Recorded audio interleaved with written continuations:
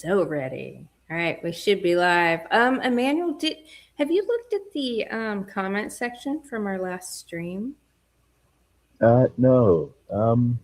Okay. I mean, Let's see. I was going over the comments because of, obviously there's crazy bitchery always popping up in my chat because people don't understand.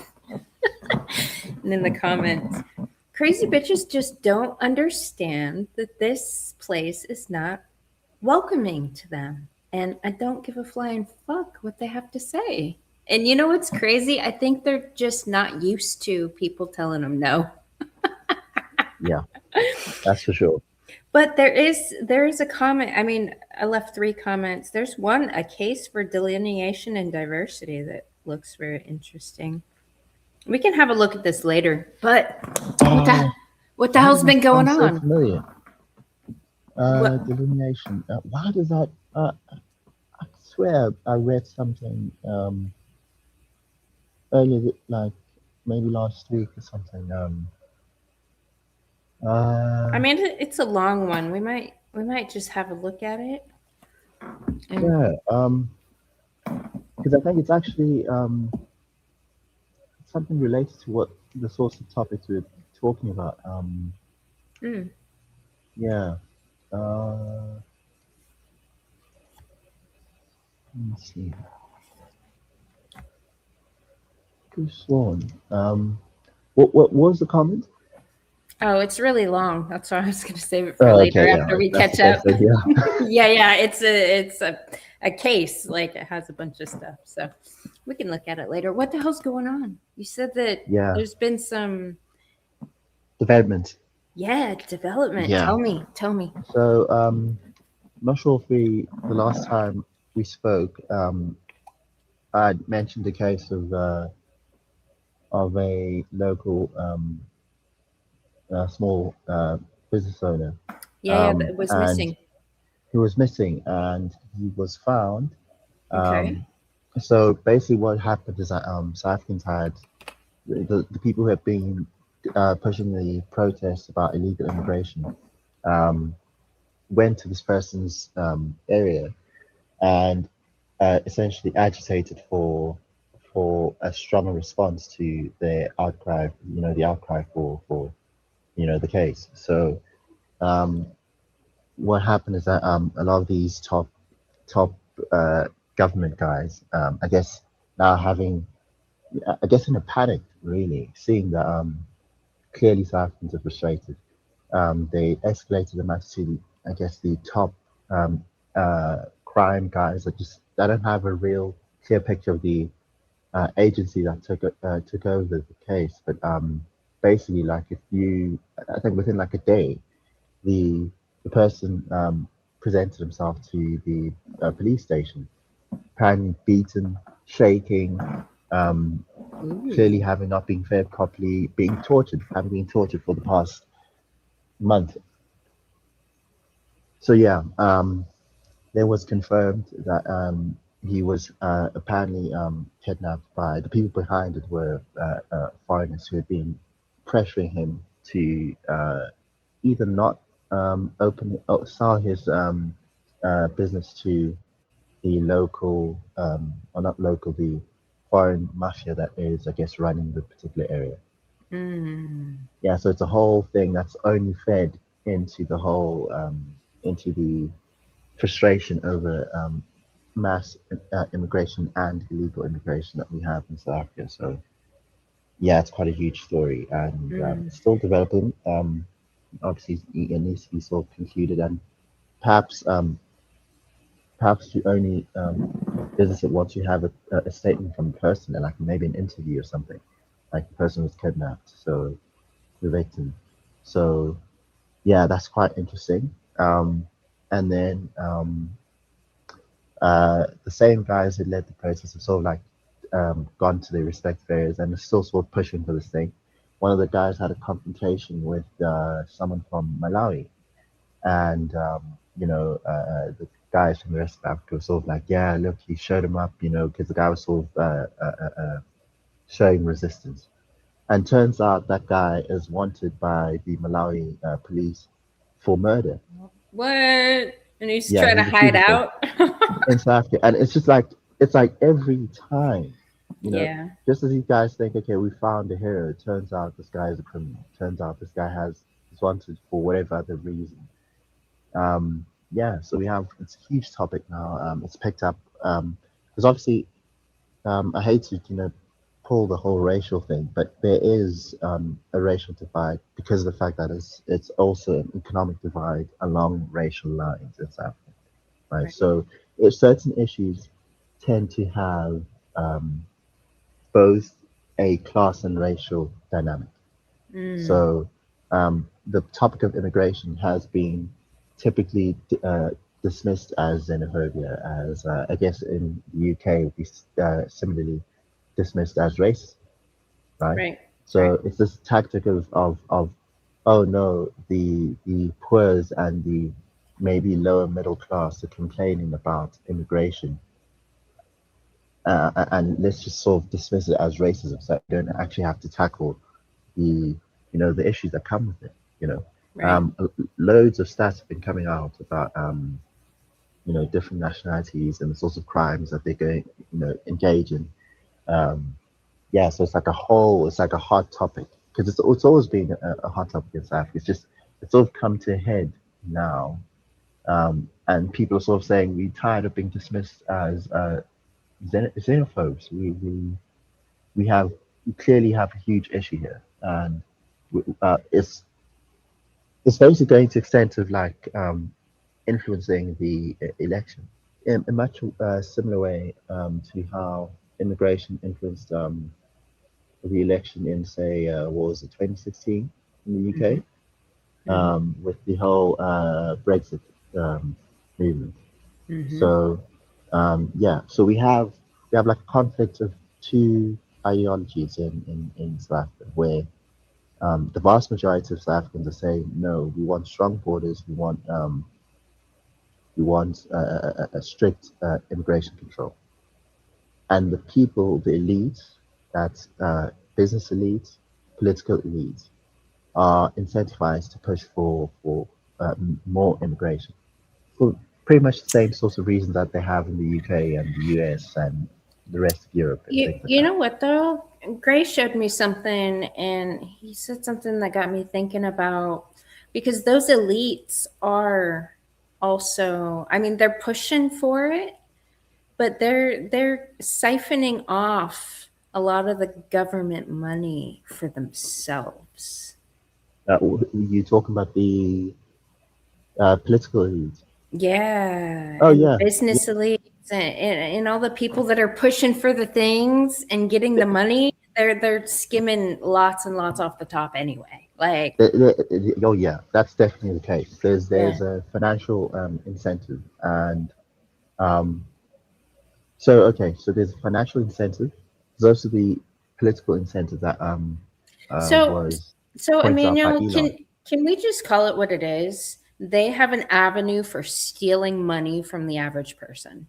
Yeah, You call it an that's precisely incentives, it. but we're allowing them to steal our money it it's fundamentally. it's an avenue for theft, for Yes. graft, and Yeah.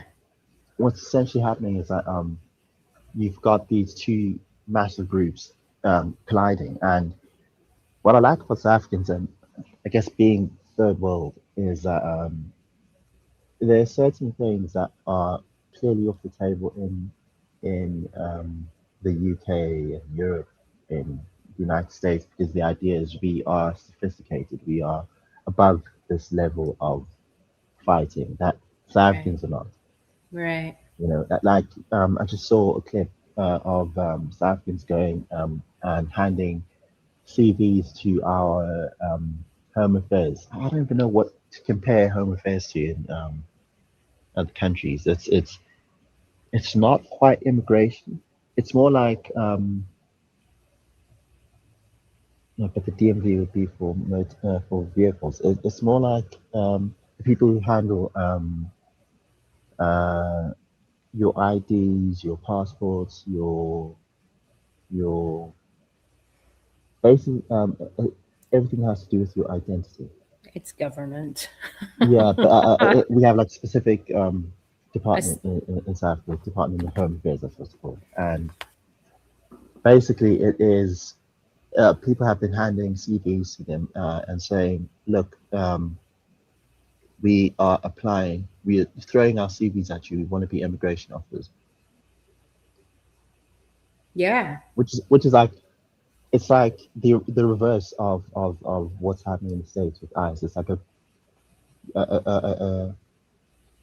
bottom up approach to ICE. Essentially, it's the Yeah. people asking for ICE and forcing Yeah. the government saying we want to have a sort of ICE sort of thing in South Africa, where people Yeah. are legally empowered to go door to door, literally bashing people's doors in and saying who's here, who's documented, who's not. Whoever's not in the van, you go back to your country.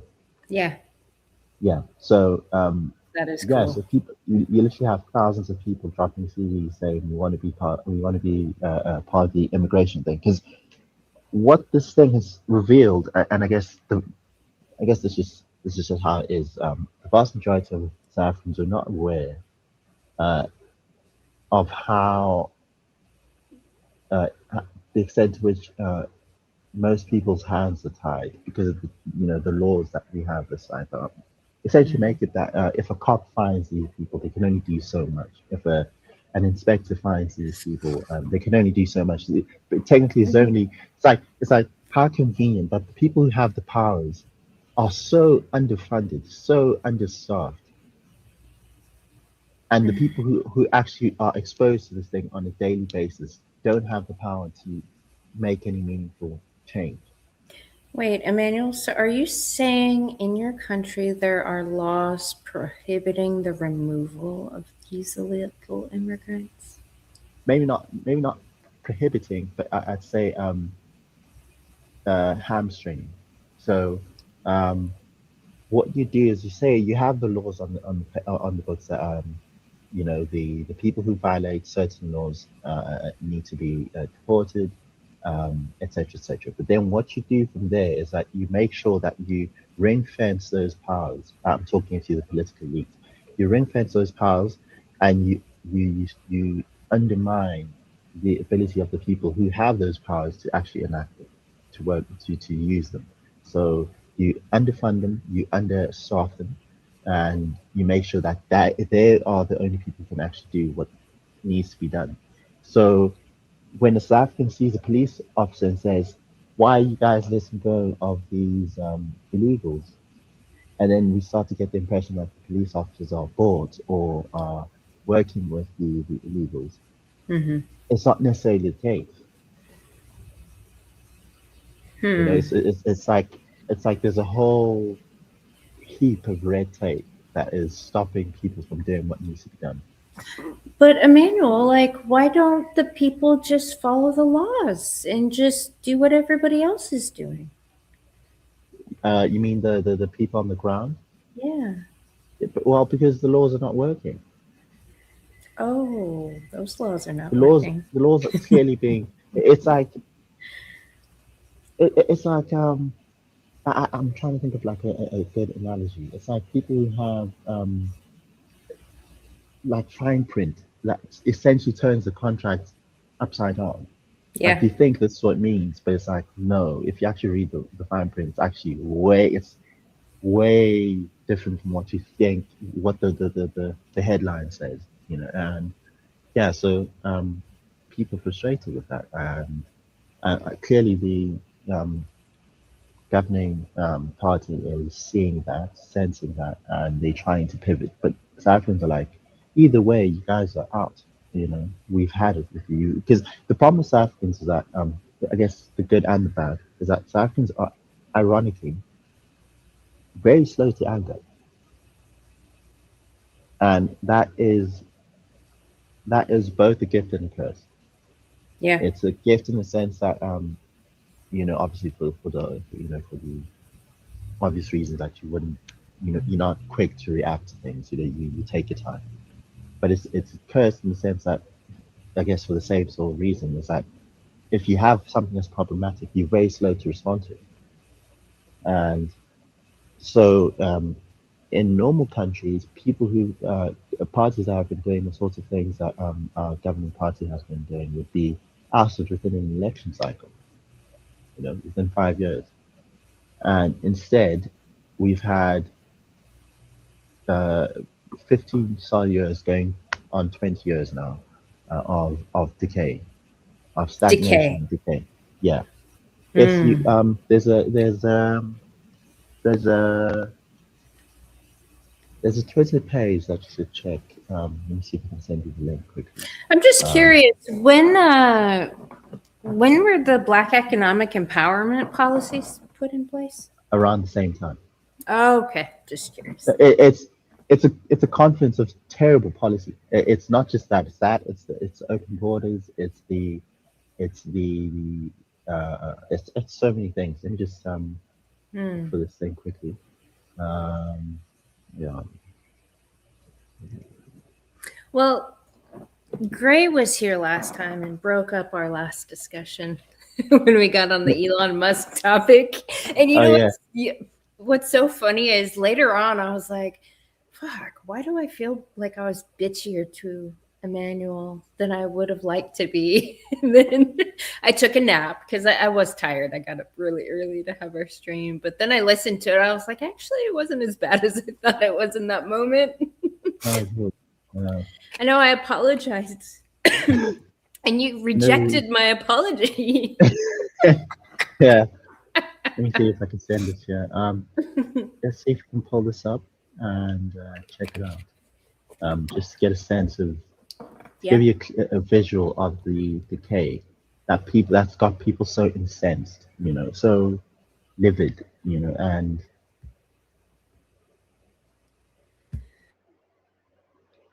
it's basically why people are saying this is not who we are. When people go and say South Africa's a failed state and say, and blame it on, I guess so much you could, right? Blame it on the population, but it's not straightforward. It's that whole thing of being slow to anger, right? That delayed response, Yeah. right? That you could blame on the population, fine. But the actual decay, like to actually say the direct cause of this decay is just the people. And it's kind of annoying because it's fueled a lot of the racist guys. Because it's sort of like it's like, yeah, see, we told you that black people can never manage a country. And it's like, no, it's this party that's being utterly corrupt and utterly you know compromised. Just look at that. Like, look at what the country looked like in 2010. You know, Yeah. and this is basically after a lot of this has been attributed to the president at the time who came in, and because obviously he took the country in a different direction, and that's when all the woke um, pro-black nonsense came into like the political discussion. Yeah. Um, but between 1994 and say 2008 was ironically, we actually had our best years just before the turn, and Wait, before the what? just before the pivot. So The pivot it's sort from of apartheid to no, freedom? from post apartheid democracy Uh-huh. to this pro BE nonsense that has come in and distorted a lot, and because it's been it's been the open borders, it's been the corruption that's just gone So, rampant, and the paralysis. One of the huge guys that were like we had this division called the Scorpions, mhm. and they were dissolved early into the presidency of the person who came in around 2009. Look at that. This is like a picture of like land invasions that happened in South Africa, Mm. like a time lapse. Look at that. And that's mild. Because the and this, it's multifaceted, and both Mm, sides. When I say this, I say both the heavily pro-black communist side of things are obviously to blame, but also the elites, the business elites, and obviously in the case of South Africa, the white elites are also partly to blame. You can't have, for example, right? You can't have a situation where you undercut the labor so much so that they can't afford to live to sustain themselves, and therefore that incentivizes them taking shortcuts. If a person can't afford to go home and back to work, you essentially saying make a plan to ensure that you don't have to you don't have to travel that distance. And what does the person do? He sees a vacant plot of land next to work. Says, okay, I'm gonna erect a shack there. So it's both. It's both the erosion of the rule of law and the yeah. Look at that. yeah, that's I remember seeing one of these develop next to where I grew up, and I was just like, what on earth is happening here? And these sorts of things sort of they happen right next to the most fancy suburbs, or right? not And really. people say this the colonization gets you, and it's like it's not that straightforward. Right. It's not that straightforward. It's way more complex. And it's very funny seeing how biased people are. If the same sorts of people who will talk about IQ, oh yeah, Africa's like this because they're all low IQ, or people will say things like uh, uh, uh, uh, Africa's like this because of this whole project of decolonizing Africa. Um, or Africa's like this because they chase all the white people out, right? That that Mhm. that They want to make urge, it racial. that urge to have like one basic explanation for everything. If you ask that same group about things like, say, promotions or wages or all of that, or things like that, let's say like the gender pay gap, all of a sudden now they're able to understand that things have multiple factors. And Mm. likewise, the opposite end of the political spectrum, it's people people choose to use their critical thinking selectively. Mm. Well, You let know, me throw my selective critical thinking in the ring. I want to know how many women are were in your government back in 2007 versus 2025. uh, okay, How many women were this might doing lend the credence. jobs in And the government, which is a we've had a should major be push. a protective role. We've had a major push to have more women in government. I don't have the numbers on hand. Give me a second to look them up. But I know for a fact that it's Because women increased way more women since say definitely '94. have a habit, a manual of taking over things men build and then fucking destroying them. That's what women do. Yeah, Well, that's what feminists do, because all the but the men women that are in also those positions are fundamentally feminists, or else they wouldn't fucking be there in the yeah. first place. So this cult has infiltrated and taken everything over. Look at this. Like it's the decay. It's just Yeah, it's crazy. yeah.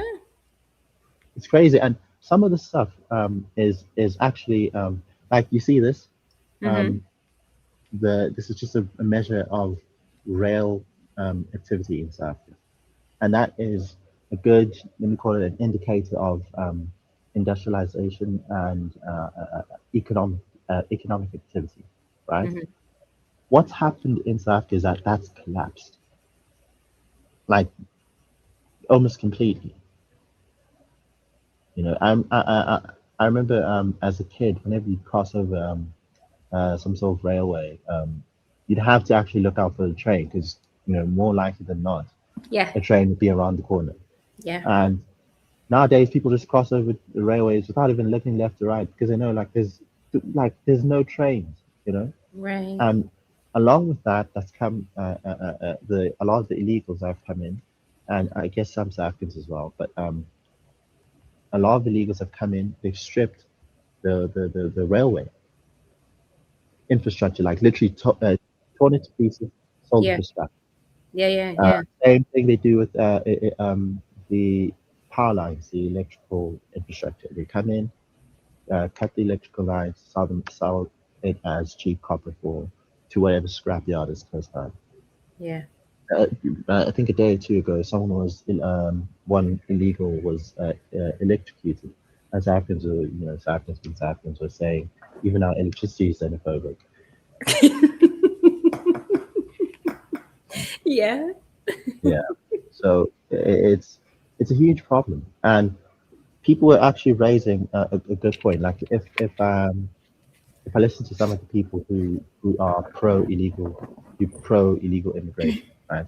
They'll say that 'cause it's good to hear some of their points because sometimes they actually do raise a good point. Like they'll say it's very difficult. It will be very difficult to get rid of them, right? Like if you can't just um, it can't just be a physical ice sort of approach, right? You can't just go into people's suburbs, you know, kick in doors and take people. Because the problem is that chances are you'll have a mole inside your organization. You'll tell them ahead of time. You'll just run to Yes. the next suburb and then Yep. come back when you guys leave. Yeah. And so it has to be like a multi. It has to be from multiple fronts. And one of them, like a lot of people are saying, is that you'll have to make it impossible to live as an illegal in South Africa. And the people who are awfully silent about this issue are the business class, the elites, because of the fact that a lot of them are hiring these people. Mm-hmm. So why would they agitate for stricter borders when they know that that directly means a lower profit margin? Mm-hmm. That directly means having to hire the South Africans who are subject to South African labor law, which means that you will not be able to be as exploitative and extractive as you can be, right? Because Yeah. like you'll have like some of the I saw a clip of someone from I think it was from Zimbabwe who was working on a farm for 900 rand a month, right? Mm-hmm. Insanely low wage, way below the minimum wage for South African workers.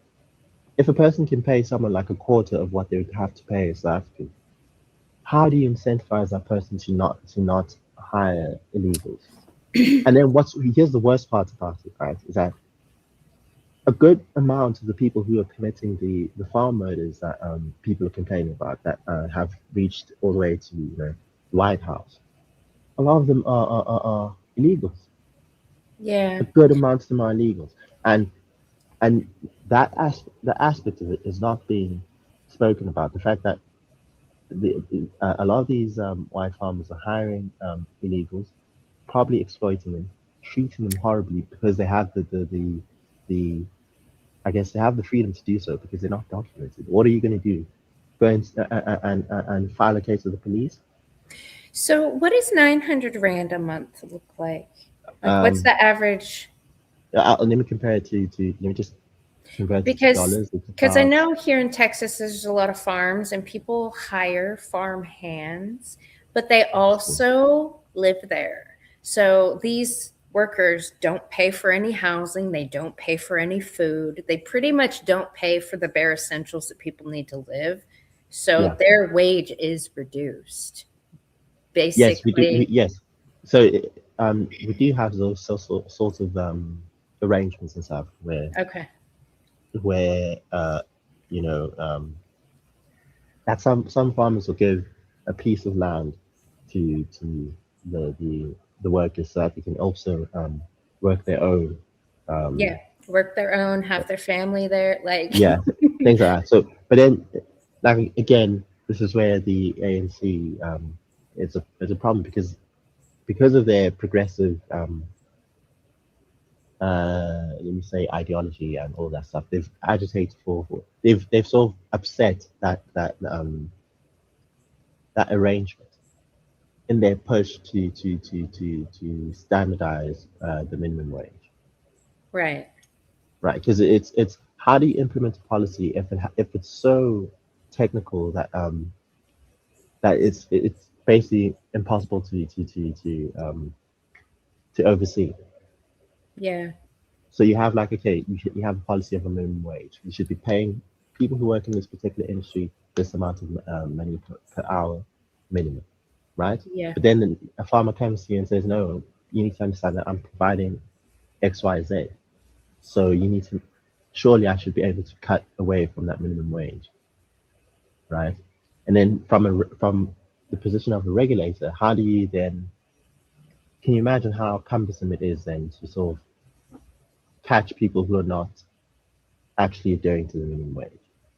Because then they could just say no, but we are providing X, Y, Z, you know. Yeah. So it's yeah, it's complex. It's very difficult, but yeah, look at that. Like these are middle class, maybe even upper middle class suburbs, right? Yeah. And look at like Right. shacks It's built right next to next to it. them, right across the Yeah. road. That shit would piss me off. Now, now, what's happening is that in these areas where you have like these shacks, if you were to like do a labor survey and get a sense of the unemployment in that particular part of town, you'd find that it's like 70 odd percent, Mm. right? 70 Well, odd there's percent of those probably of more people condensed in this space than the yeah, and then obviously there's a lot more. It's the sheer number. It's yeah. more important factor is skill. Yeah. Clearly, people who can afford to live in these sorts of fancy suburbs would be more skilled, would be commanding higher wages, would be working in better, more highly remunerative, uh, what you call them, industries. So yeah, so you have these sorts of gaps. But the issue I'm trying to point out is that if you have a group of people right next to the suburbs who are 70% unemployed, like just practically one day, if you have the thought that, okay, look, I just saw this guy pull into his yard, maybe take out a box with the, I don't know, PlayStation 5 and a huge TV, and here I'm sitting in right across the road from them, and I haven't had a job in 5, 6, 7, 8, 10 years. I've been applying, can't get a Hmm. job. At what point does the idea of going across the road and breaking in and taking such and so then cross the line? Probably very quickly, probably very soon. Probably crosses all of your minds. You see? So you have this, and it's strange because the people who live in these suburbs feel some of the inequality in like the people on the right feel the inequality on the left Hmm. by being say for example, if you say, okay, I'd rather hire an immigrant because they're easier to exploit, and then the narrative that comes out of that is that South Africans are lazy, or they'll say South Africans don't have the necessary skills, right? It's the same sort of thing that's happening in the States. It's funny because it's like it's one thing to see it in South Africa, but to see it also happen in the States where you have qualified, experienced programmers being told that they don't have the skill, they don't match the level of the H1Bs. And that's when it starts to become clear that it's not actually about skills, it's not actually about productivity, it's actually about just the bottom line that you are more expensive than the person from India. You're more expensive than, in South Africa's case, the person from Zimbabwe. So But really. Emmanuel, do you think there is a difference in work ethic and character between, say, I'm just talking about my country, Yeah. between the average person that's dependent on government assistance and maybe somebody that has really tried their whole life and wants to leave their fucking country? Like, Yes, yes, there's a there is. difference in There's a character qualitative there. difference because okay, because Yeah. there's no like you say, there's no safety net. So Right. okay, just practically speaking, right? Yeah. If you have say a 350 like in Southeast Asia, around 350 rand, 400 rand, whatever it is now, um, uh, grant that's given to these people, right? What Hmm. that does is it says I'm less willing now than before to take that job that the farmer is giving to an immigrant for 900 rand, right? Hmm. So it's like you look at it and as African you look at it, okay, I've got 350 rand, meaning that working this job is only going to get me an extra 600, really, right? Hmm. And then you look at that extra 600 and you look at the amount of work you have to do, and you're like, really? Is it really worth getting out of um, my house and going to work? Right. Right now, before we go into the whole narrative of people like saying, yeah, they're lazy, but this is how it's supposed to be. This is exactly how it's supposed to be. Like, How what's supposed to it, be? basically, what the wage that someone offers you is supposed to be the incentive to exchange your leisure for work. Okay. That's supposed to be the swap that you're doing. You're supposed to be thinking, okay, um, this person has to pay me enough for me to feel like it's worth me going to work. Mm. Right.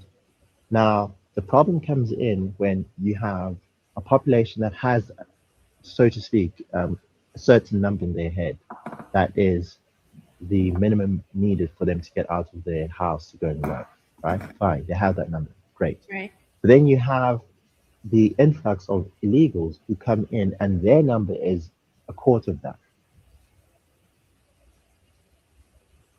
for whatever mix of reasons. Their number is a quarter of what you have. Hmm.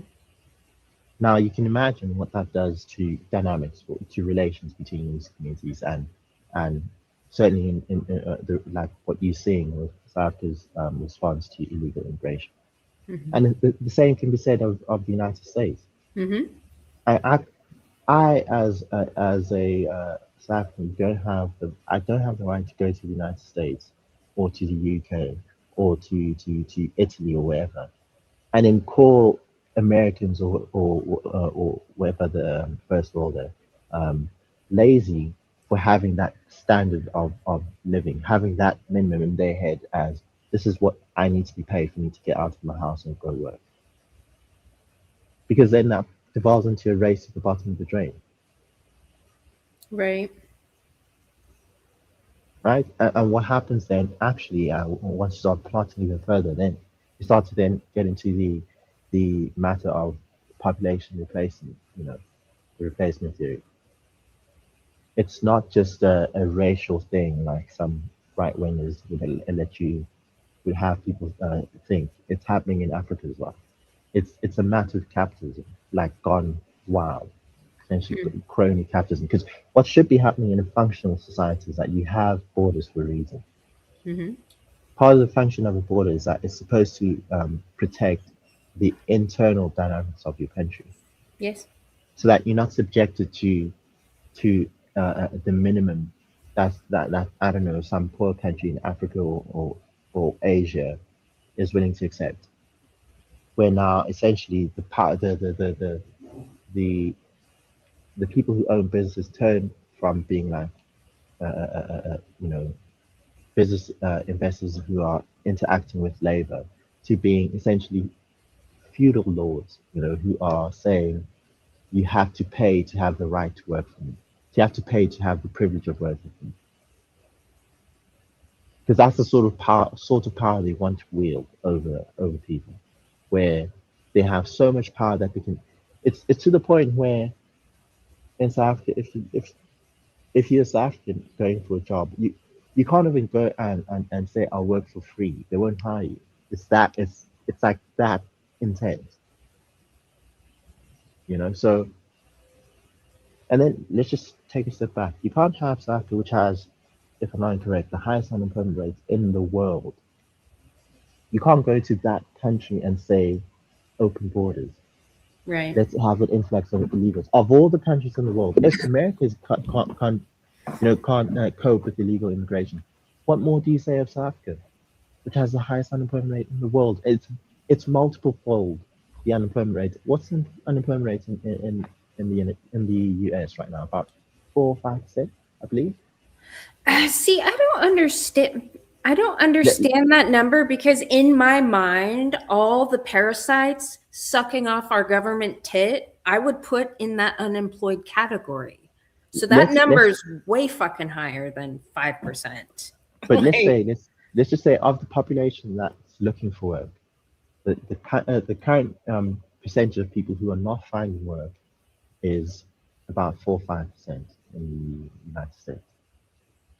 In South Africa, which is weird because there's more jobs than people willing to fucking work them. yes. Now that's your situation, and even in that situation, people are complaining about illegal immigration, right? In South Africa, you have the opposite. You have an unemployment rate that is so high, right, that it's basically a matter of waiting for someone to die for you to get a job, Mm. right? So And then, who's yeah, creating the jobs or who's not creating the jobs in your country? Where's your entrepreneurs? um, there's a lot to be said about that because I think structurally there are things that are suppressing business uh, people who want to start businesses Like um, things like and like all sorts of regulations, all mm, sorts of the typical thing that conservatives talk about, that you need to cut the red tape so that people can actually be free to do business. You're making it harder for people to yeah, conduct business. yeah. Yeah, like see this sort of thing that you're seeing in this picture, Yeah, I was where people trying to set up stalls and are selling fruits or whatever small things. A yeah, lot of the yeah. illegals do this sort of thing, and technically, it's not allowed. If you were to do it, say in the city or whatever, and if cops are actually doing their job, they should be getting rid of these sorts of things because it's not actually allowed. So if you're a South African who's a law-abiding South African who wants to stick by the laws, it's very difficult for you to actually open a business that is actually legal. So this isn't legal? Because I see No, this like in my community, people with like whatever they're growing at home. Like, no, it's not legal. There bylaws against that. We even have. Remember, there was like a few years ago. There was a bit of a you know tip of a person who was growing plants in South Africa. You have this outer bit of lawn or like yard that is, so your fence is not right by the road. yeah, It's like a few meters away from it. And there was a person who was um, growing vegetables in that part of his land, and police came by and told him to scrap, to stop that business. And mind you, he was making money, not stealing from anyone, yeah, as South African, yeah, um, using the land to sustain himself, yeah, being a productive member of society. And yeah. the laws were telling him, okay, you can't do that. That's fucked up. And then there's a whole zoning issue where you're not supposed to be doing this sort of activity in this particular area, etc., etc. Um, there are different tariffs for different sorts of zones for different sorts of businesses. It's a whole complex issue. Yeah. So yeah, so these are sorts of things that are making it difficult for people to take you know, to participate in the economy. And then there's also the issue of the lowest rungs of the ladder, right? For so I'm talking entry level jobs, um, small businesses, all these sorts of things are supposed to be available for South Africans so that they can get, to put their foot in, the door to get into the economy. And Yeah. instead, those jobs are being taken up by foreigners. Those sorts of businesses are being taken up by foreigners, and a lot of them with mafia style tactics, Yeah. like as the case that we were just like the case we were speaking about earlier. So what that does is that it essentially means that as a South African, you you need to be a highly qualified South African, hope that you get a job, and then yeah, that's it. If you're not that, then forget it. And even the legals are saying that to South Africans. They say coming in, they'll say uh, illegals, the foreigners are just doing menial jobs that South Africans don't want to do, which is a lie. They say the That's a foreigners are lie. yeah, that's a lie. South Africans want to do those jobs.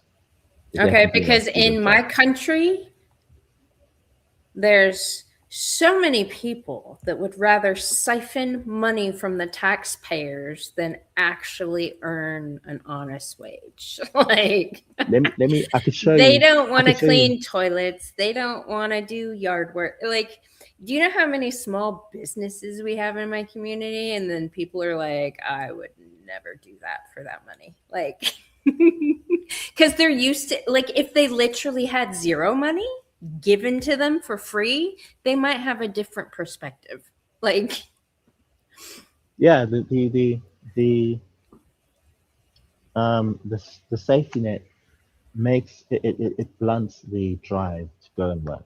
yes, it Because then does. you think like the exchange is no longer the same. As I was saying, you're Yeah. looking at the marginal gain Yeah. versus a lot more How work. much work? Yeah, yeah, yeah. Yes, But so like so if you started at zero, you would, yes, the gain would be yeah, much larger. Essentially, way that's the larger. mathematics that yeah, that's the trade-off that the people are thinking of in their head, Yeah, So it's yeah, so clearly that's just the fact of the matter. But then at the same time in South Africa, when you have an unemployment rate of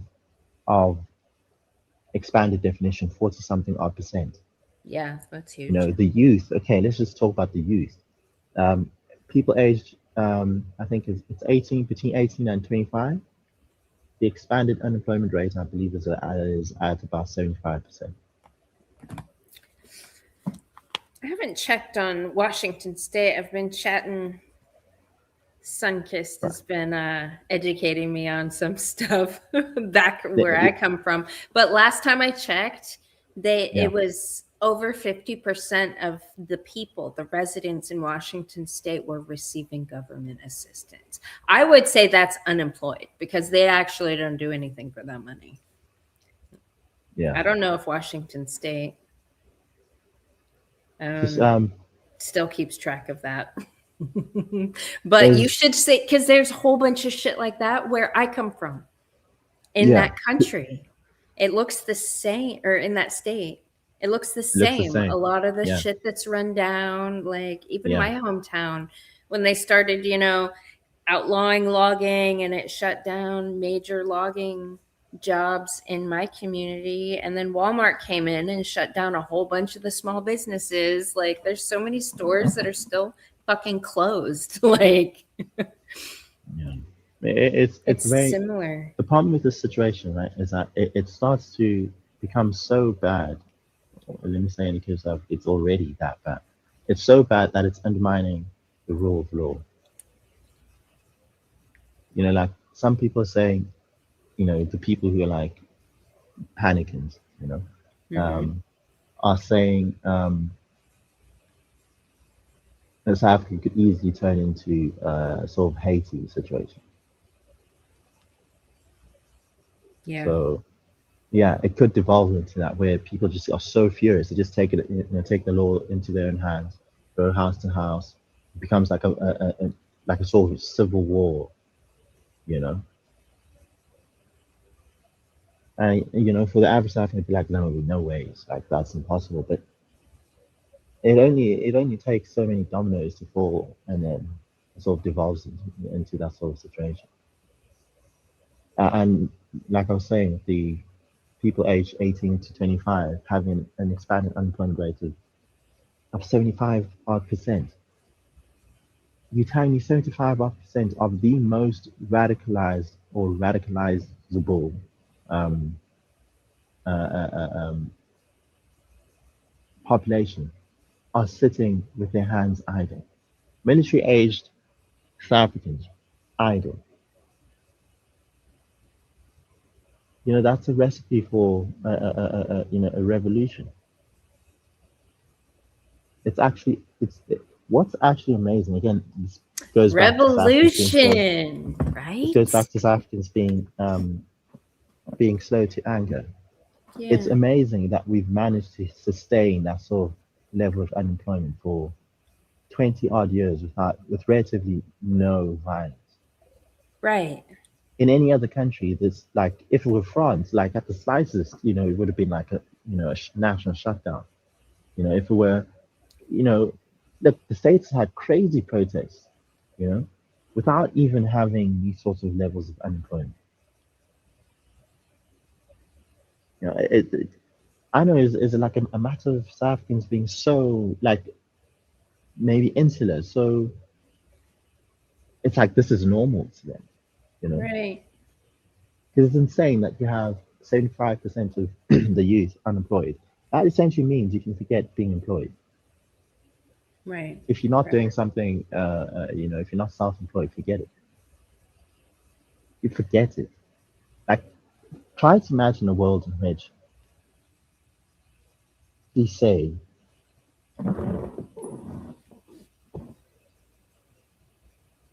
there are people in South Africa who've lived entire lifetimes without having worked a proper job, not of their own fault, not because they're lazy.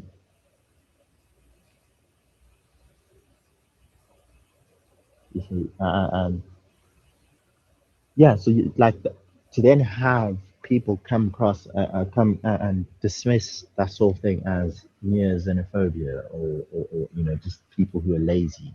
Like to turn around and say to someone who's been unemployed for maybe decades that they're lazy. Can you imagine what that's like? That's spitting in their faces. Yeah.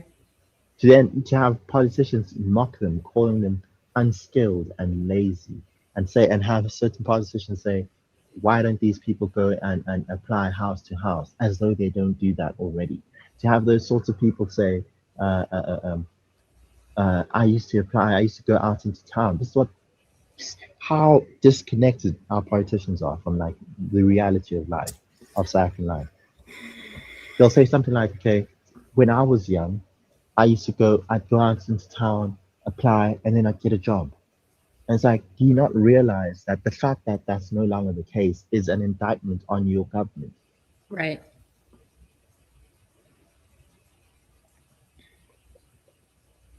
I mean, but you can't deny that there is some laziness, and maybe it's because I'm looking at the little South African culture that I've been immersed in for the past year, and I've seen because I've gotten kind of a lot of feedback from like who's been there how long, Hmm. and in the super chaotic fucking environment, how their behavior has changed over time. And I do see quite a bit of laziness in my ecosystem, but Yeah, it's not everybody. I mean, there's, but it's like, why lazy? What's going on there? What's the we external have pressure that's causing we the have different depression? Because a lot of people are fucking depressed, Emmanuel. yes, that's another thing. So okay, Yeah. so there are many factors. That again, I sound like I'm trying to make excuses when I'm trying to explain this thing, but it No, is no, what it no, is. no. So it's It's good there's information because yeah. it's also speaks to a lot of truth that's So going on everywhere. definitely there is a major. I think if you were to take most Africans and test them for their mental health, you'll find that a lot of them have either depression or some sort of PTSD. Anxiety. Yeah, like some sort Exactly. of anxiety. Can you imagine Yeah. living in a country so like I don't know if you can pull up the list of the most dangerous cities in the world. It'd be from Wikipedia or something. Let me see.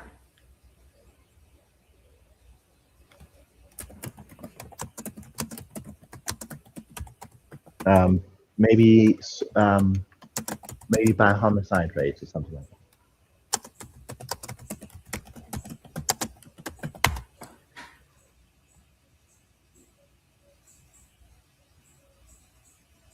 So like the top 10.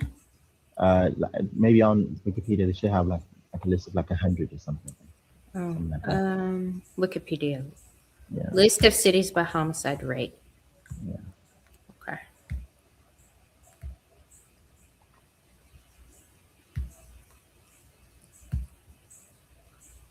Ranking.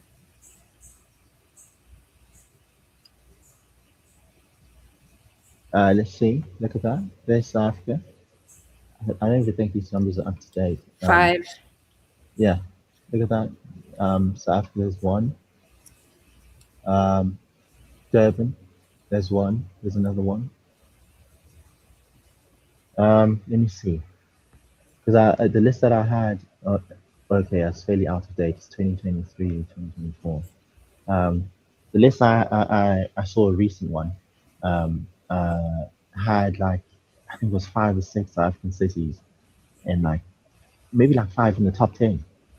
Cape Town. Yeah, Komundoro, right? Yeah. Buffalo City. Look at that. Even so, even back then, like still, we were there. We're just sort of coming up the ranking, Right. working our way up the ranking. Working your way Yeah, up. Okay, yeah. so So this just goes to show you. Look at Memphis, that. Yeah. United So States. like some of 20. the Memphis, if I'm not incorrect, is the worst in the United States. For a long time, I believe it was Baltimore. So yeah, there it is, Baltimore, 44 now. New So Orleans, yes, Detroit. I'm yeah, surprised Detroit isn't higher. yeah, yeah. But that's that's that's the list. And if you were to actually look into South Africa and find that you find that the murder rate is actually worse than what those cities reflect because it's concentrated in particular areas. It's not like a general murder rate. It's hyper concentrated in certain parts of the city. Hmm. So it's actually a lot worse than what the numbers would have you believe. Venezuela was steady at 666 and then no data at 21 and Yeah, 22. ominous. Right? So yeah, I mean, but there are countries like this kind of fluctuates. Mexico. Yeah. Brazil's decrease. I guess we can't see past 2022, but Okay. Yeah. So okay. So that list says homicide rate top 50 number of cities by country. The mhm. only reason South Africa is not at the top is because it doesn't have as many cities as Mexico. Mm. That's the only reason. Mexico is actually fairly developed. You know, it's if we're not incorrect, it's the first world country by income status. Mm. Yeah, so it's actually quite a developed country. So if anything, that's what's working against it.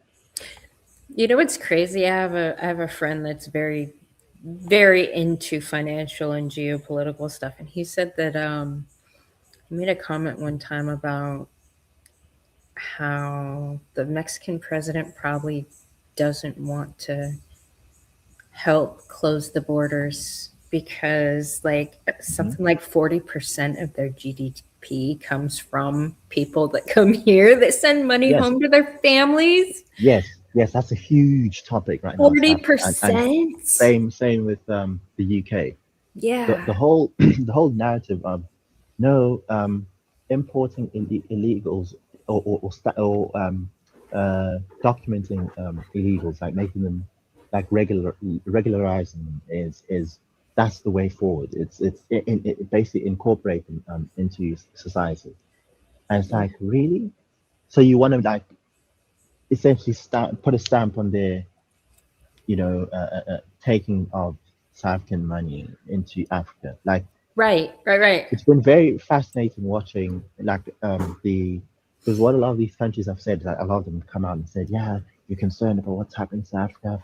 South Africa has seems to be betraying the whole like basically they framing it as us going back on the people who helped us during apartheid, and they're saying that South Africans are evil.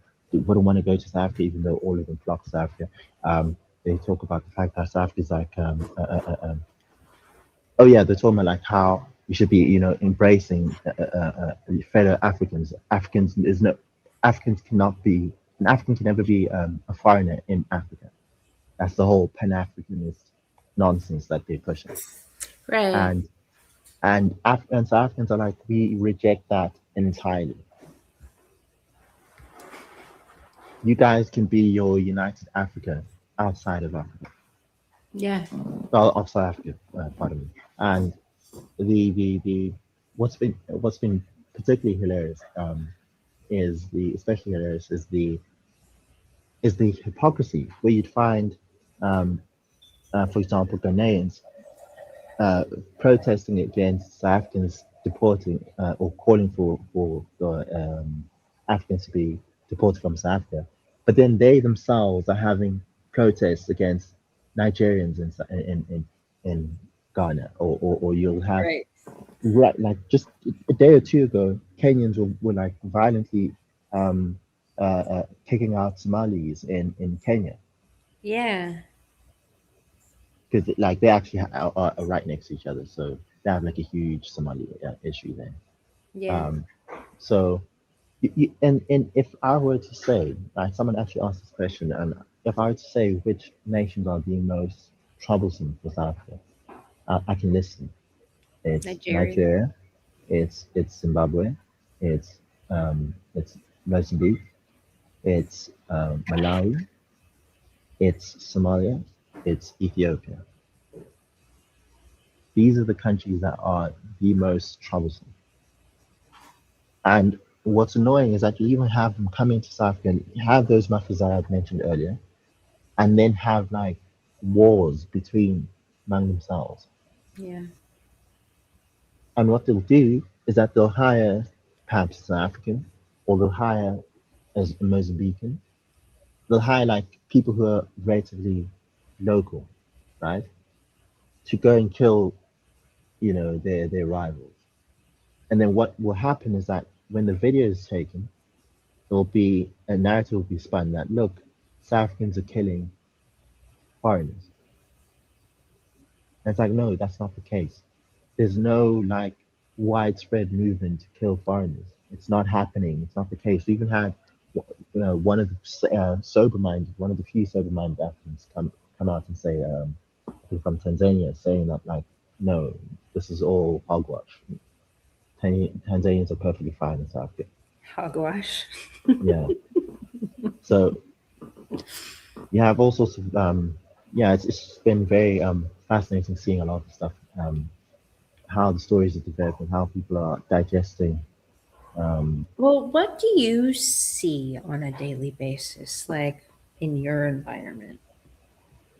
Uh, the most concerning, right, from a network point of view, are the Nigerians, just for me, and the sorts of things that they engage in. It's the drug thing. That's something that like you have, like I said, you have 75% of people idle, between the ages of 18 and 25, not working, not able to find work, right? Yeah. And then you have Nigerians coming to said country and push drugs. Okay, like that, like that's the worst thing that can happen to that part of the population, because I mean they're vulnerable to that by virtue of the fact that they're unemployed and perpetually unemployed. You know, um, So it's not just a matter of scale, in terms of just pure numbers of this particular nation coming into the country. It's a matter of their impact. Yeah. And drugs is a big thing. Prostitution, likewise, is a big problem. Uh, So you have a lot Kidnapping of. has become, So do you have a lot of streetwalkers? Like when you drive down the yeah. street, they're fucking hooking on the We corner. we'd have them. I remember at school, coming out of like prize giving ceremony, say like for academic achievement, coming out of them, and then like going to the car and seeing like hordes of ladies over the night, you because I guess they see like whenever there's like a prize giving, obviously people come with their cars and things like that. Then I guess they're hoping, seeing all of these fancy cars, let's see if we can perhaps get a customer. And you Yeah. like, and it's only got worse since, and like I was saying, like So are they these found someone. whores Nigerian or are they your whores? No, this African. What happens is Okay. they pull them in, drug them, and oh yeah, yeah. I'm seriously, they pull them in, drug them, Mm, and then essentially like have them trapped. It's like the some of them employ the lover boy method, you know. Excuse me. bless you. Yeah. So I don't know, Emmanuel. I don't blame the external on the whorish nature of women. yeah, you could say that as well. That is clearly a factor. Yeah. I But mean, when you have social okay, media is that's nice. plastered. Hold on, Yeah. Emmanuel. Social media is plastered with women selling their body for money in various different degrees. I mean, OnlyFans is a big deal. People's social Yeah. media. I mean, like And it's not people being who since are. the internet is so prevalent, these young women are seeing that as a model on how to operate in society. So they are choosing to sell their body and take the drugs for money. So I'm not gonna put your It's whore it's problem, your women of it's ill it's it's, it's repute partly that. problem on It's partly. illegal I'll acknowledge that. immigrants. I'll take that. That's Okay. partially right. And I think clearly No, that needs to I'm be just addressed. saying, But as a woman, I know women. yeah, yeah. And I'm It's telling you, that's not an illegal immigrant problem. That is a feminist whore problem we have, the whores of Babylon problem we have in our society, and that's I guess I guess every Western country with the internet accessibility. I guess the problem is not just that. It's the fact that it's being done by illegals. That's annoying to You start said with. these are South African women. No, no, I'm saying the people who the pimps, right? Okay, yes, So women will find men to protect them. That's the whore's nature, is let finding me themselves a let me pimp. give you okay. Let me give you a story I was reading the other day of women who were kidnapped. I think they're saying that we're probably going to be sold into prostitution. Some of them Mm, as young as 15 GM. okay. Hmm. Surely 15-year-olds are off of the consent, you know. Okay. Where's that 15-year-old's mother? Yeah, obviously you can dig into things like that further, but like Oh, the no, no, problem no, is that no. They're the last line of defense for a child. Where's that 15-year-old's mother? yeah, okay, let me ask you this way, right? Hmm. You have America had the war on drugs, Hmm. right? Hmm. By your logic, Hmm. that was completely unjustified. What they should have been No, doing is focusing on the drug users. no. Okay, I'm saying okay, when so it comes to do we children, agree? Emmanuel, Yeah. I'm saying when it comes to children and blaming these slave traffickers and these people traffickers and these grooming gangs and all the things. I hear it in every fucking country. All these guys blaming these guys that are taking part in the thing. our society does not put the primary focus where I think it should be is on the mothers who birthed these children.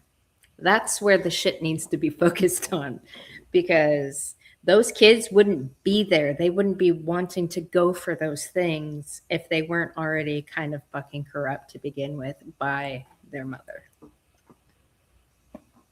Yeah. I guess I have the approach of both sides. Like it's both the supply and the demand side of it. Yeah. So, I and then the extra angle for, I guess, for most African men is just we are disgusted by the fact that it's an it's a foreigner who's doing it and illegal. Yeah. Yeah. Yeah. Like it adds a certain level of Betrayal. not just betrayal, like but like it makes it worse in some sort of way that I can't really articulate.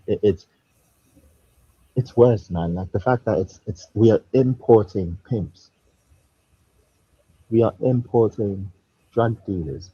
It'd Hmm. be one thing to have our own and having to like sort it out among ourselves, but to have an external supply of criminals coming in willy nilly, no.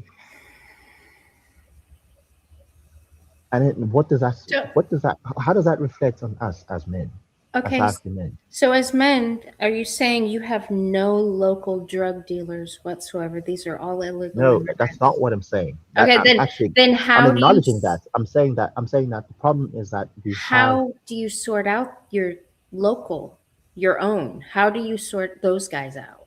Yeah, let me put it like directly. Yeah. I'd rather have the pimps be South African than for them to be Nigerian.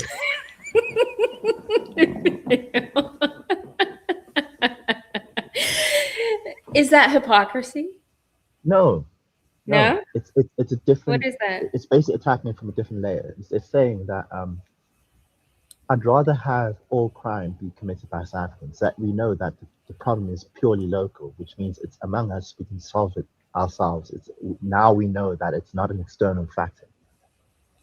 But the fact that it's coming in from outside means there's a problem with our borders. It means there's a problem with our policies. Policies. It means there's a problem with our government. It's not just a societal issue of like how we're raising our young boys and young girls, or what's happening to the moral fabric of society. It's worse than that. It's like now we have an external factor coming in and accelerating the decay. You see, that's the problem we have here. Is that we have. I mean, I think those external people are there because they see how you handle your own. And they're like, oh, they're not going to sort out this problem themselves. Like, I could do it too. I feel safe in doing Yes, the things. that's precisely what I'm saying, Yeah. and that's what's disgusting as South African men is that clearly Mm. there's something that because the South African men as a whole are not that like I've tried to say to you, South Africans are very conservative, both socially and in terms of uh, economics as a whole, even though they vote left for whatever weird reason. It's the same sort of thing that you see Weird reason. in the United States. It's they walk, talk, well, they talk and live slash walk right, but then vote left. See, that is interesting because I know a male feminist who is very much blue team, like super Yeah, blue team. Like the way he operates is very conservative. Like yeah, he's very, but then when it comes to socially, what he yeah, allows people to do and what he encourages and enables and supports, he's very fucking left. yeah. Like I don't understand. I, I I don't know how people, those sorts of people, even sustain like any sort of mental clarity. Oh no, Because like it's like he has an you can't. attention span of fucking this, Emmanuel. He's Yeah, constant reacting. He's getting pulled every which way by every crazy bitch in his fucking life, like, Yeah. and then he's trying to become a lawyer, which whatever. The It's feminists actually are gonna get a ironically, lawyer, but it's actually the sort of career that suits someone like that. Like being able to hold being able to hold inconsistent positions in order to just make ends meet, to like to get to what to achieve your goal. Is actually a good sort of skill for being a lawyer. you think so? Yeah, because that means like you can't be principled, right? Like super principled and be like a good an effective lawyer. You have to be willing to bend principles in order to get like the outcomes you need to get. Like how do you I okay, don't like know. say for example, if you When are I think lawyer, I think of somebody like Contriver. Like that's what I imagine, like good lawyer stature to be, like good lawyer stock. Somebody that's just a crazy bitch feminist puppet. I can't see it's how that kind of lawyer would be good for society. it's not about being good for society, it's about being good for their career. That's what I mean. It's talking about them having Their the skill set they need to, survivability yes, like for under a them to be tyrannical effective matriarchy. effective lawyers, yeah. Not necessarily good for society, no. That's the opposite. But Right, for being effective as right. lawyers, that they need to have that. They need to be able to, sort of like just focus on winning the case instead of being all um, Morality. yeah, being bound by morality Oh, and we don't need more lawyers like that. We have too many already. yeah. So it is what it is. You're asking me Morning, Tom. about the what I see Yes, what do you in South Africa. see in your bubble, in Even your you're talking about localized?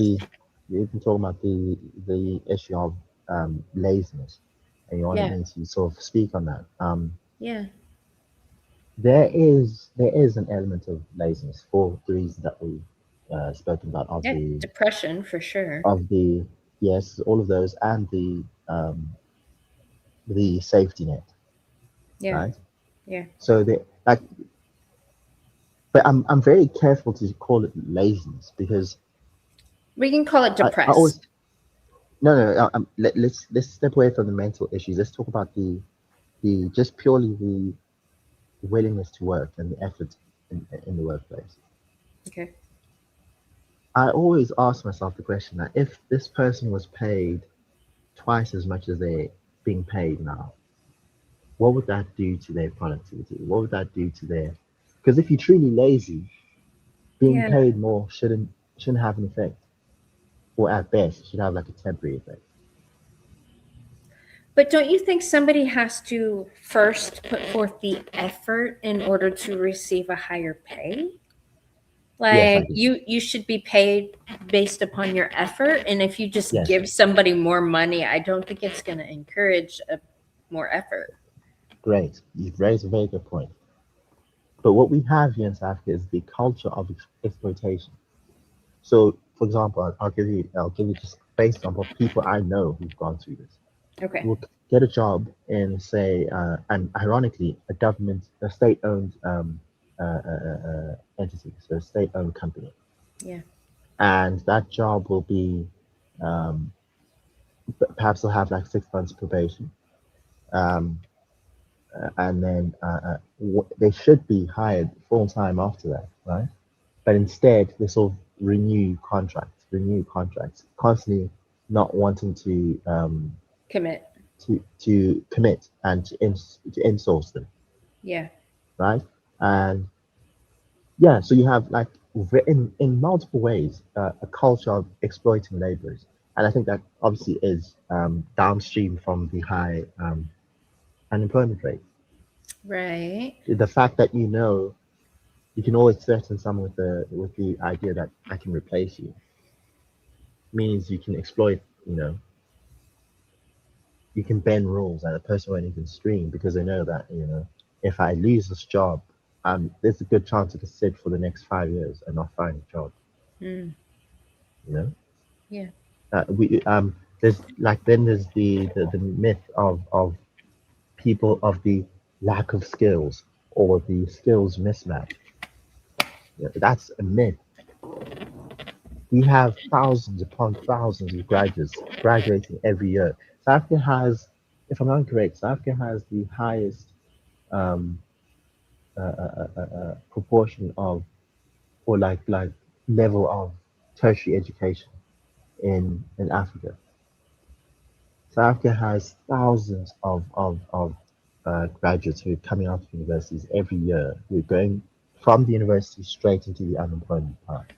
So, out of those thousands, what percent would you say are men versus women? Probably more women than men. Okay. So they have a higher rate of employment, you would say? Wait, are you asking me if Like graduates? you take this group of graduates and then you Mhm. put them out in the workforce and they'll have their degrees and it's Yeah, predominantly it's majority women. yeah, it Do leans you slightly think female. more of the women are getting jobs versus the men? Yes, because we have these affirmative action laws that Yeah. essentially make it more beneficial to hire a woman Yeah. from multiple fronts because you're ticking two boxes, the woman and black. Um, Right. and then you add to that the fact that women are much more compliant than men. Again, going back to the culture of not promoting people that you should be promoting, not paying people the amount that you should be paying, and then obviously the more women you have, the more or the less likely they'll be to fight against that, to leave and go elsewhere because they have commitments, they have children, they have family. They're less likely to. So on multiple fronts, women are a better hire than men, even though they're less, generally speaking, less productive. I don't know. In this little South Africa that I get to observe, I see the men being the most compliant and the most productive. Okay. And Maybe that's it might be the group of men because they're selected for it. most One, most of the men that I see have families and their families yes, rely on yes, them to yeah. That's a major survive. factor. So That's one major factor. yeah, Two, it's also a selection issue. That the yeah, sorts of people who would want to hire people who are compliant will hmm hire men that are compliant, right? So another thing is that it's just HR as a whole selects for compliant people hmm, and liars, right? yeah, Uh, yeah, um, so it's that's the sort of thing you have where the most brilliant people that you have, the most disagreeable, the these sorts of people don't interview well. These sorts of people don't thrive in highly regulated environments. They're the ones who are most likely to leave and try and start their own business because they're just tired of the whole corporate nonsense. mm, The endless meetings, the endless procedures, and what you call them. What are these things like these policies around how you handle this dispute or whatever? All sorts of nonsense that people waterboarded with. You know. So yeah, it's you do have the selection bias. So I wouldn't be surprised if you find that the sorts of men that you interact with in the workplace are more compliant than what you'd actually expect them to be. Um, so yeah, there are all sorts of well, in my workplace there's no interview. They just go by demographics and choose by that. yeah. Well, that's disappointing. It's very disappointing.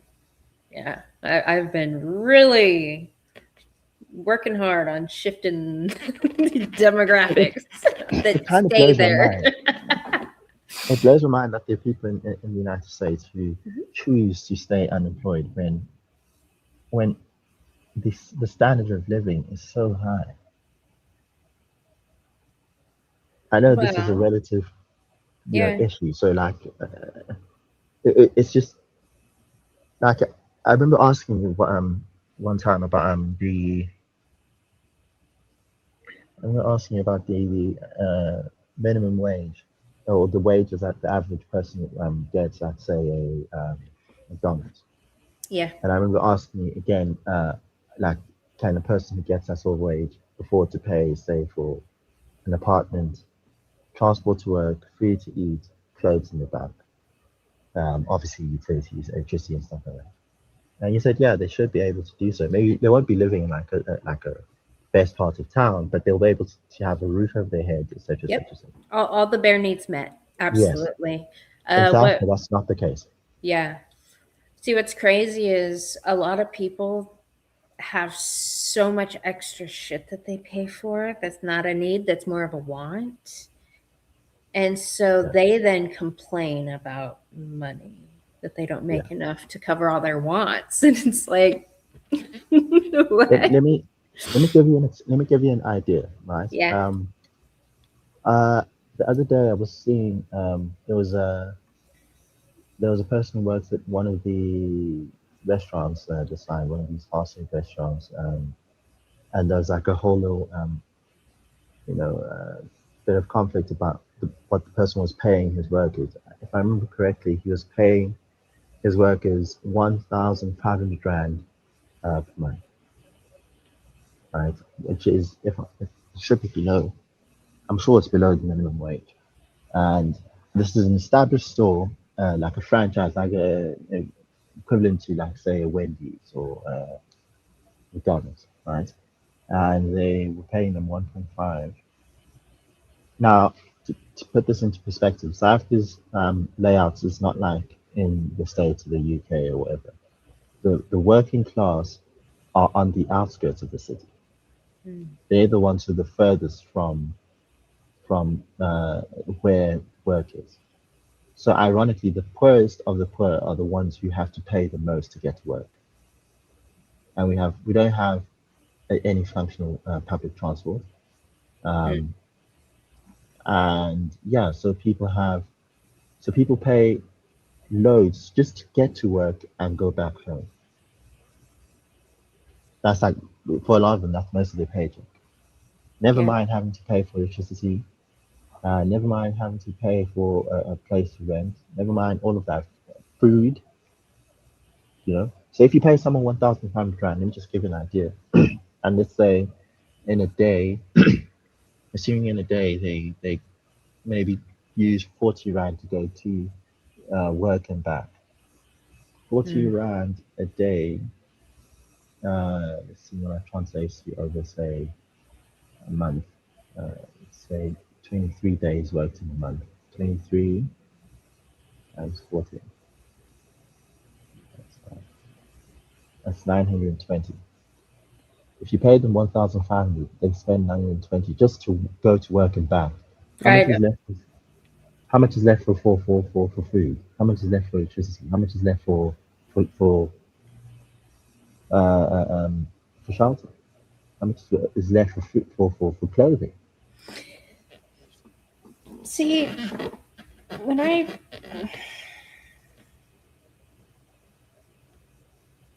just the money it takes to travel there doesn't seem doesn't line up. What do you mean? Like, I guess I'm trying to compare it to something here that I've Yeah, heard. I mean, because I don't spend that percent of my paycheck on getting to work. I live less than 2 miles from my job. yeah. Like, These are the sorts of things that are factors that you need to yeah, consider, because you can't just take a person's salary and just convert it over. There's loads of factors you need to yeah, consider. that's It's just not a line. insane Yeah, to yeah. choose to work there. But I guess if that, I don't know, I feel like I'd start a business. That's what some people do, but then you need to now again context. Yeah. Where do you live? You live in a place where 70 odd percent of you are unemployed. Hmm. You know, what are you selling and to whom? How much does it cost to start said business? How are you supposed to save up to get that money if you earn so little at your job? Uh, uh, what about access to loans? How willing are banks to lend you money? Very low. Um, Mhm. how all of these things, all of these factors come into to play, and you start to Yeah. realize this is why people are sort of trapped in this, place of not. It seemed maybe to the outside, onlooker, it may seem like laziness, and it's like no, you just don't have a properly nuanced view of the factors that lead to this sort of situation, and just as a rule of thumb, if it's one thing to see like a certain person being lazy or a certain percentage of society being lazy, but if the vast majority of society is in that position, Mm. you have to question What's if going it's not on? like a structural factor. Hmm. You can't just assume that 75% of South Africans are lazy. Right. There's no population on the planet that has that. I'm sorry, that's ridiculous. Yeah. Yeah, so clearly it's structural. I'm just wondering. I'm wondering, like, I would have to go to South Africa and just sit there for fucking months in my environment to figure out how in the fuck I would make money. Like Yeah, when you said, like, what kind of business? Like, there's I certain I things you can don't do. know because There's, I'm not I'll there. give you an idea of what some people do, what sorts of things they sell. They'll bake cookies, Yeah. sell those. They'll make maybe some clothing, try to Mhm. sell that. Mhm. Um, they'll Grow something. grow fruits, Yeah. sell that. Yeah. Um, uh, Start a YouTube channel about yes, growing all the yes, things. there's Like, that's also quite a big thing now. But there's only yeah. so much money that people make from that. But they do try people even on things like X, people try to build some sort of account and and then get some money from that. So people do are trying different avenues, but that just goes to show you how desperate the situation is. It's you know I just it's wonder if they're not working, what the fuck are they doing with all their day? With all of their drinking. time? A lot of them are drinking. A lot Yeah. of them They can afford are alcohol though. they theft. They some of Yeah. them drink. Right. Some of them drink. They sort of share the thing. Collectivize the money, go and get alcohol, drink. Yeah. Some of them do take some cheap drugs. Some of them are literally just sitting at home. Yeah. Um, uh, uh, um, yeah, so I don't know. I think lazy. that's a symptom of government dependence. Because, I mean, my sister, she's done that her whole life, but she followed my mother's footsteps and latched onto the fucking government. Uh, And she, how much? How much? same thing. How much? How much do you? How much does the government cover you if you are unemployed? And say, let's say you take up all of the. I'm not counting disability, right? Because you'd have to commit fraud. I'm just talking basic Oh no, you don't have to commit fraud here. There are more than like you can willing to throw give a you. rock at a professional that'll give you a diagnosis for something that qualifies you for fucking disability. The Yeah, but list still, is that's like I'm ridiculous. talking. I'm just talking about because I'm trying to compare it to what South Africans get. Hmm. This is like Okay, a so grant for yeah. yeah. So I know that let's see, free phone, free phone line, money to pay for utilities, money to pay for rent, money to pay for food, gas vouchers. Yeah. Pretty much the bare necessity that anybody would need. Now, okay. Now Now you I'll now compare. you could take that money and buy alcohol with it because a lot of fucking people do, or drugs, Yes. or you can trade the vouchers for money so you can buy your bullshit. There's Yeah. people out there willing to Yes. Yes. Yes. trade. money, going back to the exploitation, I guess. Yeah, It takes a real enabling piece of shit to be like, yeah, let me give you $50 for the $100 in food stamps that you have, because you need the money. because you need the money. And Yeah, I do understand you got this money for your children because that's the only way you can get this much money, and it's literally taking food out of the mouths of your yeah, children. I've yeah, seen a lot of fucking that. yeah. I've seen. Just to give you an equivalent on our side, I've seen teachers steal food meant for hungry kids who can't afford, with with parents who are unemployed, and Yep. then take that food maybe for themselves or go and sell it elsewhere. Yep.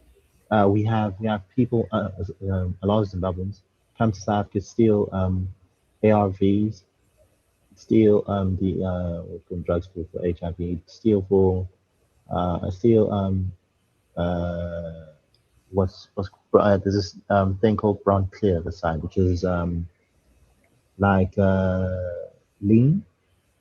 Hmm. The what you call what's the active ingredient in brown clear again? In what? Um, it's a particular brand the side of cough syrup. Um, Oh, Codeine. That's the word I'm looking for. codeine. Codeine. Yeah. Yeah. Okay. So it's like a huge thing that side, and if I'm not incorrect, they get most of the supply from South Africa. Mm. So they steal from the hospitals either by collusion or maybe they've got access to, or whatever way they get the medicine out of the hospitals, and then they ship it off to Zimbabwe. It's like a huge thing this side. So yeah, you do have people who take advantage of the system, but I wanted to make the point that the level of cover that you've just illustrated Hmm. is multiple fold higher than what South Africans have, which then goes to the question that I guess I suppose you could look at it both ways. You could look at it as the fact that they're not doing anything, even though they have next to no cover, means they might just inherently be lazy. But I take the view that the fact that they have so little cover and they're still not doing all these things means the thing is structural. It's structural and it's society wide. And I think that comes from South Africans being very willing, being um, law abiding citizens as a whole. Never mind the rate of crime, right? But Manual.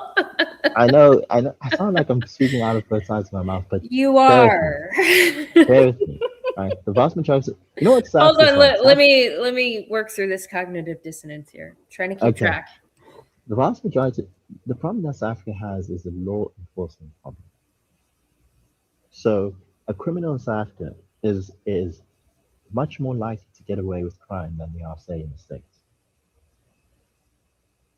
What that does is it creates an environment where criminals go wild. Mm. So crime.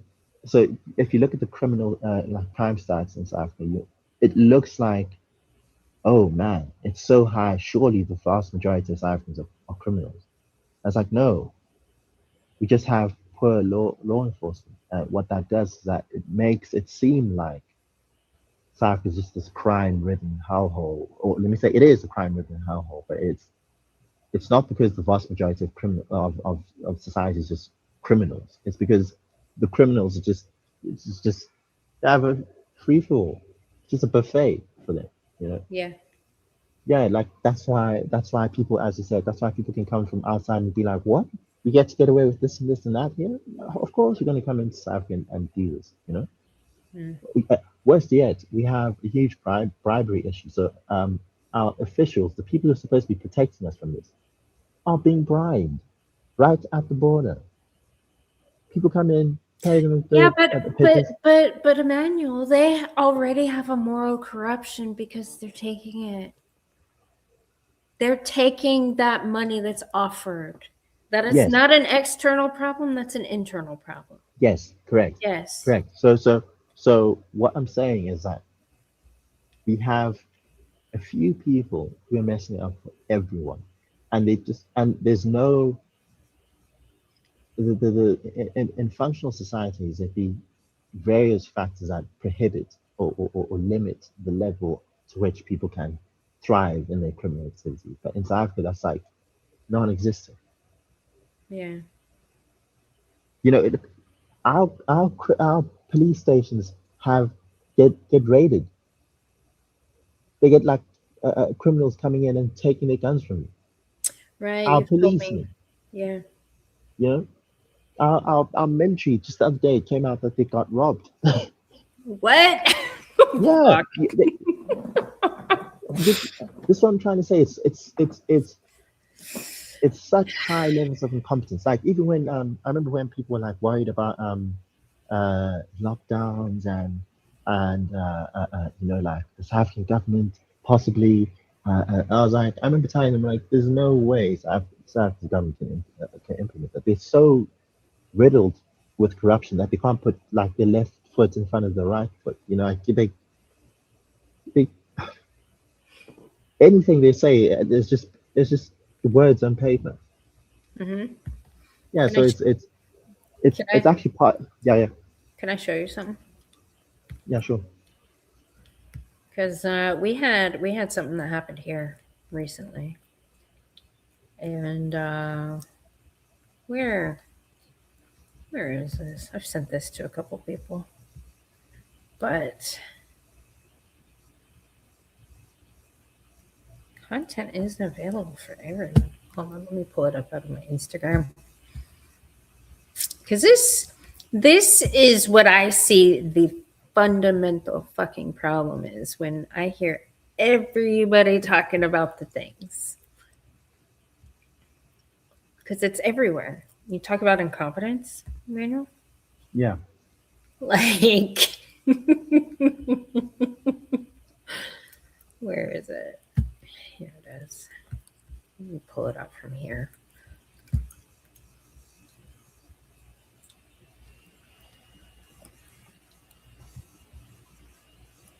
See if I can make it bigger.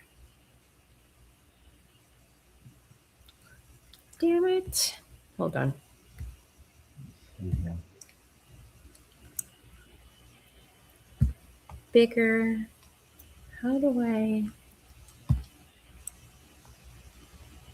enabled copy share to go to post? Yeah.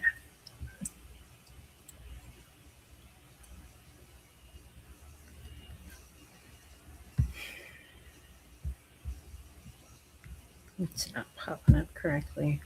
I'm gonna show off some other stuff. Hold on. Because this is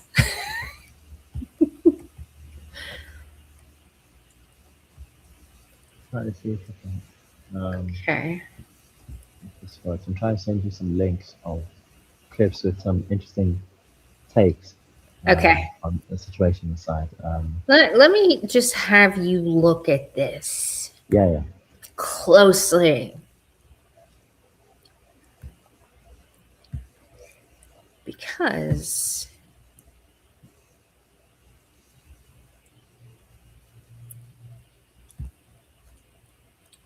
look at this shit. This is a shooting. An intrusion. The last guy that got caught trying to kill our fucking president, right? Look at those women. Yeah. I Answer. saw this. I saw this. Why do we have women fucking everywhere in man work positions? I can give only one reason. It's everywhere in man work. I can give only one reason for this particular job. Maybe it's my bias, but every time I talk to somebody and they complain about the same fucking things that are happening anywhere, I can always track it down to the progenitor of the fucking problem in the environment. And it's always a woman in a place where she shouldn't be. Yeah. Your government's full of them, Emmanuel.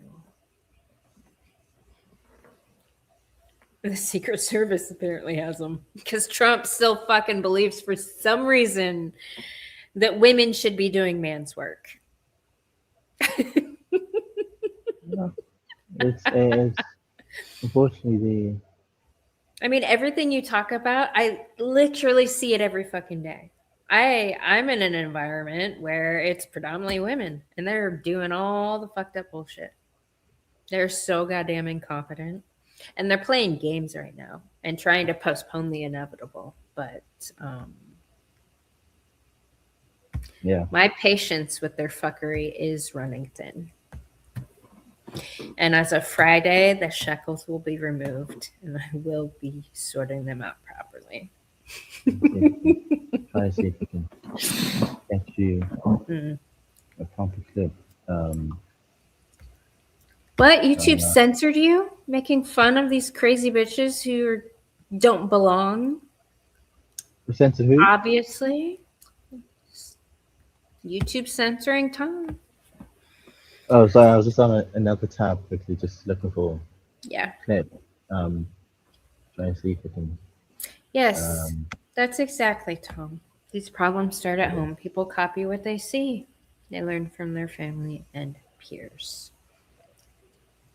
Morning, Penguin. Good to see you. I hope you are well, and I hope the family's well.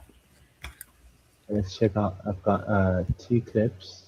Okay. You can check this out. Emmanuel. Yeah. How long Should is I play the it on first? my side? Well, I was gonna say, how long is the first clip? Because I need to take a break, like 2 minutes. About 11 minutes. 11 and a Okay, half minutes. yeah, play it on your side, yeah. Okay.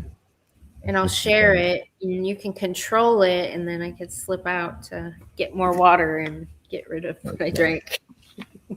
Let's see. See if I can play it on my side. Right. Focus. Layout looks a bit different from last time I shared it. Isn't it? I was having a hell of a time the other day. I'm like, what is all this extra shit? It's so unnecessary. I understand people like to be creative on the internet. I just can't create here. My creativity is like local. Let's see if I can share. I wonder, Contriver, are you still here? Do you know if there's a way to log into this StreamYard and just get rid of everything that I don't actually use? Contriver's around here somewhere. He has access. Maybe he can reset my shit. Because there's so many buttons now, so many options, and I don't like it. Let's see if I can do this. I'll try share this window. We'll share the tab. Maybe I'll ask Grok.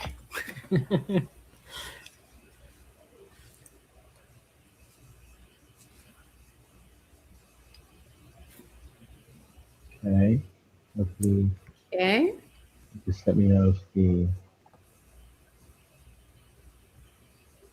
I'm checking the inside if it's playing correctly.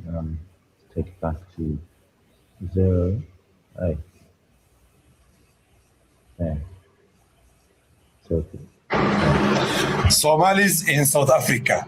So apparently, the Somali community in South Africa, from time to time, I don't know, after every 4 years or 5 years, they hold community elections and they elect a chairman for that community, like the Somali community in South Africa. And then recently they conducted that election. Apparently, these people disagreed on the results of the election. The incumbent, the previous chairman, who was defeated in this election, refused to concede defeat. And to my surprise and everyone else's surprise, these people have started shooting each other. AK-47, boom, boom, boom, boom, boom. My people, my people. Although it is not a big deal in South Africa for people to really use rifles and bullets, and that is normal. In South Africa, people shooting each other. Is just gang life there, and crime there is very rampant, especially considering the xenophobia attacks against the foreigners. But now this one is an inside the in-house hatred, where it is Somalis who are fighting other Somalis. And actually, I am told several people have been injured. I did not receive so far any death reports, but that's very unfortunate. I really don't know how to address this. But I think it's very... Hi everyone, I hope everyone is doing good. I made a video of our Ethiopian brothers who were killed here in South Africa, but also I want to address something. Let's just be honest, I live for the truth, and I always... Because you don't have an ID, because you're not in your own... You came for the same reason. You want to feed your families, you want to feed your parents, you want to do better. Please explain to me how you can now be standing crying because you're not getting your SASSA grant anymore, because you don't have an ID, because you're not in your own country. Okay, quick context. This is in reaction to a clip of a Somali woman who claimed asylum in South Africa, but somehow got onto national TV and was complaining about the fact that the grant that she was apparently receiving was stopped by the South African government, and there was a policy came in saying that we need to hold a green ID, which is the South African ID, green token ID, in order to qualify or to at least apply for the grant again. So the lady was complaining about having had her grant cut off by the government. So, yeah. You want to stand and cry? Get on a bus, get on a plane, go back to... Will you play her from the beginning? I want to watch her. Okay, yeah, she's actually got some cool takes. Hold on. Basically reflecting, I'm assuming she's... I just want to see her. I assume she's a white South African. I say that because, people make distinctions between the regular white South African and, like, say, Portuguese South African or Lebanese South African. Or do you know who she is? Her name? No, I actually just came across her clips while watching this clip and a few others. And I was like, oh, okay, cool. Is it in the description, like a link to anything at first? No, if I could find her, perhaps I'll be able to just go straight to the clips. But I want to see her from the beginning, if that's okay. Yeah, this is the beginning of the clip. Okay. Of at least what's let's go back a bit further. Okay. You want to feed your parents, you want to do better. Please explain to me how you can now be standing crying because you're not getting your SASSA grant anymore, because you don't have an ID, because you're not in your own country. You want to stand and cry? Get on a bus, get on a plane, go back to Somalia and go ask your government for money, where you are supposed to have been working, contributing to that fund. Not here. When did you arrive here? Have you worked? Have you paid taxes? Have you done everything you need to do to be a legal citizen in this country so that you can get a SASSA grant? I highly doubt that. Now you want our government to interfere to keep you in the pound seats. What is wrong with our system? That you can just let foreigners take money out of our system. I mean, it's the same as the road accident fund. I did a TikTok about this, about the road accident fund, that even if you're illegally here and you are in a car accident, the road accident fund must pay you. You are here illegally. Not saying this woman is here illegally, but I doubt that she is here working and contributing, or worked and contributed. How can you allow foreigners to take from your own funds that is meant for your people? If you are not coping in a foreign country, go back to your country where you contributed and go get your money there, because you were paying over there, not here. Not here where we've got enough people who are already on grants that shouldn't be on grants, but are on grants anyway, because our unemployment is so high that they don't have any choice but to get these grants. We've got pensioners that are struggling to feed themselves, but you want to come and take from them. Go to Somalia and go and stand in your governmental queues there and go and get your SASSA grants or whatever it's called over there, but not over here, because you're foreign. You're not from here. You haven't contributed to this fund. You haven't contributed anything to this country. Now you want to take from this country. That's not the way it works. That's not the way it shouldn't. It looks like it does, but it shouldn't work that way. How many foreigners, I want to know, how many foreigners are claiming SASSA grants?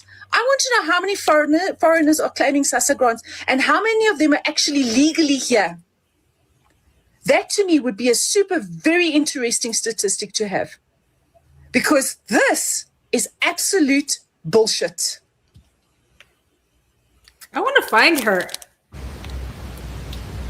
I just want to say this morning I'm overwhelmed and very thankful and grateful and humbled by all the new followers that I've gotten after my post about the SASSA grant for the Somalis. The support I have received is absolutely overwhelming, and I thank you. I truly do. And I thank you for you guys seeing that South Africanism is not about the color of our skin. To the few of you that did come into my comments asking me who I am, and I must go back to Europe. Firstly, I'm a native South African. I was born here. I was bred here. Okay? Secondly, I'm a taxpayer. So I have all the right in the world to ask where my money is going. And it should be going to my people, my South African people. So if you want to come and ask inane and stupid questions and make inane and stupid comments, you're going to win stupid prizes with me. I don't play around with idiots, okay? I'm not here to start a war. I am here to make people see and understand what a corrupt government we have, and that together, united, we can make a difference. But people want to come and sow seeds. And sometimes I wonder if these aren't people that are paid by oppositions and all of that to come and sow seeds. Okay? I don't care about the color of your skin. And if you watch every single one of my videos, I say that because I don't care. I want us as South Africans to be prosperous and to be wealthy and to have hospitals we can go to and police that we can believe in and roads that we can drive on and safety in our homes and our children in education that is good and solid and standard. Not to be taxed to the eyeballs and get zero for it. Nothing. Zero for it. But if you want to come on here, and I noticed a lot of you are actually not South African that are saying it. Are you scared that now that apparently our white voice hasn't been voiced with this before, because a lot of people have said to me that they didn't think we thought it was an issue. Of course we think it's an issue. But we are 11% of the population. We are a minority in this country. And we do want to stand with you. But every time we do, we get naysayers that come in and say, we must go back to where we came from. Apartheid is a very, very, very, very, very long time ago. And I understand exactly there are some feelings about it still, and I get it. But if you are under the age where it actually affected you properly, please, let's bury that dead horse, because it is now dead. This country is in the mess it is because of the current policies that are in place and the current administration that we are under and that we have been under since after Nelson Mandela. We've got criminals sitting in parliament. They have criminal records and they are in charge of billions and billions of rands. That's the problem. Not the color of their skins. The fact that they are criminals, that is the problem. So all I'm going to say to finish off is, thank you. I feel so loved. I really, really do. But to the few of you, don't play stupid games with me because you will win stupid prizes. She watches, I think she watches too much Candace Owens. I want to know who she is because she gives off the vibe of, first she needs to chill out on the fucking Botox, but she gives the vibe of a woman in our society that has voted for all the things that she's now complaining about. I want to know what her job is. I want to know if she has any children. What's happening here? 1 second. Good day. Ngifuna lo myalezo Nah, lo engizodlulisa la. Ngifuna ukuthi ufikelele bro. to a camp. There were people were Nothing training to like you. a soldiers camp or whatsoever. They were training. These foreign nations were there being trained. Please explain to me. Let's see if I As can we get- must just Wait, was she just not wearing glasses and then wearing glasses? Did I see that right? Let me see. Even have one day. These politicians won't give me one day. Please explain to me this. Okay.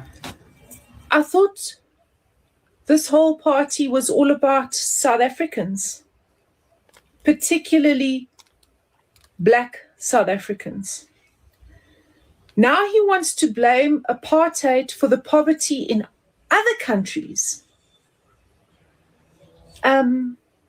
By the way, she's talking about the leader of the EFF, Julius Malema, who killed the poor guy. Yeah. By the way, he's getting hammered, like by everyone. Yeah. Everyone, Good. like there's so many memes of like people from there was a video of one party that was launching its election campaign in his home city, Mm-hmm. and like loads of members from his party came in dressed in his shirt and took them off and like wiping the floor with it, like cleaning people's shoes with it, all that stuff. Like people are abandoning his party. Obviously, this we'll have to see if this actually translates into a substantial loss of votes, or if it's just sort of like a trend of the moment. We'll have to see. But Emmanuel, I is get that a the vibe fucking that- nose ring? I think it is. Of course it is. I think it is. Yeah. No. Or it may be a mole. You see, the apartheid horse has died. It's been buried. There is nothing left with it. You can't resuscitate it because everything that is going on at the moment is being perpetrated by an ANC black-led government. Okay? And like I said to you, this is not about race. But to have this idiot stand there and say things like this, that we must not take it upon ourselves to be upset with foreigners in our country that are taking the money from our tax-paying money out of our pockets and to them. I had a comment on my previous post of a woman, she's got stage 4 cancer. She cannot get a SASSA grant for disability. She is a South African. She has been working here her whole life. She has been paying her PIYE and all the other things, and she cannot get a grant. Sometimes she doesn't even have enough money to get on a taxi to go and get treatment at a government hospital, which she probably won't get there either because some SASSA taking foreigner is lying there. I heard another story now.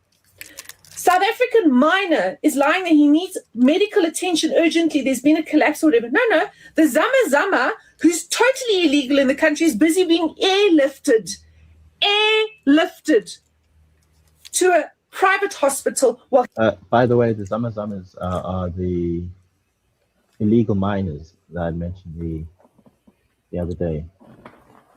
Mm-hmm. So they're the guys who are like going in into old mines and doing the fucking heavy lifting. Hold on, No. let's first have this example of a woman, and then but this man over here. The illegal miners are a huge problem, Kim. Mm, They're terrorizing communities. Black, white, don't care, don't yeah. discriminate, because obviously they're motivated by, and obviously there's all sorts of high level guys behind it as well. It's been found that a lot of these guys from, say, for example, like Zim, smuggle their stuff via South Africa as well, because for long, I guess it's still the case that Zimbabwe has sanctions against it. So they smuggle their things via South Africa to the rest of the world. And yeah, so it's a whole network, like ranking right up to the top of the elite society, both public and private. So yeah, if we had any competent state or a state that wasn't compromised, because I think they are competent, they just compromised. If they weren't compromised, we'd actually have a functional country. We'd actually have a much better system, a much probably lower unemployment, all these things. South Africans actually, if you look at it, it's got all it takes to be a first world country. Within, It say, definitely does. Yeah. 10 years, 20 years. It just needs to sort out a lot of this, especially the illegal immigration, the implementation of our laws, and then Getting all cut the out a women lot of out the of red tape, men's cut out all of jobs. the pointless, like some of the stuff that goes into the affirmative action goes right down to the fact that people will be fined. I forget what the percentage is, a certain percentage of the revenue if they don't comply with it. Oh yeah, no, it's built into the law. Yeah, and they'll tell you Yeah. like, if you have this many number of workers, this is how many white men you should have, this is how many black men you should have, this is how many, etc., etc. And it's like, I get the intention, but no, I don't get no. the intention.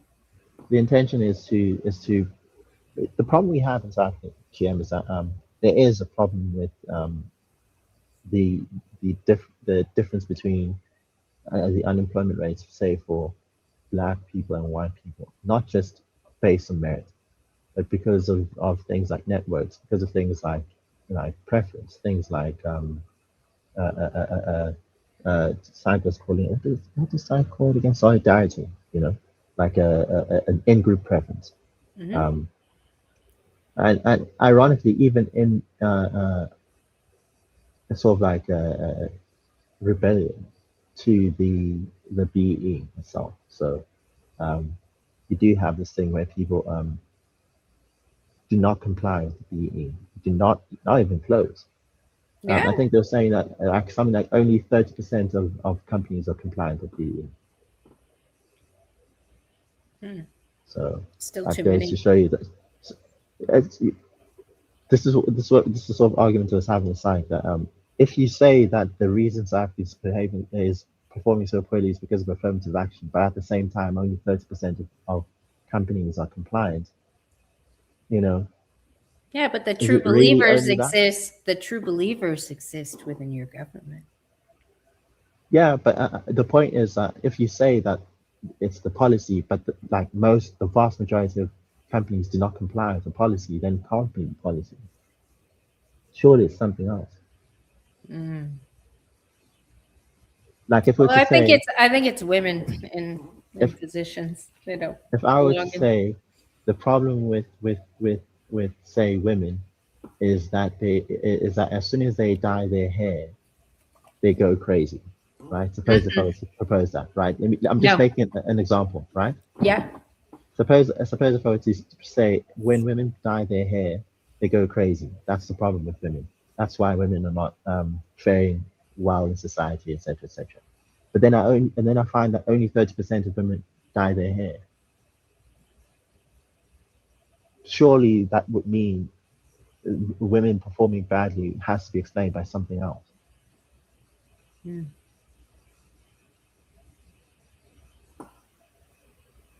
can't claim a factor if it only is like even complied with at a level of 30%. But okay, that's just one facet of that policy, though. Yeah. Like, do you think Of course, it can there have are multiplier other effects. consequences Yeah, just for that thing even existing? Going back I'm to open. I'm you saying you understand the open to that. intention behind it. I Yeah, see the I'm intention totally as open to that. fucking racist. Like, No, no. I think the intention. I guess you'd see it from your end. You see it that way. The intention is to pull people into society who've been structurally, legally excluded for 100 years. mhm. Right? So That give a hand. Same thing the feminists talk about. Giving a hand up to the people who aren't physically presently actually earning it, based on past you're not structural understand. You're not hearing what I'm oppressions saying. and all the things. I'm saying you have qualified people who are not being hired because they're black, because they don't, because of networking effects. So if you have, for example, if you have uh, 100 posts, say, available for, I don't know, accountants, or let me say, yeah, let's just say accountants, doesn't matter, right? Mhm. Um, and let's say the distribution of white qualified accountants versus black qualified accountants is, say, let's say, for argument's sake, let's say 80% are white South Africans, Mhm. 20% black South Africans, Mhm. right? Even though the population is the opposite, right? Like as in the 80% of the population is black, 20% is white, or 10 odd percent is white. In terms of the accounting population, white people outnumber black people.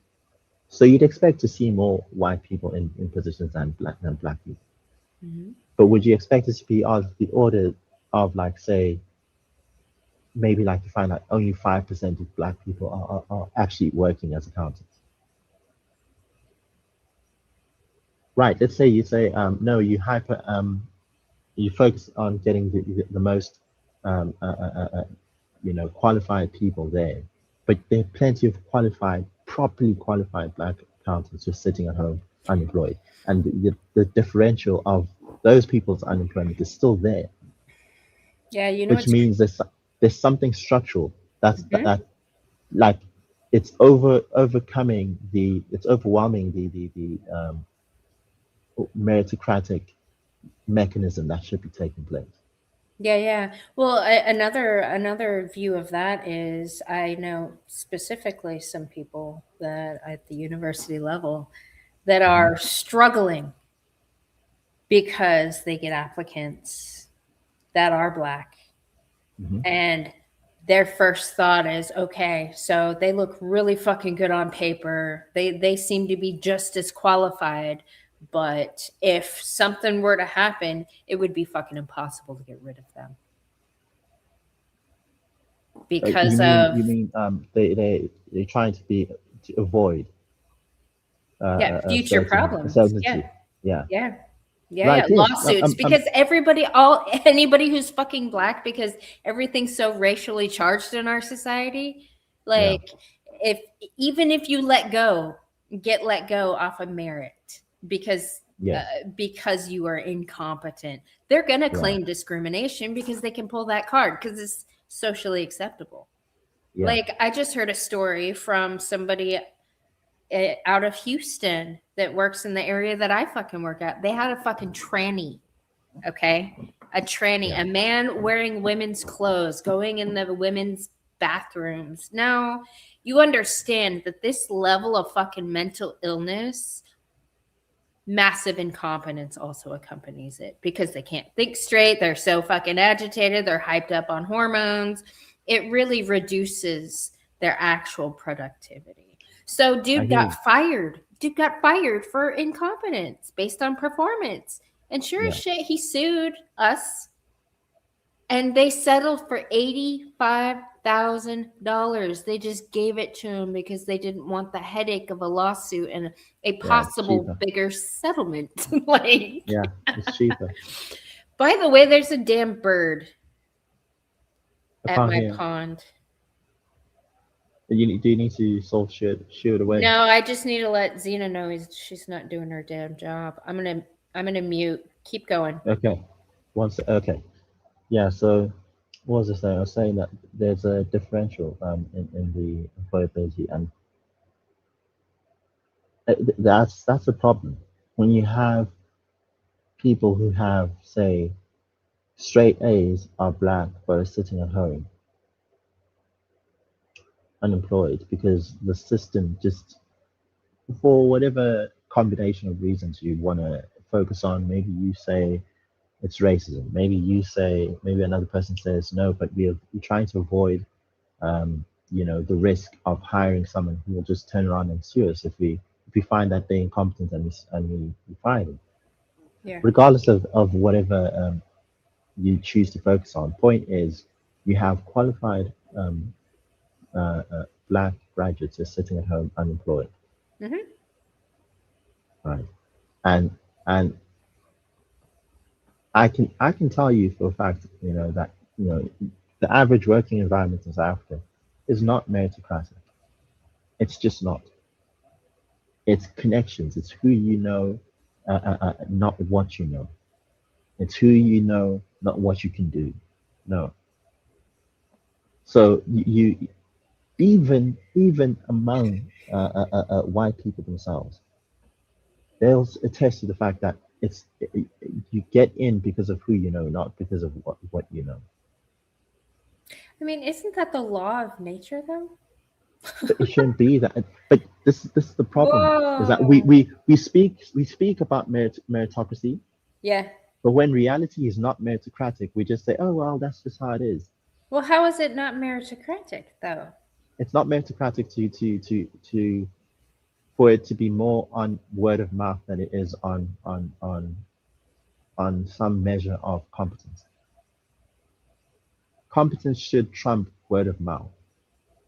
But The when you, interview process should be trying to sift out the competent yeah, but that's so and impersonal, Emmanuel. That's so, like, if I had a business, like I was talking to Son about this the other day, and she's talking about her environment, and there's, see, what's weird with hers is it's flipped, that like racially, demographic wise, but it's the same thing. I think there's something being government contractor that is for another topic, but like looking at a pool of applicants, like you yeah just see them on paper and they might interview well, but you don't know yes any fucking thing about them. I mean, you can look on their social yeah media, but that's going to weigh differently than having somebody that be like, yeah, I know of this kid over here. He just finished his degree. I know his parents. I've known him since he was 2. He's a good kid. He's a hard worker.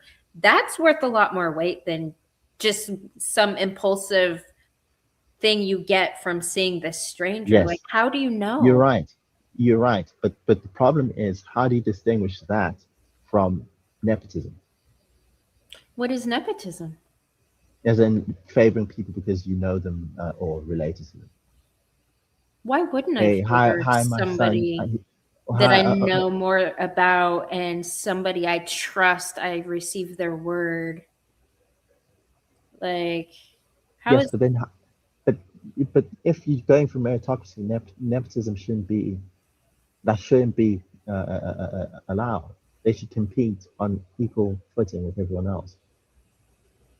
what if the starting line for the competition is what circles you're in and how well you are to network and how many people know you and what But that's reputation you actually have? but that's the problem. You see, Yeah. if you are the average black South African who's from some far-flung area, rural area in the middle of, say, um, Zululand or wherever, Yeah. and you happen to be that one person who managed to get through the system, the horrible schooling, the horrible environment, the crime, the drugs, the you name it. You get out of that system, you get into university. You've already shown a certain level of competence because you've been able to get over hurdles that other people don't have to get over. Right? Fine. You Hmm. get to university. Let's say you're one of those who's still competent even there. You're brilliant. You're just that brilliant. You get through the university. You get out of the university. You try to apply for a job, you're competing with someone who got there with the word of mouth, and they hire him over you. I don't And know. we're supposed to accept that as a meritocratic, fair system. Yeah, but And don't to show you that it's the case, wait. it is persistent across the country, persistent through time. Yeah, but when these just the people I know, when they're looking at applicants, they're looking at what they did in college, who they're connected with, what groups they were a part of, what community services they provide. Like they look at all that stuff. Now, if somebody just goes to university and doesn't do any of that or take part in any networking opportunities, and they want to go home and play fucking video games instead of like building their connections and their network, that's a different story. That's a problem, Gian, because now you're saying it's about schmoozing and not about competence. No, it's You're about moving, what you do. It's about moving what away you from do with your time, okay. Emmanuel. So you think. Okay, let's take between let's compare two examples. A person who dedicates all of his time in university to study and produce the results, brilliant, right? But didn't do the networking, right? Didn't do You have a any person who networking. didn't do any networking. I'm making an extreme example to just illustrate the point. Okay. Then you have the on the opposite end of things, a person who's got, let's say, slightly less brilliant results, but did networking. He's perhaps known by a whole lot of people, right? Or let's say he's just a person who's known by an insider in the company. Maybe that's his father's friend or his uncle or whatever, right? And he gets recruited over the brilliant person who dedicated all this time to just studying, right? And then you say, no, but he should have done some networking, right? That would have been, but it's like, he's clearly showing he's competent. What did he do? He's able to do the job. What you should be doing as a company, if you hire him, right? I don't care who you talk to. If you can do the job, you should be getting hired over someone who's not as good as you at doing the job.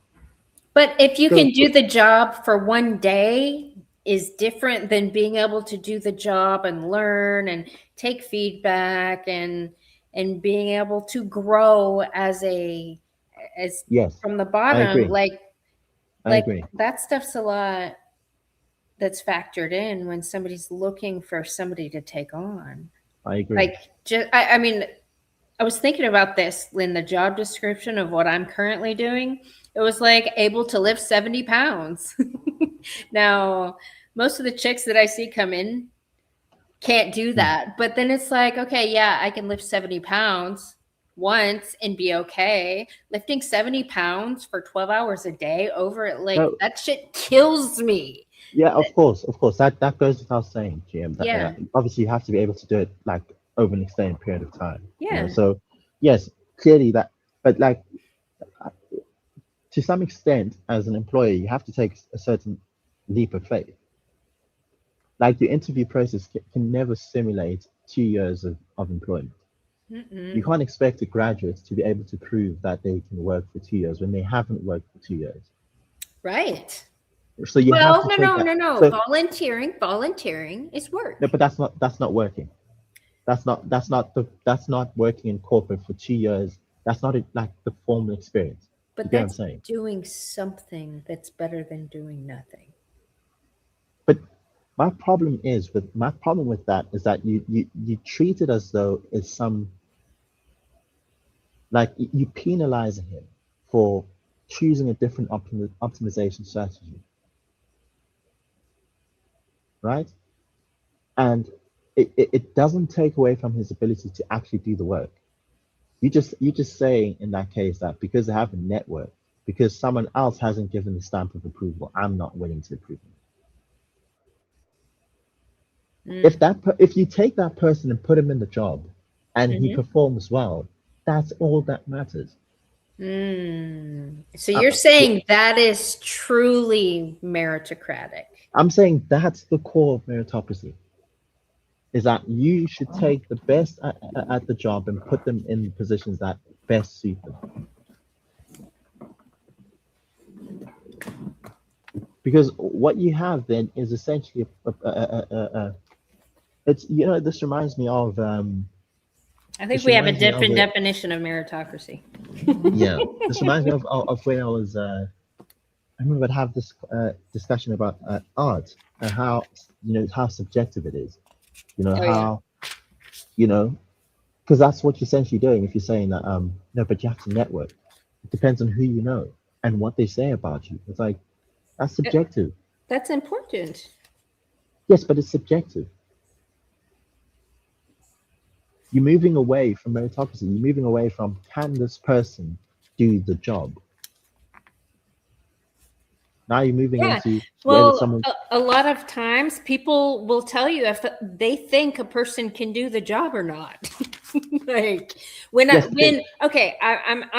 I'm personally having a lighting issue in my house. I've switched out the dimmer switch because I was like, that's about all I can manage. I'll see if that works. It didn't work, so I'm going to call an electrician. So when I call an electrician, I don't have one on standby, but I have a friend who's a realtor, and I'm going to have her suggest to me the best electrician to just take on into my house for however long it takes for him to fix it. I'm going to trust her word because that's her area, and she works with all the people.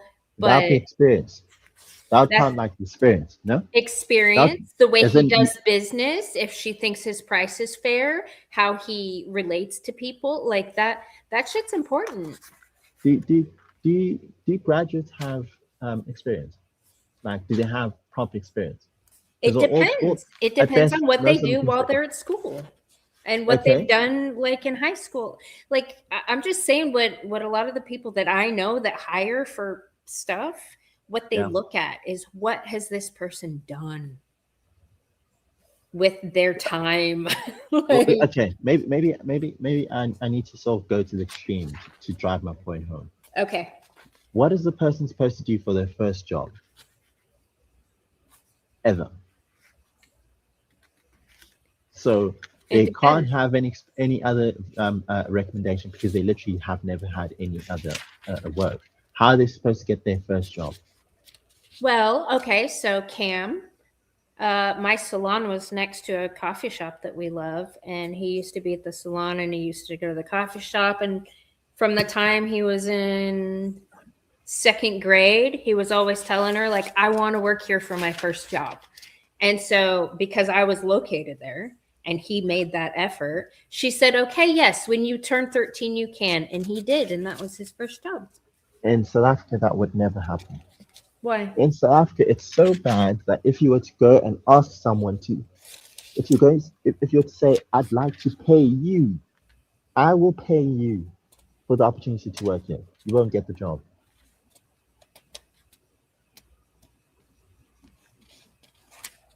Okay, QR. Merit.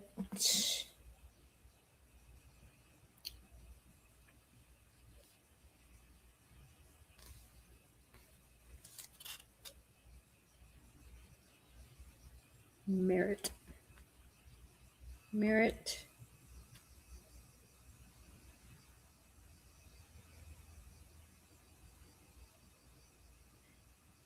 There's something that Peng brought up in the chat talking about it could be like yeah, talk about the perhaps the difference, the reason that there's such a difference between the unemployment rates of white graduates versus black graduates could be a culture thing, like the tendency to hire white people could just be a culture thing. But like, what's the difference between, obviously, like that, if it's a cultural thing, it will play out as a racial thing. Because it's not like you'll find like, what's the likelihood of finding black people with a white culture, right? It's certainly in Africa, you know. And then on top of that, the idea is when you go to work, it's supposed to be about work, not about what clothing you wear or what God you believe in, or Mm-hmm. it's not supposed to be about your culture. It's about, Can do you do the you job? fit? Can you do the job? But fundamentally, also, there should be a level of how much integrity do you have? Do you Oh think yeah, it's cool to lie and those are cheat and values now. steal? Yeah. Yeah, those are values now. That's a different thing, right? And typically, Obviously, people will you don't want find to hire someone. values, find values from people that have the same values as them. Yes, but then that shouldn't play out as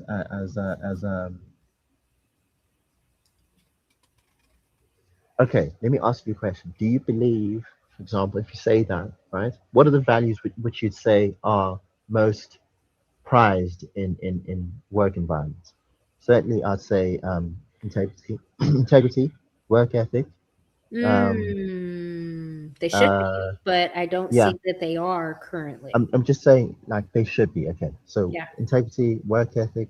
Hmm. Um, I guess I could just, this is vague, but I could say being principled. Like honesty is important, but obviously it's also a matter of when you apply it, because you don't want to say, like when an obese client walks into the room, oh hi, and tell them like go on about how obese they are. So it's like like discretion, right?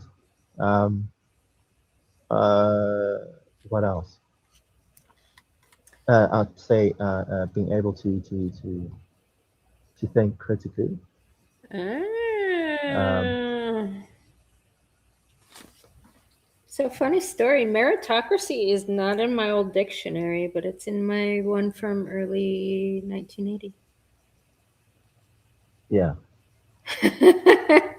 What about merit? Because meritocracy is just Yeah, the meritocracy, rule of, an yeah. intellectual elite based on academic achievement.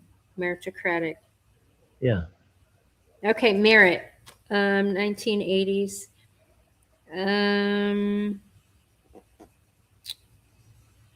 The state, fact, or quality of deserving well or sometimes ill.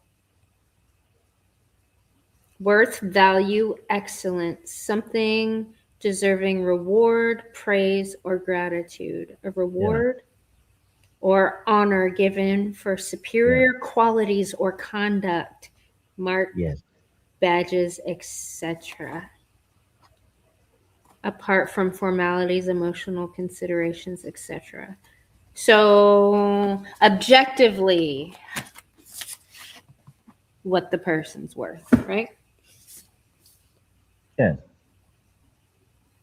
If I'm hiring a doctor, right, Mm-hmm. and they haven't done any networking, right, but they Oh, here we graduated go. top of the, yeah, Merit, early 1900 dictionaries. To deserve, earn, to get a share, akin. that's the verb. Do reward or punishment, usually reward deserved or marker token of excellence or Yeah. Now this tell me, Kim, teacher gave. What's more excellent between you being top of your class Mhm. versus you schmoozing?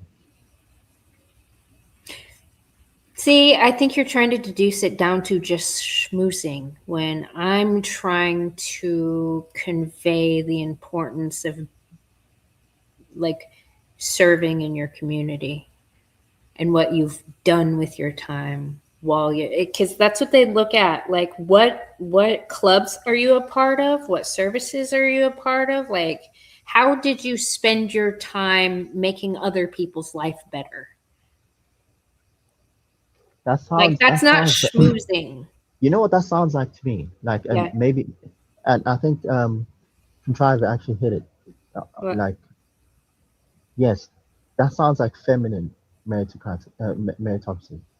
It Maybe. sounds like, because as a guy, maybe this is just my masculine instincts. Hmm. The core emphasis is, can you do the job or not? Oh yeah, I no, don't care no. about how nice you are. I don't care about what you do for the community. I don't care about how what other people say about you. If you can do the job better than anyone else on the planet, I will Yeah. hire you, even if 10,000 people recommend the next guy. If I can objectively verify the fact that you are the best at the job, I will Right. hire you. So it's about, for me, it's about the core of competence, as opposed to all of these other side ancillary sort of like indicators of competence. Yeah. And like it's I'm basically asking for people not to allow the tail to wag the dog when it Yeah. comes to selection of workers. You shouldn't allow these side projects to be more important than the fact that this person has got the core competencies required. Yeah. If this person can program up there with the best of programmers, hire him. I don't care if he's socially awkward. You make ways. You make a plan to accommodate the social awkwardness because he's in the top 1% in the world. You know, it's about being focusing on the core competency. That's why I think this part of why I hate what you call these HR departments, because that's what they sort of go for. I Mm. don't like the vibe he gave me. He was sort of he was so weird. Yeah, I remember being in on a trip back from uh, back home with someone, and they happened to be, if I'm not correct, the HR for our local municipality, or like part of the interviewing process. And I remember listening to her, like ragging on, like sort of criticizing some of the candidates that come across her, you know, her way. And she was like, "Yeah, this guy was brilliant. He had his CV was perfect.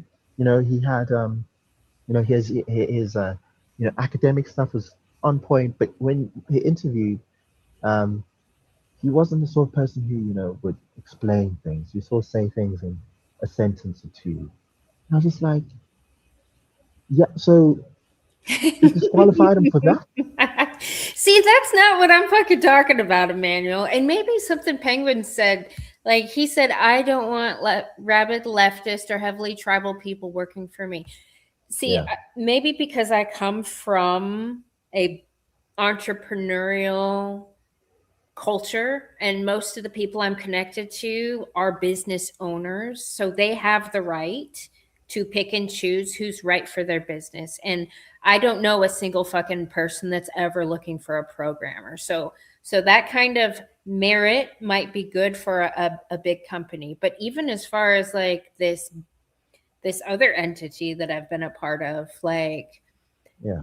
there's this, I can objectively see like there's a guy that's kind of weird and he's not, I mean, it's a customer service position. So they're Yes. going to You be see. more Yes. into, they Yes. should be more into customer service, somebody that And can people. prove in people.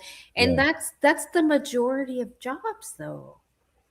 Like you're talking about this little 1% of big tech Yes. where you can go sit in a Technically, cubicle and type on a computer all and fucking yeah, day long, and you're right. that's fine. But most jobs, you have to deal with people.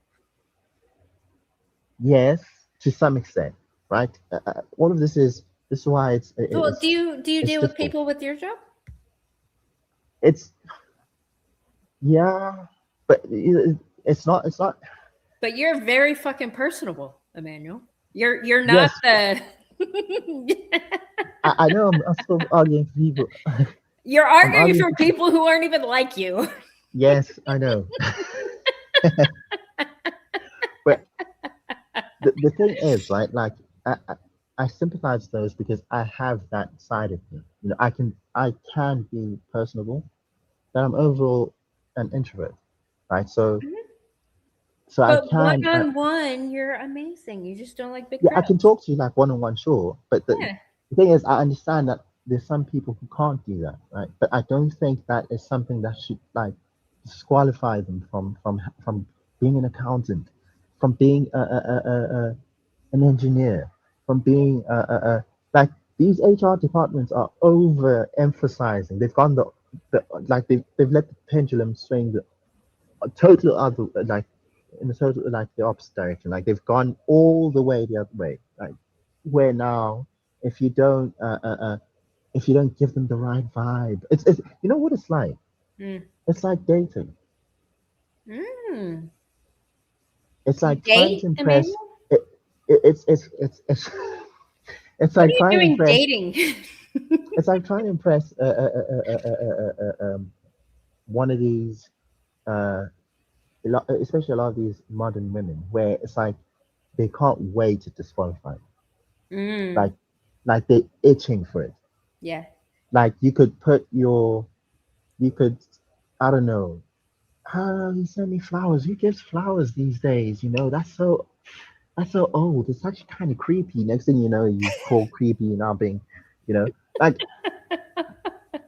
For whereas attempting what to you be should be romantic. it actually aligns very well to the whole REPL discussion because it's like, Yeah. what are the what are you looking for? You're supposed to be looking for someone who can be a good provider, you know, but like obviously it's a balance of things. You know, Yeah. you don't expect someone to be top 1% in each of these categories, but you'd expect them to be competent. You expect someone to be a competent provider, competent partner, competent what you call it, uh, um, father figure. You know, they have to display traits of being of being a good father figure. Yet, Yeah. because they hyper focus on things that make them tingle, right? Say like being, you know, so extraordinary, but like even at the expense of the core traits that are required. Mm. You know that you find a lot of women selecting for the worst possible men, you know, possible because he just made me feel, you know, sort of thing. Are you Like talking about horse? I'm talking about women. You know, it's not just it's just it's a flaw in their program. You know, it's a fatal flaw that like if you have like you know the things they'll say if you're tall, if you have money, if you have if you're good looking, if you have these three, in fact, women are willing to permit quite a lot, Mm. right, and eventually select for the worst. Now, I'm saying we should not forget that the core, what are the core things needed for a long-term relationship? You don't, height is not a core requirement for a long-term relationship. Neither is money per se. Neither are good looks.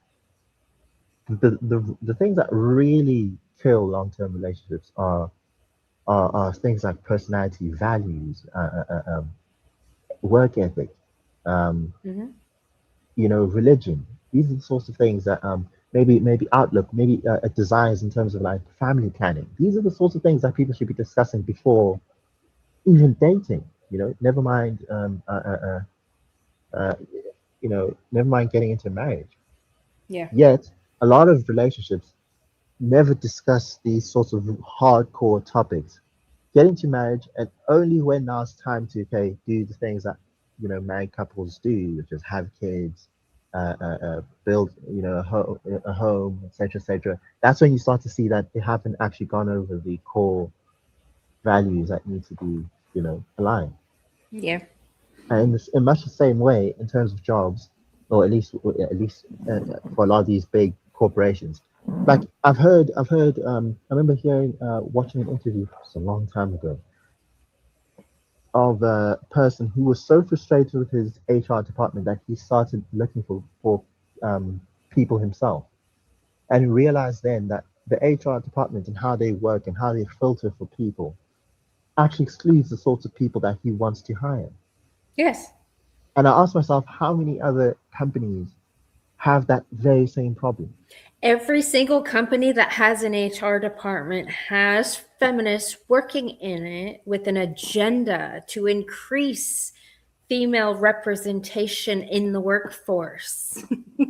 Yeah. So They if you are, all are on the same page. so if you're like a hardcore masculine type, right, Hmm. you're likely to be excluded. Exactly. And then you have, and what the narrative that then gets spun is that boys are falling behind because finally women have been allowed to compete. And it's like, no, no, no, no, no, no. You've Yeah. tilted the field, you've tilted the game in your favor You know, it's crazy where I'm heavily. at. Where I'm at, I've been there a year now, and I have not seen a single white man hired after me. We just got 4 new Yeah. ones. No, 5 new ones. I got rid of one because she was a super old fat chick who was going to kill herself there. But the Yeah. rest are men, and one's Indian something, 2 black dudes, and a Mexican dude. I'm like, at least they're men because this is man's work. But I'm waiting to see the new crop. I've been trying to get rid of the women by just telling them the truth. Like it's not that hard. But Yeah. It's I think it's important to have a clear definition of what we mean by meritocracy. I think what you were saying, some of the points you're saying about say volunteering and mhm. being showing you have that, like having evidence of people skills and things like that. I think every job to some extent needs to have that, have like weigh that, right? That's part of a Because person's obviously, because merit. yes, it's part of your merit, right? But Yeah. you can't expect the most brilliant people from universities to also be the most brilliant. It just those don't tend to go together. I don't know. I know some pretty fucking brilliant people that are very personal one on one. Yes, yes, They, but they it's they not. might not be great with strangers, but if you sit down with them they're still fucking Yeah, but they're but still but, but people. what I'm saying is that I don't want to have a situation where you have brilliant engineers being excluded because they don't have a personality that the HR lady likes. Yeah, and I'm not talking about a small minority of jobs either. I'm talking about the Yeah, majority. and you correct to say like the vast majority of say jobs like say working at a till, um, maybe packing shelves or you name it, being a I mean, carpenter. every Those single every single position and every single business of every single person that I know personally, you have to have a certain level of people skill for because for yeah, you one, do. you're working as a team.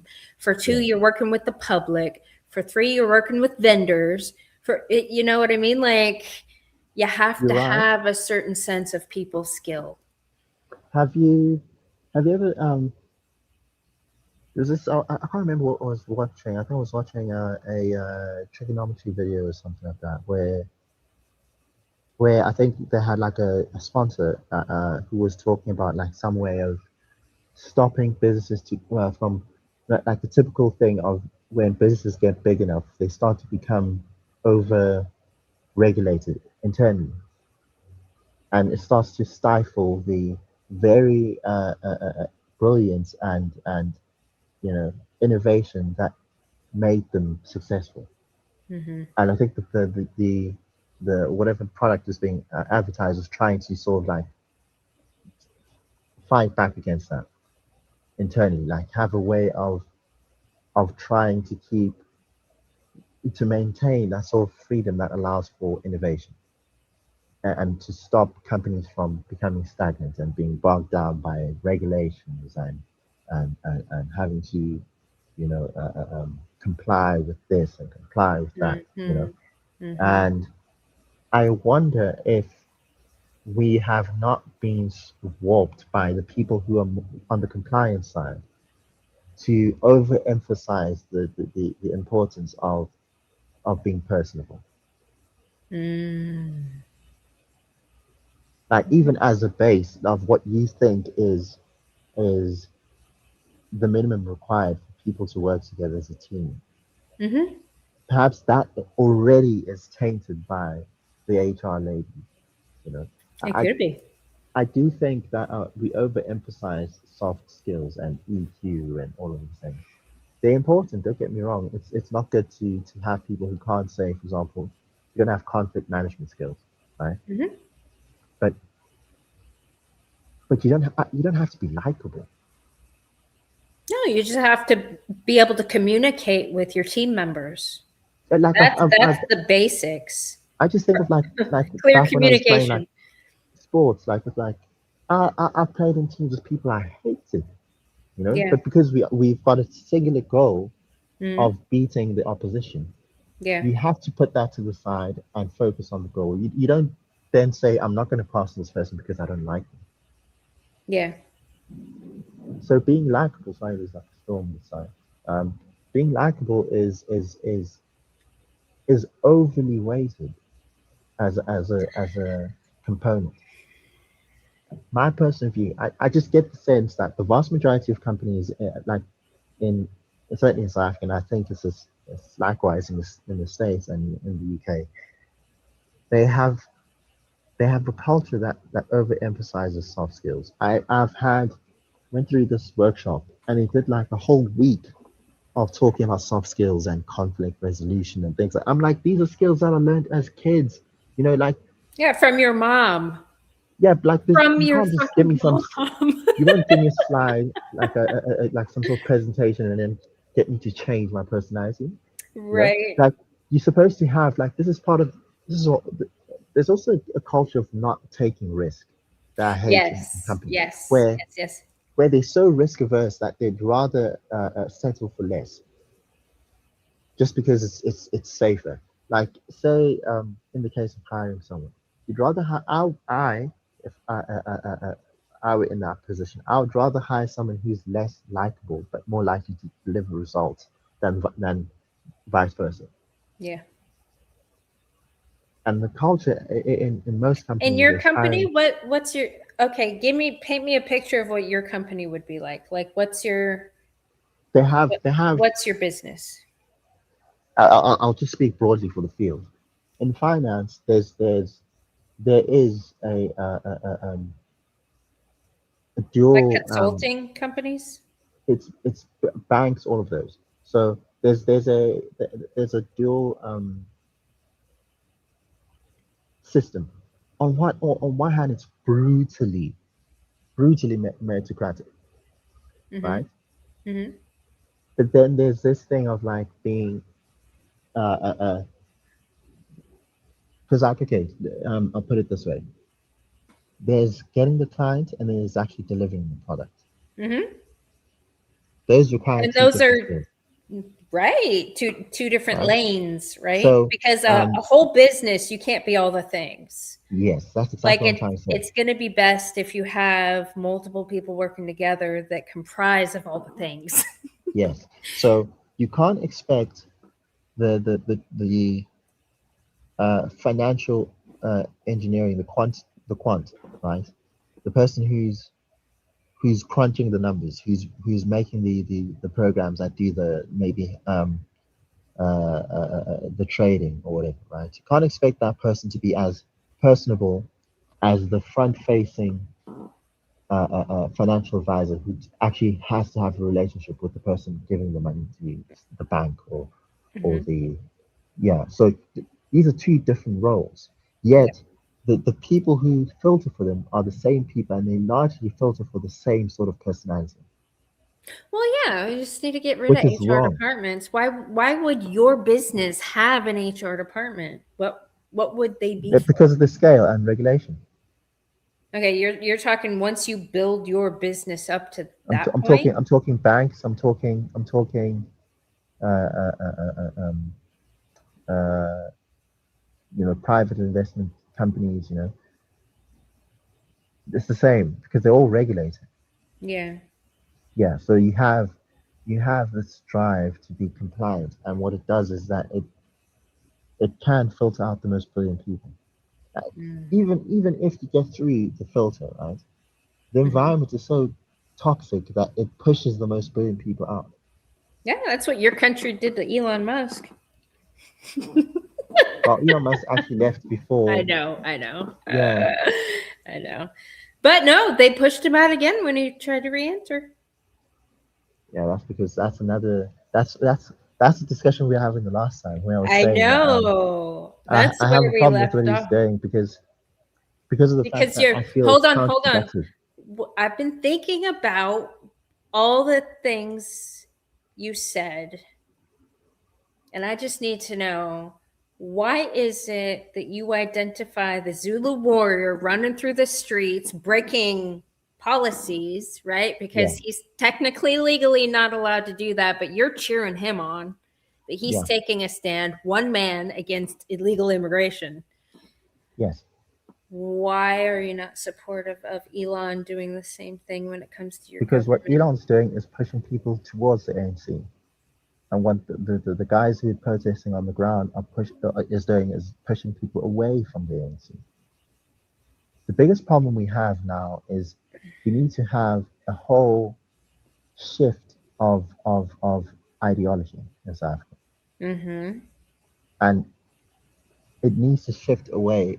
Ironically, what I'm asking people to shift towards is exactly what would open the gates for the likes of Elon. And I think what he's doing is he is making people dig their heels in. You know, they sort of have this thing of now he's, he is providing a common enemy. Okay. And that's not good because that makes Mm. that allows people to, like, the fractured base of the ANC now has got a common enemy. You've provided the oppressor that they've always been talking about. You've Only because provided he's the enemy. white and y'all are being racist. Never But mind that he's white, but he's just an enemy. He can be twisted into the oppressor that they talk about. And now people can, yeah, like, oh yeah, you see what this is what they were talking about. Let's go back and vote for him because yeah. seemingly, and then they can even further radicalize people and say, see, when we actually try to implement the policies that that would bring about radical change, uh, the Americans are resisting. The Americans are threatening to sanction us. This proves that we are actually we onto something. Mm. See? Not we're being punished because we're trying to be too fucking racist Yes, but over here I'm just after talking about the claiming narrative. Yeah, racism. that's the narrative. See? Mm. I don't. And I and still don't. Okay, Emmanuel, convince me the bending a knee to the crazy bitch tyranny is the best option. it's the Chinese finger trap. Sometimes you've got to do what's opposite to what you would think would work to actually achieve what you're looking to achieve. So do what everybody else is doing when you can As in objectively sometimes, see how that's not working. like, you retreat to attack. It's that sort of thing. Mm-hmm. It's not. It's like just all out attack is not a good strategy. Uh-oh. You cut off Emmanuel. I can't hear you anymore.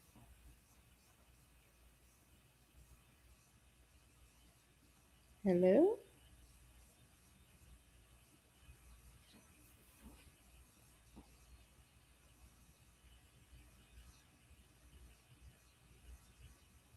It's awfully quiet.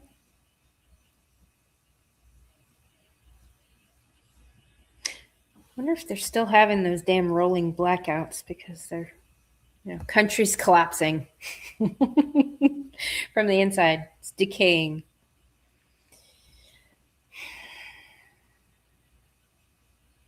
All right, Billy, you will be in charge of the snacks. Absolutely. All right, I'm sure Emmanuel will be back.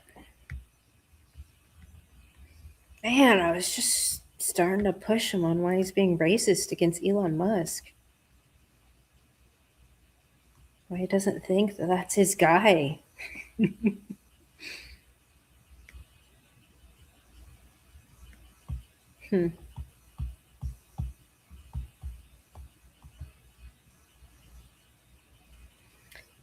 So, yeah, that makes sense what he's saying though about maybe that's a way to unify the people if they have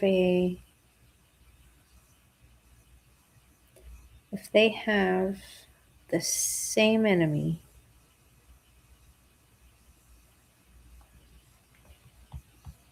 Hmm.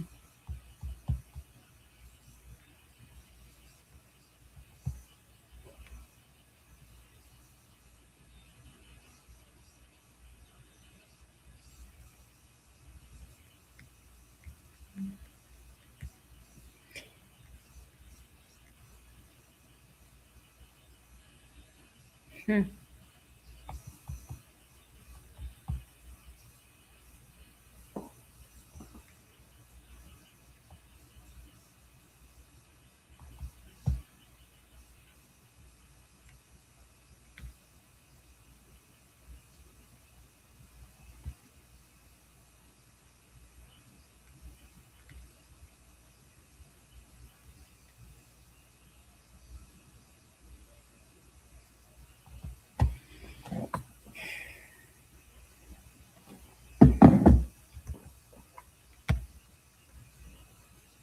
I thought you gave up already, Emmanuel.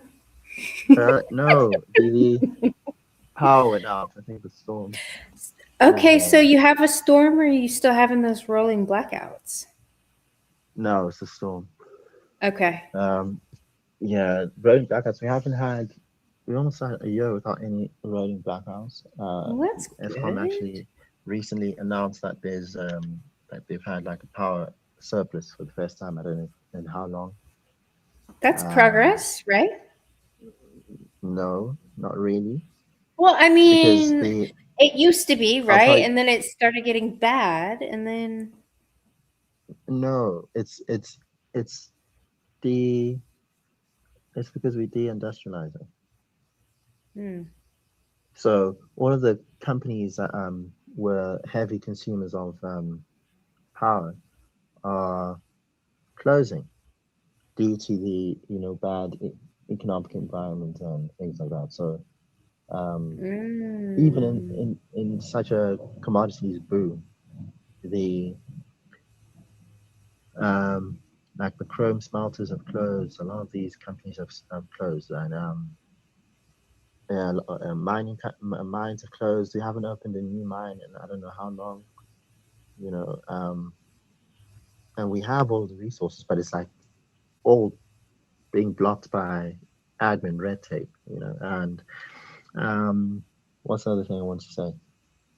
Oh, look, I'm losing track of my thoughts now. I had a good point, man. About how you weren't being racist against Elon Musk. No. He's your I was talking guy, about Emmanuel. ESCOM. I was talking about ESCOM. Let me just finish this point on ESCOM. So these right. So the companies are closing, and on top of that, we have the issue of on the residential side of things, those who can are shifting towards alternative sources of power, so solar and you name it. So one of the big problems we have in South Africa is of people stealing electricity. So, for example, you have people bypass the prepaid electricity meters and essentially get free electricity. And a lot of people who are doing it, like the vast majority, are just from the residential side. It's the poorest of the poor, right?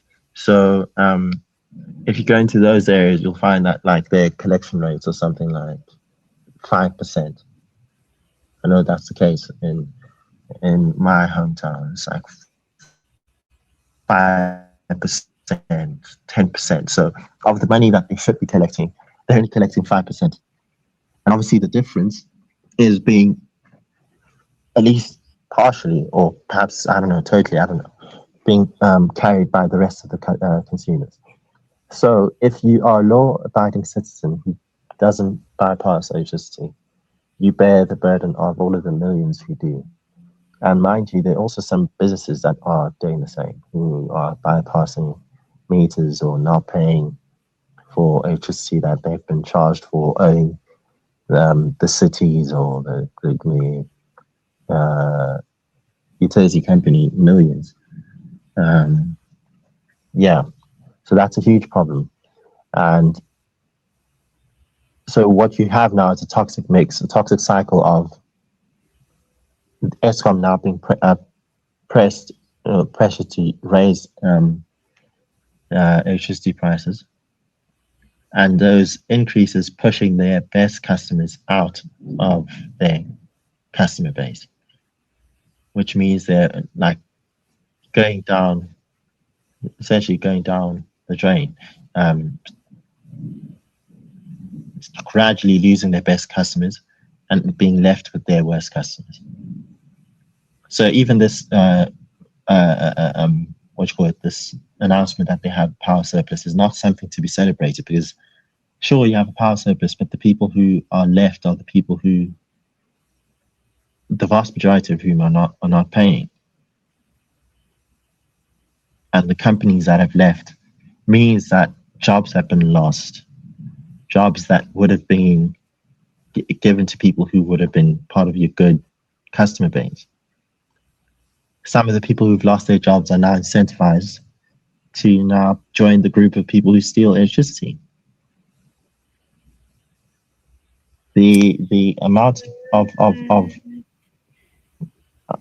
I'm talking about pure facts now. I'm not talking about the morality of everything. It's just pure incentive structure. And yeah, so it's basically like, I don't know what the, like, I don't know what sort of saying to use, but it's shooting themselves in the feet, basically. I have a question, Emmanuel. So out of the people that have been incentivized to now steal, because I've been looking at my little landscape, and there are very few people that are there that still have maintained their integrity and still do all the right things. Yeah. The vast majority don't, or haven't, or slip up sometimes, and they slip into that. What percent do you think, or what is it that you think is at the core of the person that's kind of impervious to that, like being submerged in a culture and not going against your basic values? I guess there's a certain level of a strong honor culture, like an honor culture of like, even if I may be subject to like poverty, like the worst of poverty, I rather that than to have my honor,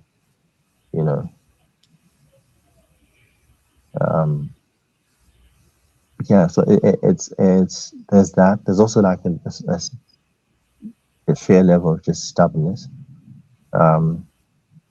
See, and how do you tell the difference between just stubbornness and honor, or they go hand in hand? Like you kind of have to have a level of stubbornness to stick by your honor. To say like, no matter what, this is what I've got. And then there's a certain level of pride, a sense of like self-dignity of saying, like say for example, there are loads of people who should be on grants who are not. If the vast majority of people who actually deserve to be on grants were on grants, the system would collapse. It relies on the fact that there's a huge portion of society that goes, I don't want to, like just on a personal pride thing, I don't want to be on government assistance. Yeah. There's a portion of people who think if I were to, like, doing so would be essentially giving up. you know. And I do think it is a huge proportion of society because there's no way they'd be able to sustain. I just don't know what the numbers are, but I know it's much smaller than the total number of people who are unemployed, and so it kind of begs the question: how are people making ends meet? Yeah. I have no idea. I have no idea. I don't know if it's subsistence farming. I don't know if it's theft. I don't know if it's depending on the few who are working to send some money home. I don't know if it's perhaps an underrepresentation of people who actually are self-employed but who present as unemployed. To dodge I don't some know. taxes from your corrupt Perhaps, yeah. fucking money Perhaps. grubbers. Yeah, because as soon as you make like even the slightest amount of money, the government wants you to give it, And if Yeah. they don't care about the fact that you've got 5, 6, 7, 10 people you need to support, they don't care about that. Yeah. So Yeah. so there's that. So I would wager that because I know people have made some sort of estimations of the informal economy, and it's huge. It is huge. The convenience stores I was talking about, the spaza shops, as a sector, they're like multiple billions. It's a huge sector. I think, if I'm not incorrect, it's larger than our mining sector. And your convenience stores are cheaper than like the grocery store? So that's weird. Well, we have the same phenomenon where convenience stores are more expensive in some aspects. So some convenience stores can be cheaper, but it depends on the location. So if you have like a convenience store, say like in a regular suburb, something that you could find like maybe close to some fuel station or whatever, right? That would be more expensive, a lot more expensive than grocery stores. But if you go into the townships, the informal settlements, and you find like small stores there, they tend to be cheaper. If not, their huge selling point is selling at a scale that is small enough for people to be able to make ends meet for the day. So say if you're someone who, like people who do, maybe say people who beg for money in the streets, right? They don't necessarily buy 30 eggs. They'll buy 6, they'll buy 2, buy whatever, for the day. Eat and then hope that you have money to eat the next day. That sort of thing. So it's hand to mouth on a daily basis. Now, here's something else that's strange about South Africa. People who ask for money on the streets arguably make more money than people who work an honest job. Right? But then they still have that short-term gratification mindset. Yeah, but like they could make their money work for them. Yes, yeah, I understand that. But just on a pure rational, short-term basis, right? Why would you go and work on a farm if begging gets you more money than working on a farm? 900 rand a month for some of these workers, right, who work on a farm. That translates to about, what's that, 30 rand a day? If you spread it over 30 days? Yeah. I can assure you, people who beg for money on the streets make more than 30 rand a day. Okay. So the people that beg for money, do they have houses? Do they have families? Are they do. blowing their money on drugs and alcohol? Drugs, alcohol, some of them, mostly drugs, alcohol. Because you see, the thing is, there's also the issue of dignity, right? So no one wants to be begging on the streets. It's not like a desirable career, So it depends on your calculation. If you're someone who doesn't care about their sense of dignity, then yeah, by all means, you'd go. Why should I go and work, toil in the sun for 30 days for only 900 rand when I can just sit and ask for money, have my cup out or my bucket out, asking for money, and then make more money than the people who toil on farms? It's a rational choice. And if anything, it speaks to how little these farmers and these other entry level jobs or low skill jobs pay. If you pay so little that begging is more lucrative than working for you, there's a problem there.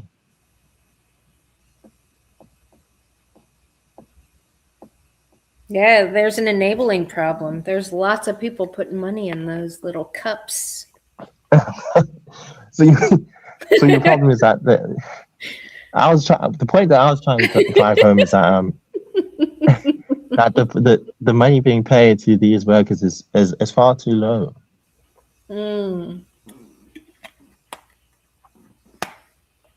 Well, I don't know what it's like in your country. I just know what it's like in mine and what the farmers are like. And I know there's a lot of people that High illegals. I don't know if they. I don't know. The people I know don't really hire illegals. They hire. Maybe one of them's illegal, but he's got his family. Like he's safe. His kids play with the other kids on the farm. It's something different. Not you. Like I'm gonna hire these illegals. Not the average. Yeah. Like yeah, it's a smaller wage, but there's so much stuff. Like how much do people pay for security and safety? Like and what kind of price tag would you put on your children's upbringing and the quality of that and the family connection? And I don't know. I don't know what your farms are like, but I just kind of have an idea. The farms aside are more they're more dangerous. Yeah, to be I definitely could You be. see? I mean, So you're doing these are mass the weird. production. These are the weird. You saying mass production? Like you're talking about like mass production. Yeah, and Not even a family smaller farm. scale. Even small scale farms, we have a lot of those. I think that's the bulk of farming, the small scale farming. But, So is the danger come from the other wanting to take what you have? yeah, so but the main thing is that we have a totally ineffective law enforcement. One, two, we have porous borders, right? Three, the farmers that complain about being murdered are hiring these illegals, paying them very little money, and a lot of them mistreating their workers, right? Because I mean they're essentially slaves, right? So some of the attacks are not motivated by anything. Some of them are motivated by like vengeance, like people essentially killing them because how badly they've been treated. It's not proportional, but it's what happens. So you have, and obviously there's the huge factor that people never seem to talk about is that farms are isolated. They're far from everything. Mm-hmm. So if you wanted to, and mind you, they have some expensive equipment there. Some of them carry money there, to keep money there. So if there's any place you could raid and get away with it, it would be that. It would be a farm. Yeah, that's not a thing here. Yes, ironically, a well-armed society is a polite society. Here's the thing. The farmers are armed. they're some of the most heavily armed people you find in South Africa. But there's only so much you can do. Like, I remember seeing a video about one of them having like a essentially what can I call it? Like a moat around their farm. Sweet. But it's not an actual moat. It's just like a belt of land where lions are allowed to roam freely as a like a way of securing their farm. Yeah, that's cool. Yeah, That's a so good like idea. people come up with all sorts of crazy things, so they still get killed, you know. Yeah. And it's unfortunate, and it needs to be made a priority crime instead of being politicized, you know. And the vast majority of people being murdered on these farms are black people, like by far. You see, so it's not a racial thing. It's a you're isolated, because if it were truly racial, wouldn't they just kill the white people? You know. Hmm.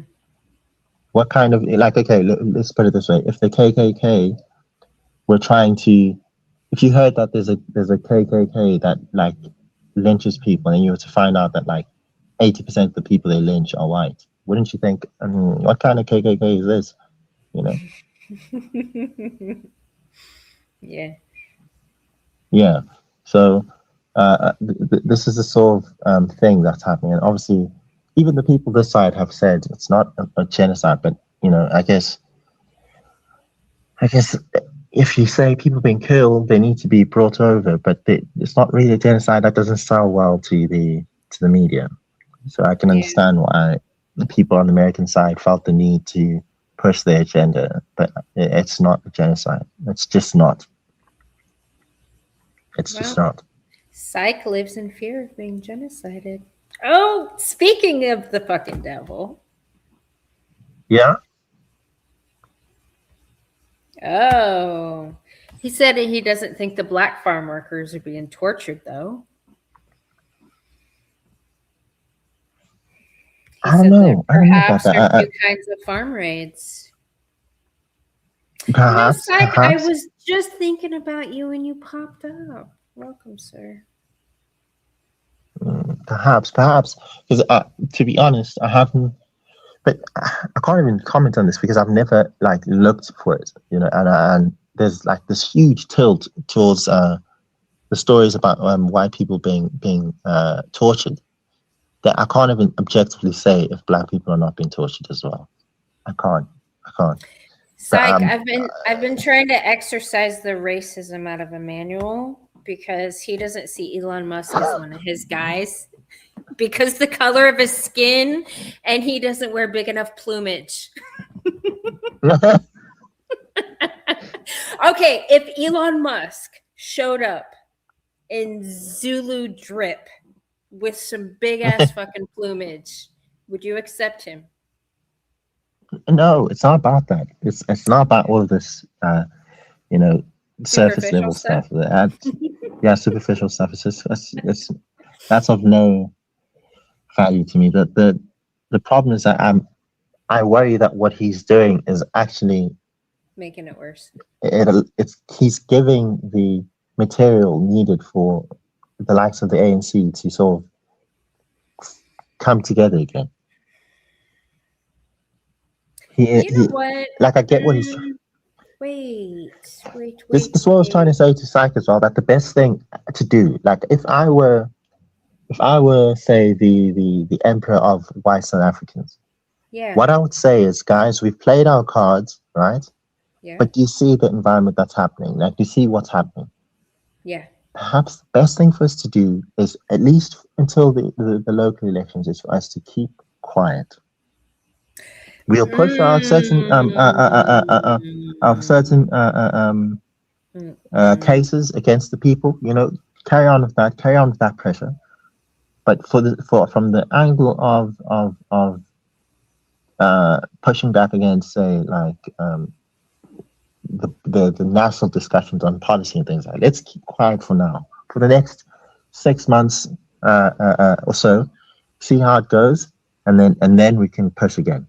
So you would pleasantly be a tyrant. you would stop them from speaking, Emmanuel. What the fuck? It's about strategy. It's about letting things play out. You see, it's like if you see like currently the ANC and the rest are getting major pushback, like I predicted to Syke about the illegal immigration issue, getting major pushback, crazy pushback. Right, people are abandoning the like the entire alliance as a whole, like the ANC and its offshoots. Maybe not the MK, but certainly the EFF. You know, I get lost and the when you likes of guys are PSC. talking politics because all of that literally is man's work. Right, but okay. I don't understand the political landscape personally.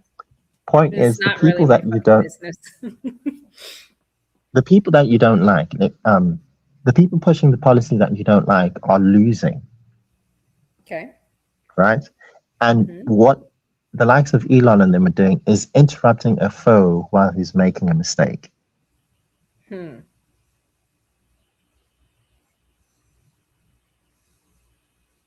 You see, let it play out.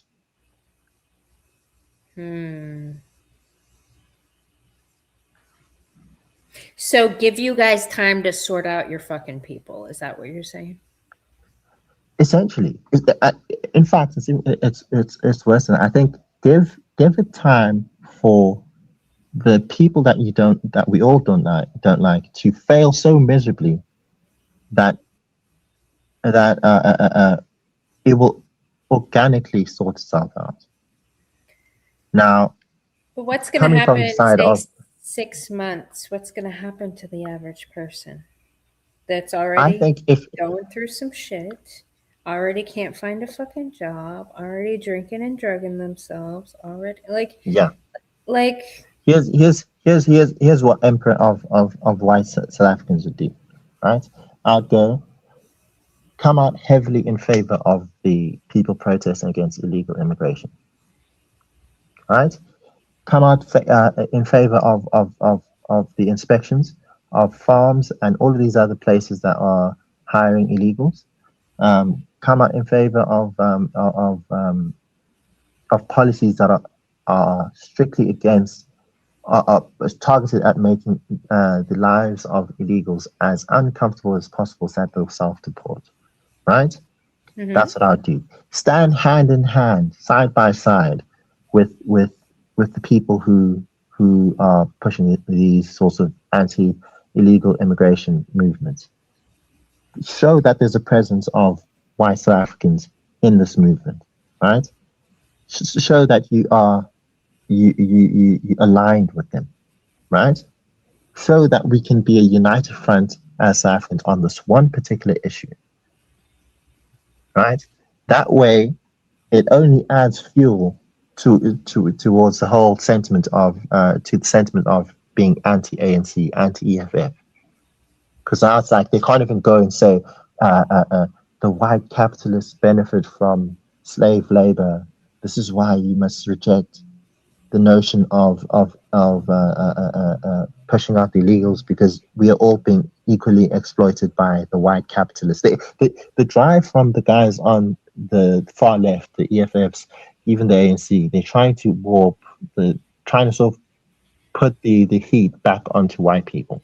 Okay, so you want the white people to attack the white capitalists instead of going after Not the necessarily fucking attack them. government. Not necessarily attack them, but it's not an attack. Lay the responsibility on them. They're the ones doing the thing. No. Not even say. They don't even need to go that far. They just need to say we are for upholding the law as is. That is, you're supposed to be hiring South Africans. You're supposed to hiring illegals is a crime. It's not. You're supposed to be sent to jail for that. Just speak on that front. You don't necessarily have to come out overtly attacking white capitalists. You can just speak on the adherence to the law as is. But didn't you start this stream by saying how your laws aren't working? They're not being implemented. They're not bad, but they're not being implemented. That's the problem. So they're So you there. come You out and you just say, don't they're have there. people enforcing them. Yeah, they're there. So say, for example, the rule is that immigrants are supposed to be coming to South Africa only on the basis of having money to start a business, and I think the minimum is about 5 million rand to start a business, and hire South Africans, obviously, or being someone who possesses a rare skill, one that can't be found in South Africa, so they need to fill it with a foreigner, fill that role with a foreigner. Fine, that makes sense. If that were the case, the vast majority of Africa, and if that were truly being upheld, the vast majority of Africa wouldn't even qualify to come in. Right? Instead, we have people who are working on farms as farmhands. That's not a scarce skill. We have the highest unemployment in the world, and you importing millions of people to undercut that same unemployed population. And instead, what I've seen from a lot of white South Africans is this dismissal of this entire issue as xenophobia. As I even saw someone talking about yeah, these guys are also desperate. They're also looking to find they're just looking for a way to make ends meet. And it's like, who cares? They're here illegally. Why do you have this bleeding heart for people here illegally? Some of these people are killing your kids. What's wrong with you? You know, it's insane, and it's just like it's this weird alignment between the English liberals, like that side of things, and the crony capitalists, and obviously the illegals, right? And even the guys who are on the far left, all of them are pushing for illegal immigration. If not actively pushing it, maybe they're not actually pushing against it, which may as well be condoning it. And if you are certainly if you're hiring them, you know, and then some of them turn around and say, they'll even say that South Africans wouldn't work those jobs, and it's like, no, that's not the case. I can show you videos and videos and videos of thousands of South Africans lining up for jobs. Even when there's like a post of 5 people, you see like thousands of people waiting in line to apply for that job, for the most menial jobs ever. Like, even the ones that I say are highly like underpaid, they'll go and line up for those sorts of jobs, but still not get hired because I'd rather not be subject to labor law. I'd rather not be subject to any sort of thing that can stop me from exploiting. Things like, say, limitations on the sort of labor, the sorts of hours that you expect out of your workers. Things like things that regulate workplace conditions. Things that regulate how you can fire them or hire them. You know, with an illegal, you just fire them. Yeah. What recourse do they have? Right. Yeah. They can't claim discrimination when it's literally incompetence. They don't feel entitled to all these fucking things. Like, we have the same problem in my country. I know a lot of people that would rather hire an illegal than a local person that's been getting free shit for a long fucking time and feels entitled to other people's earnings. Yes, but GM, you need to understand that's not the vast majority of people. People are desperate for work. Yeah. I'm just telling you the fear. I'm sharing with you the fear of the average person. I understand the fear, but the fear is irrational then. It's irrational. Not when because on a risk adjusted basis, you're essentially damning the vast majority of possibly good workers because there's a small minority of people who are bad. So I'm taking offense for the minority and not talking about the majority. Yes, what I'm saying is that the majority of people would be good workers, but they're being discriminated against because of the reputation that comes from the bad workers. That some of them steal, that some of them are lazy, that some of them are entitled. You know, some of them don't have the work ethic. You know, like they can just wake up one day. You think you pitch up to work. You think you're supposed to have 20 people on shift, and then you find that there's only 15. That's a huge difference from a point of productivity.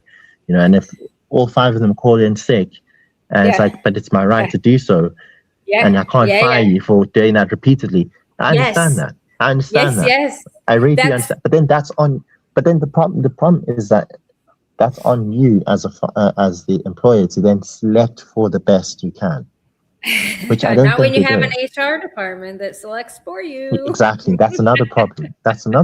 You see, so now you have this weird like confluence of bad policy and bad factors and all these things coming together and making it such that it's highly, from the perspective of the employer, it's highly risky to hire. Or let me say, it's not more risky to hire a South African. It's less profitable to hire South African than it is to hire an illegal immigrant. Because okay, fine, there's a risk with the illegal immigrant that if you found, you'll go to jail.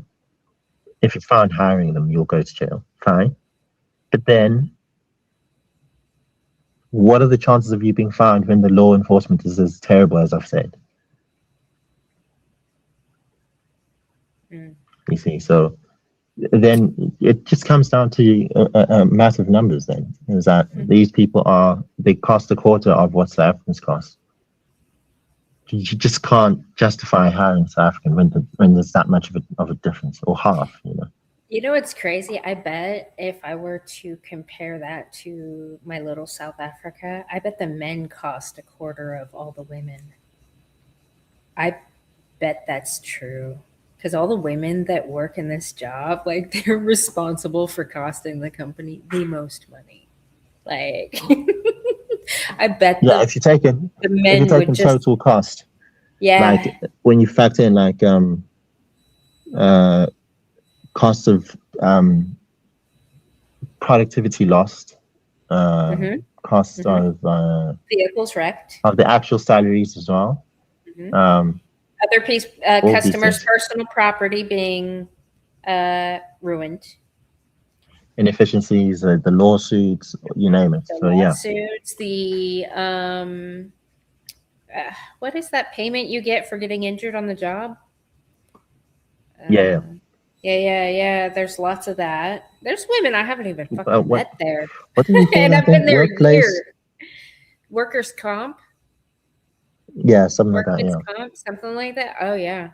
Well, and also, it's kind of this happened the day before our stream, and I think it was still kind of weighing on my heart. Like, I witnessed this man in the throes of fucking betrayal trauma because a crazy bitch that he was seeing that we work with was fucking with him at work, broke his heart. And here you go. Here's a man, a super badass, very productive. He's been just boom, boom, boom. He was fucked up and needed help. He was so disorganized because he was fresh out of a breakup. And now he has to see that bitch every day. And now that bitch is like flirting with other dudes in front of it. Like that kind of shit. Like, that's a woman who did that to him in the workplace. Like that kind of shit. I don't know how we can gauge that, but that's a thing we should add to the. Yeah. I mean, I felt awful because, of course, when I saw him to go help, he was just like, "Here's," because I was like, "This is weird." Like he's like, "I'm really sorry. I needed help today. Like I've been fucked up all day because something happened that morning," and it's like. The thing is, Yeah, but this is the where men, this is where the I'm. men, hold on, the men in my job don't Yeah. need the women around, but the women I was in actually my job need the men to extract from in order to keep their jobs, strangely. I was actually going to point out something very similar. I was going to say that one of my most radical positions is that men and women should be segregated in the workplace. I believe that too. I think it's not worth the risk. It's not worth the loss of productivity that comes from all of the flirting, the breaks that people take, the drama, you name it. It's just have it segregated. If you want to have the entire admin block be run completely by women, so be it. Yeah. So be it. Because this whole thing of forcing integration, certainly along gender lines, it's such a pain. It's such a pain. Like as a guy, now you have to navigate. Like you have to constantly second guess what you're saying, what you're doing, because you could just be thinking, oh, I just said something like just totally rational. And if that person sees it as offensive, you've now got a case on you. You've now got a whole, HR process you need to go through now, disciplinary hearing, etc., etc. And it's just like, I wouldn't have this if I had said this to a guy. Right. Also, on top of that, Emmanuel, like, men are such gentlemen that they're always, it's almost like they're reactive to helping out women. So Yeah. you take a man that's in an environment and he sees the woman struggling with the big thing that probably really shouldn't be attempting to pick up anyway, and offer to do the thing for him. And then, in a situation like that where the girl's like, oh my God, thank you, for helping me, because I wouldn't be able to have done that without you.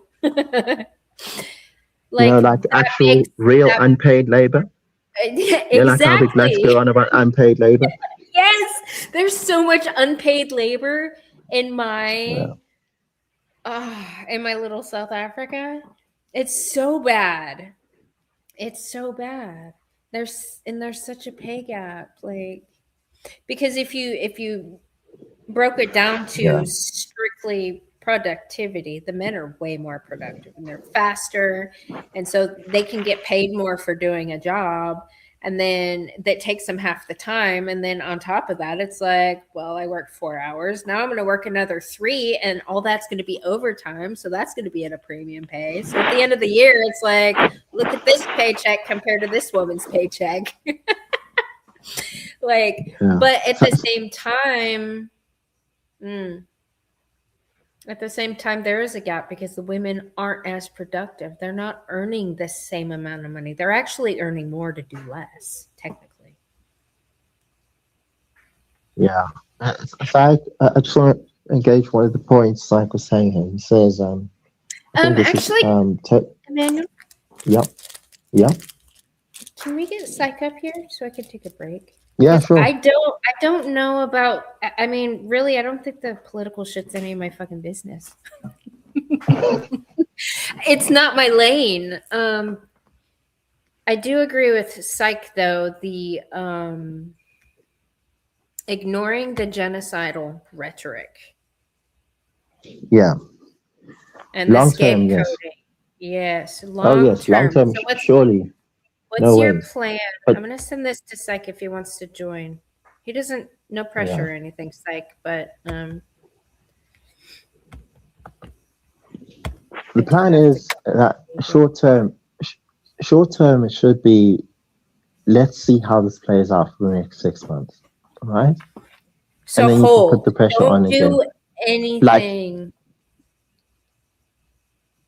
Like you can still like the Jules Malema was sentenced to an effective 5 years in jail recently. I don't know if I told you about that. No. What was he sentenced Yeah, for? he discharged a firearm in at one of his rallies back in 2018 or whatever it was, and Okay.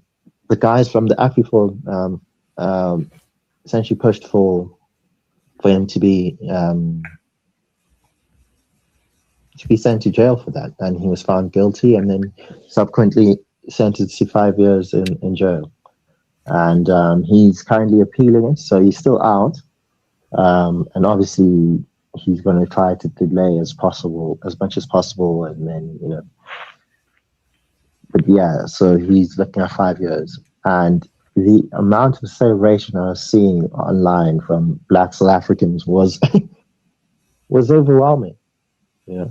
Obviously some celebrating because purely from the angle of that's another opponent off of the table, so great. But then off the field, but then a lot of people just like, this guy should have gone to jail anyway. He's like they don't like his rhetoric, they don't like any of what he stands for. So that's Right. the What took vast so majority long? of people. So because courts of compromise, as cycle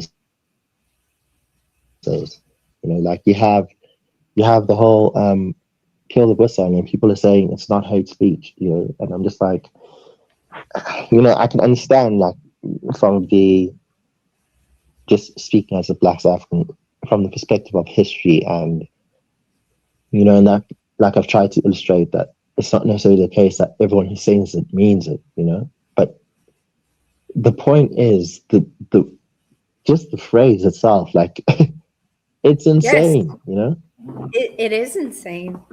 So you can for the sake acknowledge that of that is hate speech. Do I you do you can. do What you what I think let me talk. if Can I put my point, like my position, like clearly? yes. I believe it's hate speech.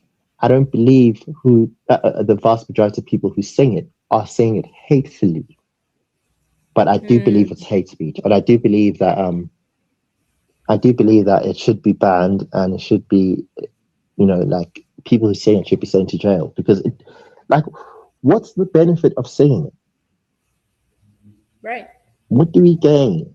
Like, for all this thing that, like, people will try to fight for, Malema trying to justify, what do we gain besides being admonished by, the global community? What's this great gain that we get from singing the song? There are loads of other songs that people can sing without calling for killing a minority in South Africa. A minority that hears that, sees a stadium full of that. Like, do you know what that does to them psychologically and emotionally when they're literally the minority in one of the most violent fucking countries in the world? yeah, yeah, That's, and then you want these white people to do what for you? Like, yeah. see, You that's can't that's you can't sing "Kill the Boy" and then complain about the same people not hiring. right. Right. Well, and I'm looking at my little South Africa, like these people not having the courage to stand up, and because they've been fear mongered, and like I don't understand what's going on in mine, because I haven't been able to connect yet with everybody from the upper echelons. Yeah, That there's a running, got to be politically correct, gotta say all the right things, gotta, like, I'm still trying to figure out how to get them to do the right thing, because I think it's fear that I'm dealing there with. has to be, at some point we have to address the elephant in the room, which is Yeah. we have to shift towards a more masculine order. That's just it. Yeah. We have to shift towards a more masculine. We can't be doing this thing of trying to accommodate everyone, take care of everyone, be nice to everyone. It's unsustainable. Yeah. Even the whole illegal immigration comes from a more feminine lens, so to speak. You can't say because people are struggling in their countries, they have the right to come to yours and we have to accommodate them. It's always useful to use the parallel of a house. Yeah.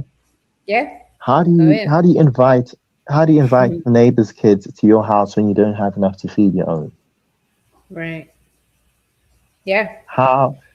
How do you then say, let's say for the people who speak about regularizing people, how do you take someone who broke into your home, right, and then say that the solution is not to put up better security, kick them out, put up better security, and ensure that only the people who are meant to be in the house are in the house, but instead propose that we take that person who just broke into the house and give them a birth certificate. Right. give them documentation that is equivalent to what your own kids have. Yeah. Yeah. Actually, This is. Can you pull up that video again? I want to see if Psych knows who this fucking feminist is that we played. Maybe he can give me a name. Remember that white chick that was talking about, close the border because I have my own little poor people that I need to feed with my tax money. Like, okay. I'm probably have to pop off for a second. Okay. Yeah, sorry. I'll be back. Let's see. Psych, you gotta see this crazy bitch. Where's this thing? You might like her.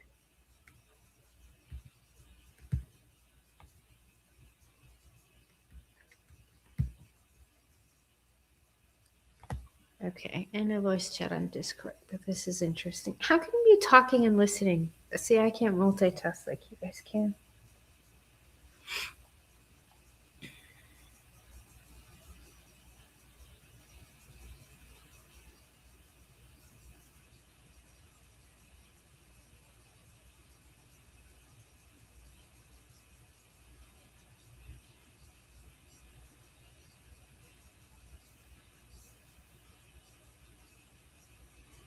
Yeah, the white guilt thing.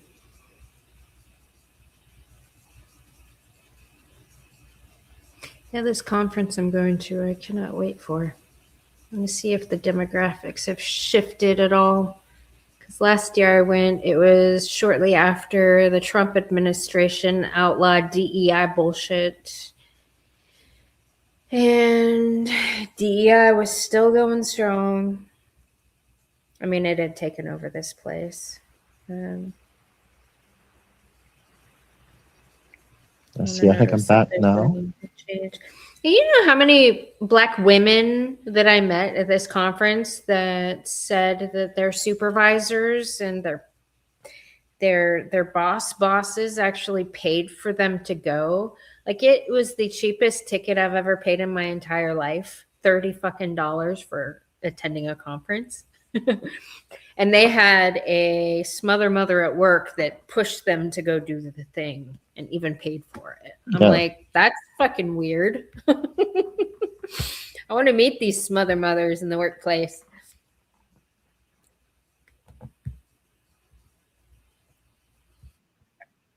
Oh, fucking ads. Stop. Okay, let me change my switch account.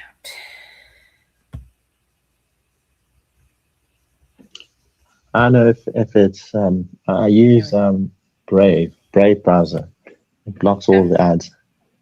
Like Brave, it's a browser. It just blocks all the ads. So I don't rarely ever have that problem. Do you it's not Chrome? It's based on Chrome, but it's a different browser. It's called Brave. You have to download it? Download it, install it, and then Oh, fuck that. No. Manual. It's like me trying to convince you to go highlight somebody's hair. Yeah. Yeah. That person would be bold by the end of the day. Right, you wouldn't even know what you need or how to Yeah. apply the. Yeah. Okay. Exposed Somalians. Okay. Psych. Do you know who this chick is? If you're still here, just look away from your other screen for 1 second. A plane, go back to Somalia and go ask your government for money, where you are supposed to have been working, contributing to that fund. Yeah, that's a nose ring for sure. Tom was right. Yeah, I think it is. Yeah. Oh, you don't know her? Well, okay, now that I have the link, I'm going to save it. Now that it's on there, it'll be in my history, so I can return back to it. I want to find her. Yeah. If I find Because she puts off the vibe like, I've been voting for this shit, and now I'm really not happy with the consequences, and I'm going to blame it on other people. So I don't like her. so what you think she's an ANC voter? I doubt it. Very few No, of she's those. a feminist. Yeah, She's but a if feminist. she were, what makes you think she's a feminist? Oh my god. Question. Yeah, okay. So the let me oops. Hold on. The first glance. This is what I see. Nose ring. Dead giveaway. Very much into her looks, like superficially. She's got, I mean, just down to the way she's doing her makeup. She has filters. Her eyebrows are overly done, so she's really into the trends. She's got super fucking fake nails. And her fucking attitude. Like, she just gives off a feminist vibe. I mean, What if she just happens to have this attitude today because she's, worked up by this whole immigration issue? Like it's like, can you imagine having it, like she was saying, having a friend who has stage 4 cancer, struggling to get access to things that they paid for, that they paid towards, because there's an influx of illegal immigration, illegal immigrants who are occupying hospitals. Like that's one of the things that that a lot of the liberals were complaining about, and DA aligned white South Africans is that no, you can't chase people out of hospitals, And it's like, but no one's saying they can't go to private hospitals, as they should. Had they been legal immigrants, they would have been insured and they would have been covered.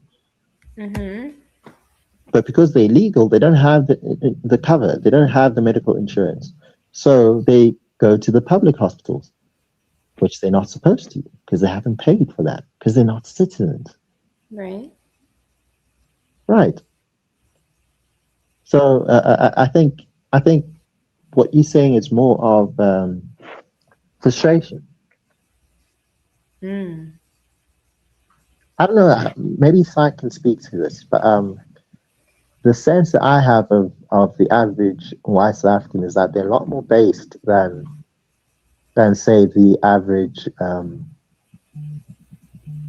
white Englishman or Englishwoman. It's way more of a, like I could compare it to people from the South in the States.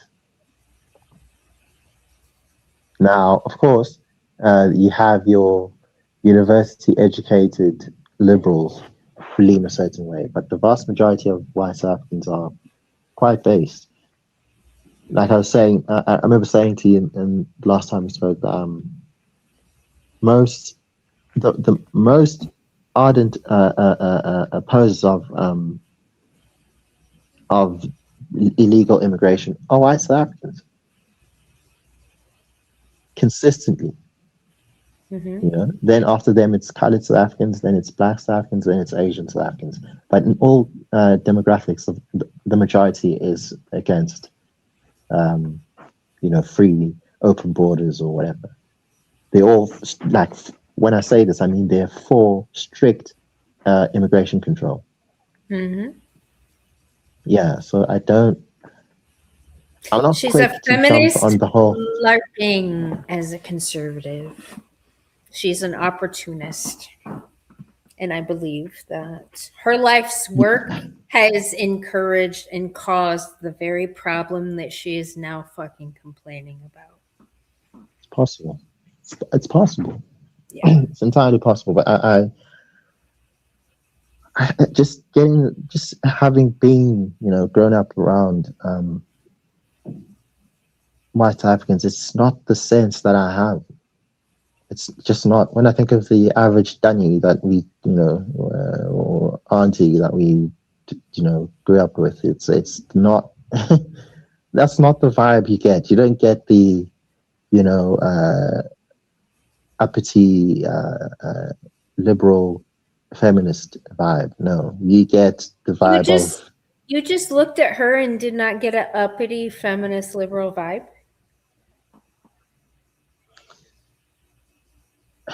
If anything, the kind of vibe that she gives me is the artsy, spiritual vibe. That's the sort of impression I get from her. Like, especially with the gemstone ring. Mm-hmm.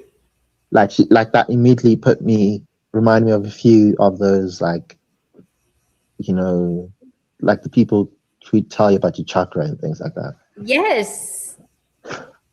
They're but not necessarily feminist. Emmanuel.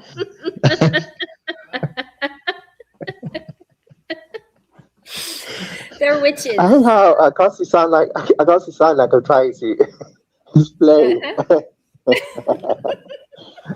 You're shalaborating. Yeah. I'm just letting you know what you guys have there. Just don't. I don't know. All the groups are doing all the things. I don't know. I just get the vibe that she's, because I've seen a lot of people like her who are like heavily conservative. Like that's the general vibe of South African white South Africans, especially Afrikaners, and her accent sounds like she's from Johannesburg, so she could very well be what you describe it to be, because you know it's a metropolitan area and all of that. But I'm not so sure. Then again, a lot of white South Africans vote DA, which is Democrat aligned. But then again, compared to South Africa's, you know, because everything is so left here, you know. Communist is normal. Right. This is Psych saying, bye, Psych. See you later. Liberal kind of means something a little different in South Africa, maybe. US liberal. Yeah. Just means left wing. Maybe it isn't exactly left wing. The video. Yeah. I also don't get the vibe that she's, you know, like a hardcore lefty. She's a feminist. And also, you know. She's a feminist, Emmanuel.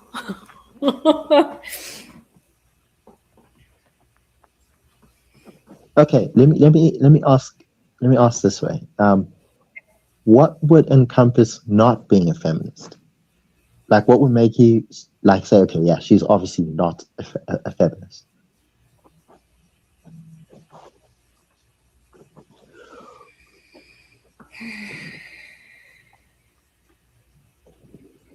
That's I don't know how. Are you talking physical, verbal communication? What she has spent her time and attention on? The fact that I don't know. I'm trying to go beyond the stereotypical generic, you know, the especially the physical, the surface. I'm trying to see if you can sort of like peek show into you a non-feminist.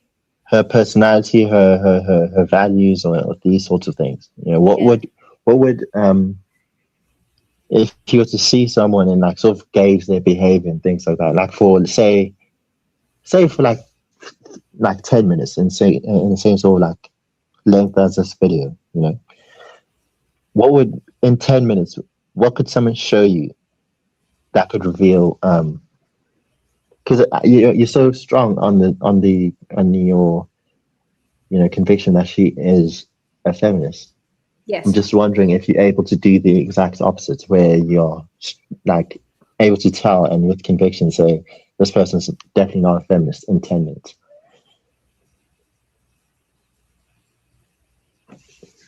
I mean, I'm pretty sure. Yeah. What's the sort of thing you'd look for? Their mannerisms, the speed in which they speak, the way their posture is, their hand movements, what they have or Bare haven't hands. done to their face, Yeah. what they choose to wear as adornment. Like when I look at Lisa Bilyeu, I'm like, that is one nasty bitch. That is so far into the feminist cult. She wears all the feminist things. And then I look at somebody. Could you pull it up? Because I Oh my God. I don't know who you're talking about. What? Tom Billy's wife? Billy, is that like? Oh, I've never. Yes, I know who you're talking about. When you're talking about Tom Billy, that's the guy from the podcast. What's his name again? What's that podcast? Yeah. Yeah. Like I have his face. Like.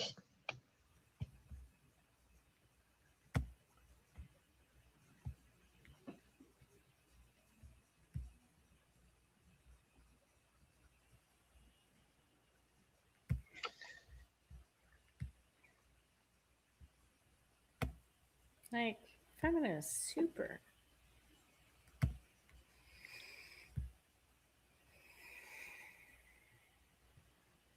I mean, everything she wears is super big and makes her. She's got a fucking. What is this, Wonder Woman? Narcissists and people. Oh no! Oh hell no. Like her little necklace. That's is that a Wonder Woman necklace? Like. Yeah. Okay. Yeah. She's got the look. But that's an extreme version. She's actually got the look. Yeah, but no, that woman, she has her fucking nose pierced. Any woman that puts a fucking hole in their face, there's something wrong with them psychologically. Yeah, I can't lie. That's certainly from the American point of view. That's been a very good indicator. Yeah, I mean, okay, are there the septum ring, the tats, and yeah, she does definitely cutting have your hair on the side. Yeah. But that woman definitely kind of has more of a hippie vibe. Like, oh, I'm not going to color my hair. At least I'm not that fake. But she has so much fucking Botox in her face. Like, and I know. I know how many. The kind of people that get Botox are the same kind of people who are on fucking head meds. Like, yeah, and it comes out in the mannerisms. Like, I guess what I'm trying to point out is that it's very difficult to find a woman who's actually not a feminist. Yeah, like I mean, if she's your feminist, because they are puppets, you can direct them towards a better course. But just don't give them any power, because they will do what they always do with power. Use them as the useful idiots they are, and just don't get attached to them. I wonder what I would bet my house and everything I own on the fact that that she probably is a DA supporter. Yeah. All right.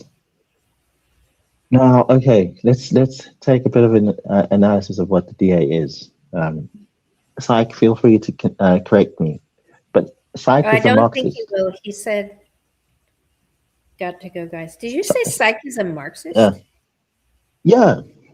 Psych is a Marxist? Yeah. Did you not know Wait, that? what? No? That's why it gives women such a wide berth? Did you not know that?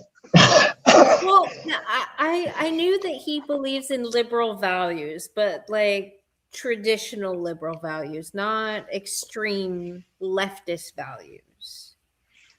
Okay, so Syke is a Marxist and he feels perfectly Psych. comfortable with the DA. Okay. Right. Okay. So if the DA was sufficiently right wing, Syke wouldn't, by just principle, he wouldn't be able to, you know, he wouldn't be able to defend being pro DA. You know, so the fact that he is it just kind of shows you how much of a leftist you know stripe or tinge the DA has. It's like they're like the ANC, just more effective, like less riddled with corruption and incompetence, just more effective. Because if you actually look at the ANC, right, if you actually try to be rational and not be like influenced by just the utter failure caused by the corruption, all that, they're actually not far left. I'll just list a few reasons, right? We have, certainly economically, we have quite a conservative approach. We are one of the few countries in Africa that hasn't had double-digit inflation due to people like engaging in money printing and things like that, right? We like they tend to be quite I mean, compared to what they say, they're very fiscally conservative. Right. And then from a social point of view, yeah, you could say they're left. But I would put them as pragmatic, corrupt, heavily corrupt, center left. Yeah, like I put them there. Yeah. So from the economic side of things, they're very practical and pragmatic about a lot of things. Then obviously it's part of why they haven't gone full African crazy, economic policy. Right. We have okay, to put it in another way, Zimbabwe never had apartheid. They got their independence decades before we did, if I'm not incorrect. Ghana as well, right? A lot of these other countries have gotten, but like the economic policies that they've engaged in and the how they've pushed white people out of their societies and things like that. We didn't do that. Yet we had apartheid. If there's anyone who should have done that sort of crazy nonsense, it should have been South Africa. Now, maybe that's the influence of, say, the donors as well.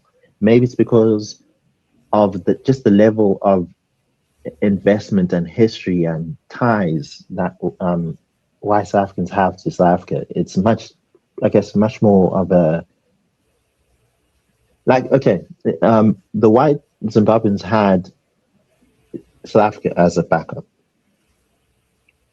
right? Like basically, like if all else fails, we will just move to South Africa. Culturally, very similar.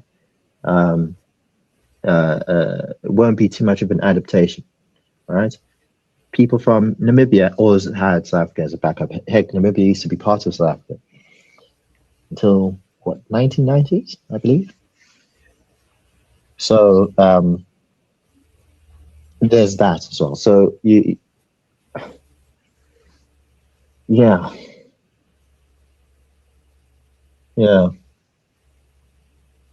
But I do think that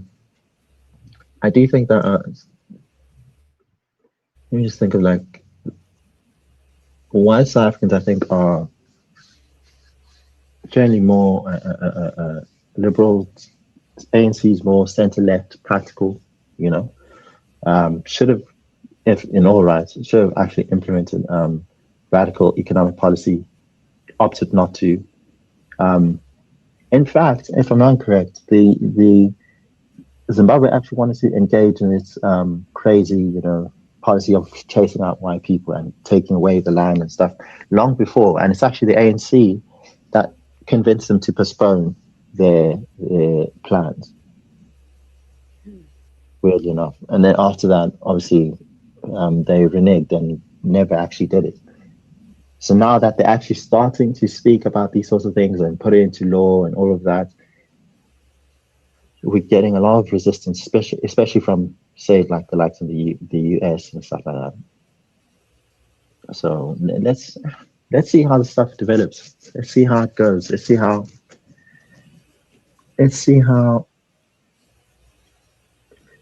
Yeah, do you think there's a chance that maybe like, is there any chance that maybe the likes of Trump or whoever could actually pull Venezuela and South Africa? I don't know. What do you do in Venezuela? I mean, like, essentially Liberated their hijacking, taking, doing a Liberation? regime change sort of thing. Yeah. I mean, I do you wonder. think? I wonder if maybe. I wonder if perhaps the Americans are like, we already getting a sense that things are changing in South Africa. Maybe it would be much more prudent to just let it play out in the same sort of way that I'm saying. I mean, do you want America to sort out your government problem? I would rather have them do the targeted sanctions approach. Targeted sanctions. Yeah, not the blanket sanctions that Elon was recklessly calling for. But Targeted sanctions on the ANC officials. Rather that.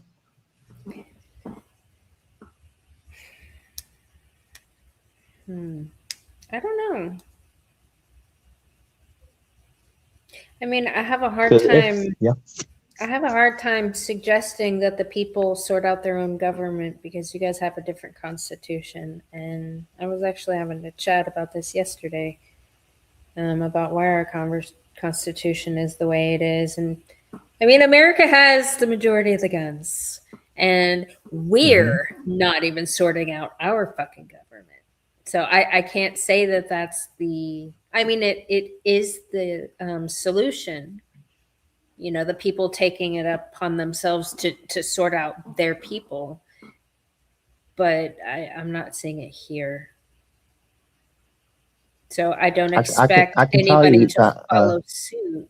Like, if the ANC, maybe let's say for whatever reason they still believe that they might be like gods compared to the rest of us, that would be a fateful mistake.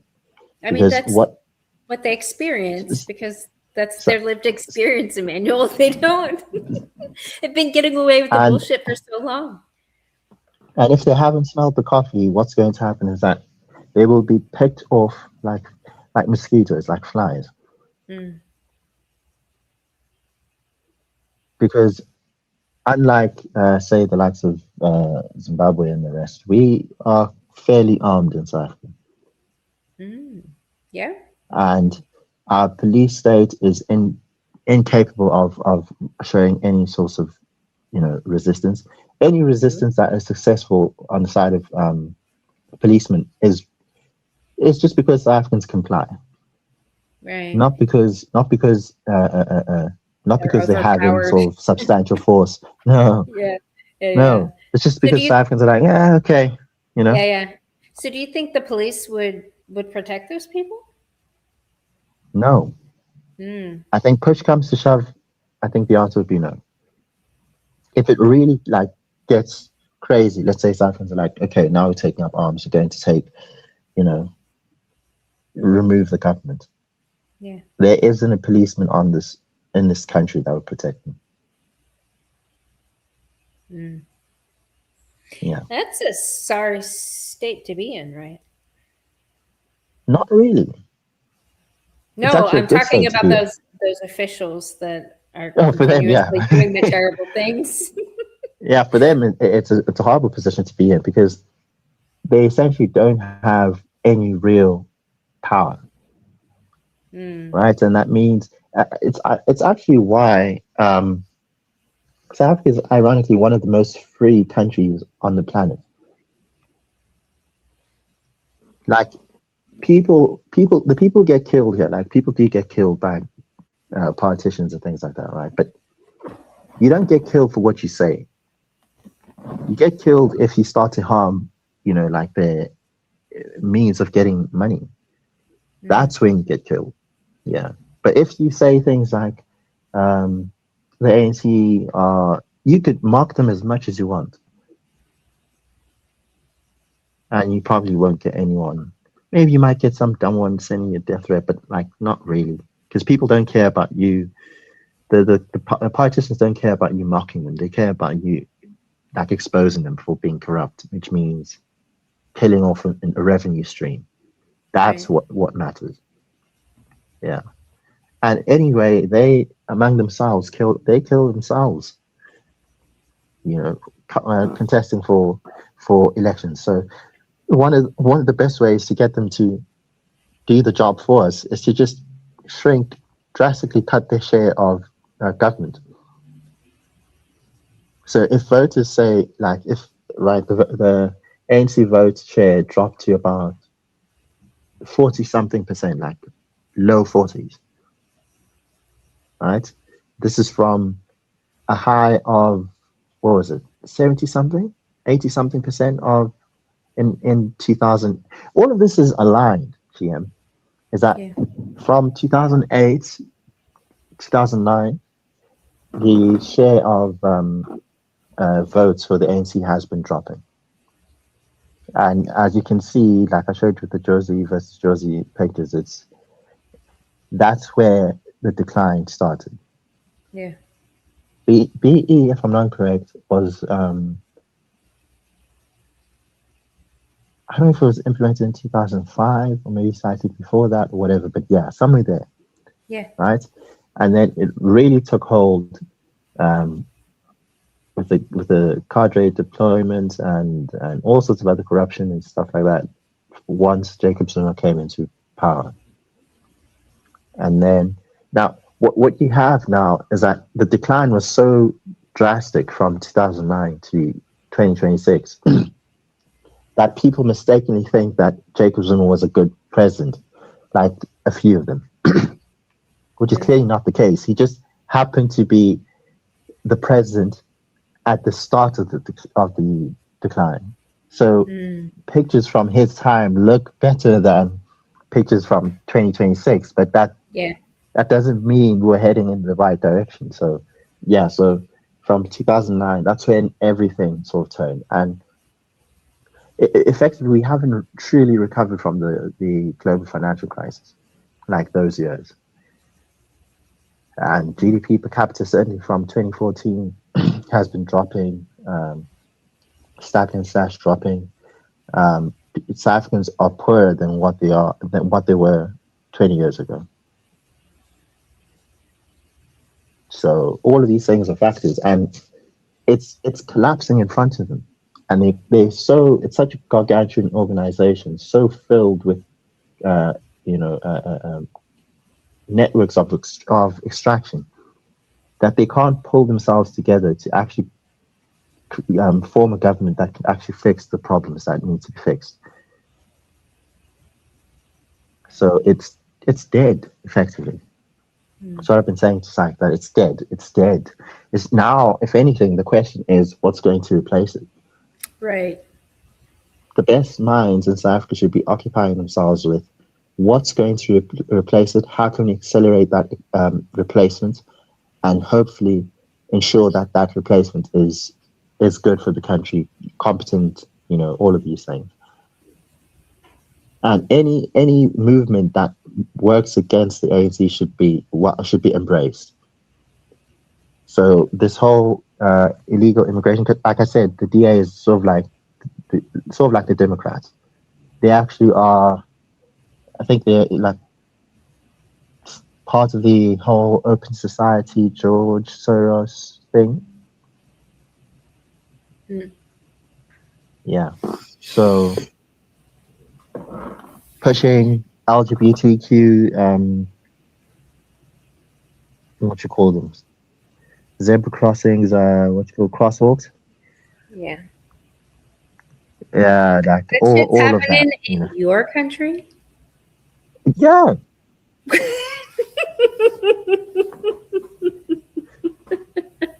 And ironically, here's the funny thing: the people pushing it the hardest, are The white people? yeah. Yeah, no, White I believe Africans. you. Yeah, I believe you. Black Africans are not on board with that. And Just sort the out people from the side of the Sort out your fucking white people. Why I don't are get you it though, letting because them the vast do majority that of them, shit?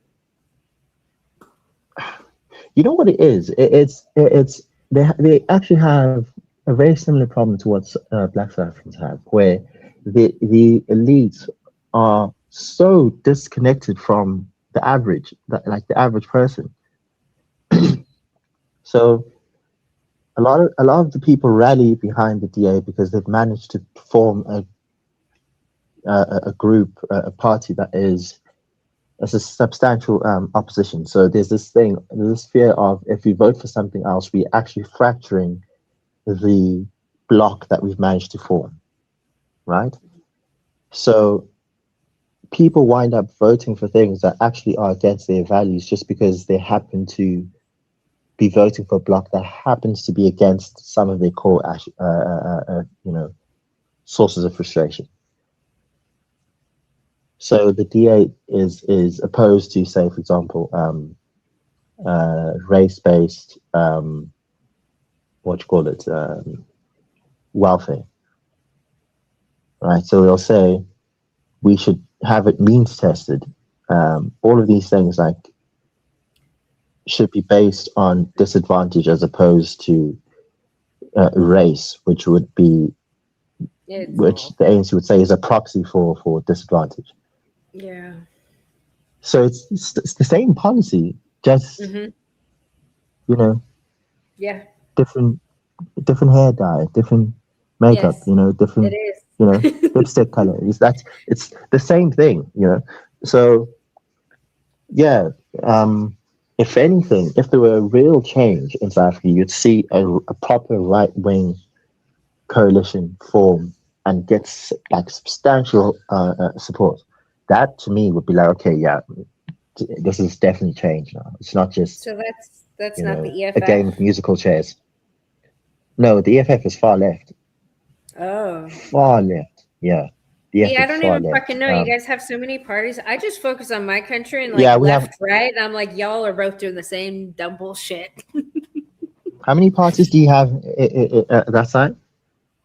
There's Democrats and the Republican, and then what? Independent. That's just. Libertarian? I don't know if it's an actual party. It always goes Republican, Democrat, like back and forth between those two when it comes to people in office. Yeah. Okay. At least my red team, blue team is simpler to watch, but they're literally doing the same thing. They both have crazy bitches on both sides. It's just, I think the left has a higher saturation of feminists within their party. Guess how many parties we have? 12. Could you Google it? Because I'm not really sure. Really? It's some comical number. That's why I'm not sure. How many political parties does South Africa have?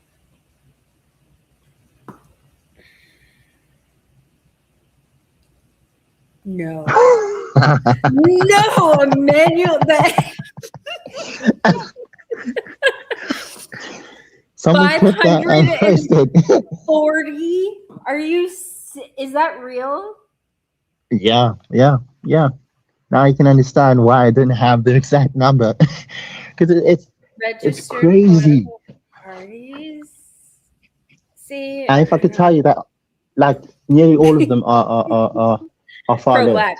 Yeah, you're pro-blacks. far left, pro-black. Some of them are maybe colored or Muslim or whatever, but a lot of them are left. Yeah. A lot of them are left. I Yeah, can name like guys maybe you guys need 3 a or civil 4. They're war like, to clear this fucking.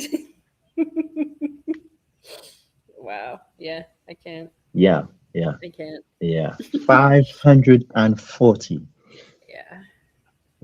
Insane. And I think the number would be a lot higher if it weren't for the fact that they have like certain, requirements that obviously bar people who are like really small from contesting.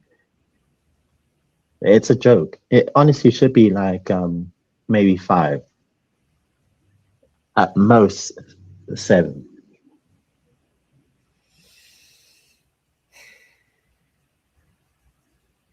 I think 2's right.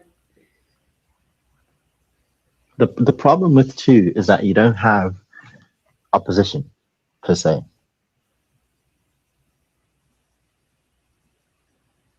You just have oscillation between 2, and then it also allows for loads of collaboration between the 2 parties, where essentially you have a uniparty. I would like to see all the women removed and then observe how the men negotiate from left to right. All the women out of it, because the women keep fucking distracting everybody. Like, and they don't even belong there. Like, I think if you were to say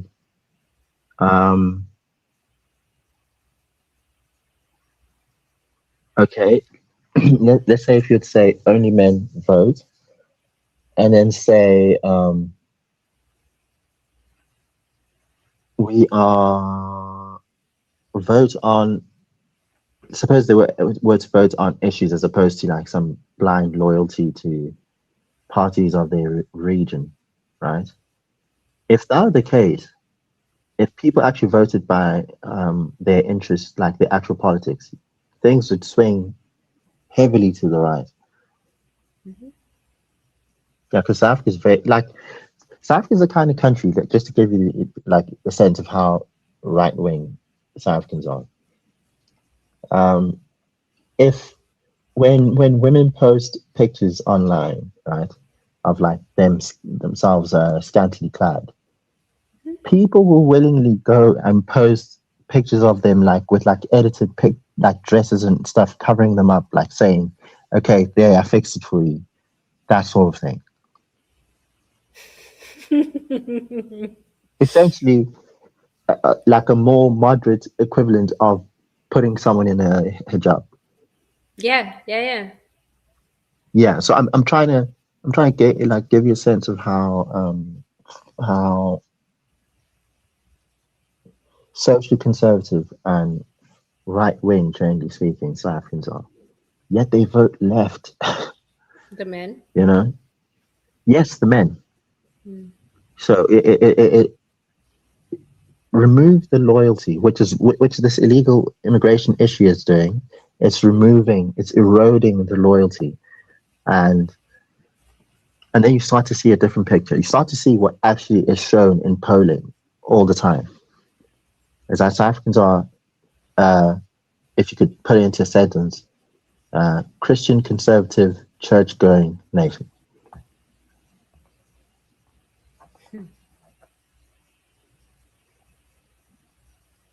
But not conservative enough to not let your women vote.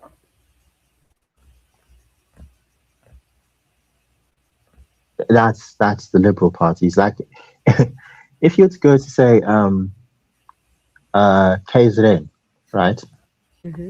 Like Zululand, and ask people what what are the roles for men and women, etc., etc., like what sorts of things, you'd be surprised how socially conservative people are.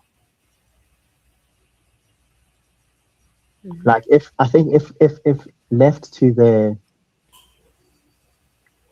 if you were to take some of these places, because here's another thing about South Africa is actually, I think I made this point the last time, is that South Africa is actually a nation of nations. Yes. It's massive. Yeah. It's massive. Like I'm not obviously not compared to like the likes of Canada and the United States, because those are like really massive. But like it's the size of half of Europe. Yeah. You know, and once you look at it that way, then you start to realize that actually it's like, and we actually do have like two countries within our borders. Swaziland and Lesotho, those are both separate countries, effectively within our borders,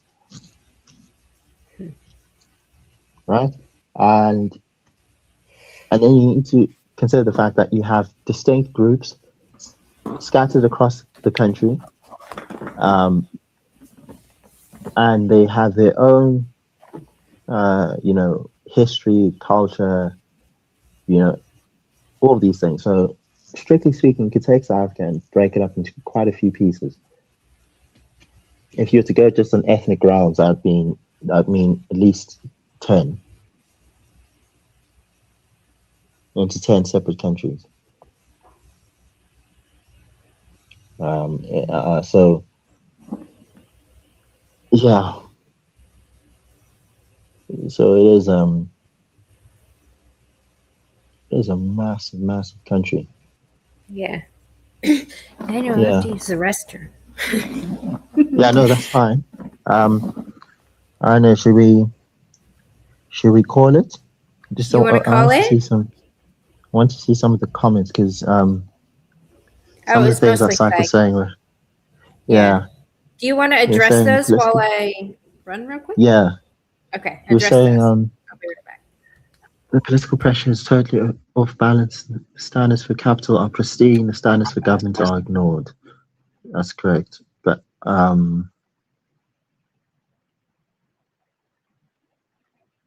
that's part of why you're seeing the uprising, are ignored by voters who expect to continually get away with white capital scapegoating. There needs to be a social compact, but government does not does need to be seen as leadership and primarily responsible for outcomes. Yeah, this is little kind of like, yeah.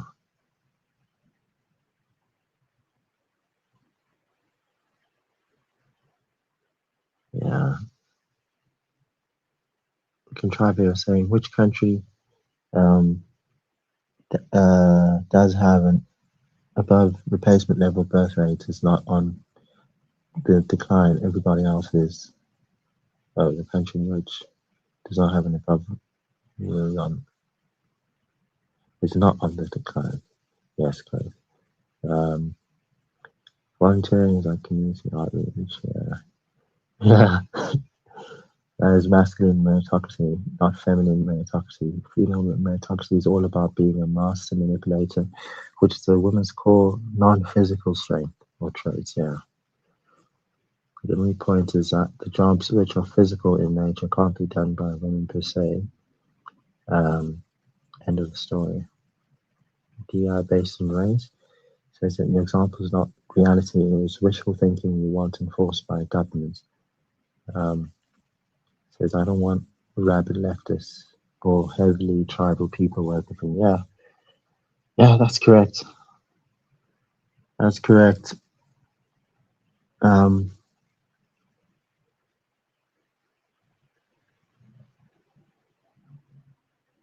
Yeah.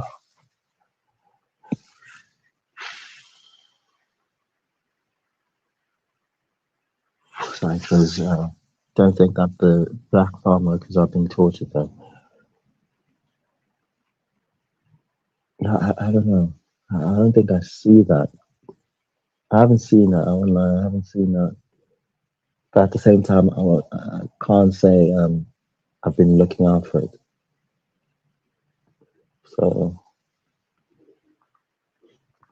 don't really have a clue. Let's see here. Africa will never significantly improve, not because of the demographics, but because the people who control the world don't want serious competition. It took a while to cripple it and forever shall remain. Yeah.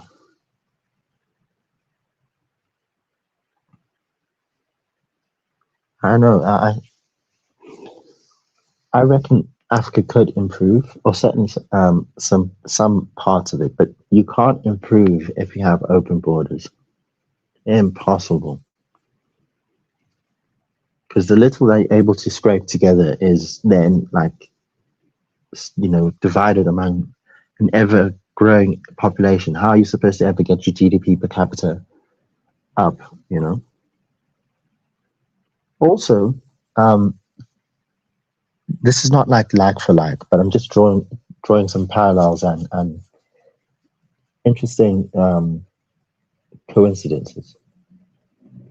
Isn't it interesting that after the UK really embraced mass, immigration, the GDP per capita stagnated, and perhaps even reversed. And strangely enough, South Africa's gone through the exact same thing, where this stagnation coincides with this mass importation of people from the rest of Africa. The whole thing of being pro-immigration only works if you have strict border control. If you make sure that the only people who come in are the best of the best, make sure that the cultures are compatible, that they integrate, that they don't form mini Somalias or mini Nigerias or mini, you name it. Yeah. You can't. Like I remember seeing some documentary from the UK and seeing shops written in with their names written in Arabic script. I was just like, how crazy is that?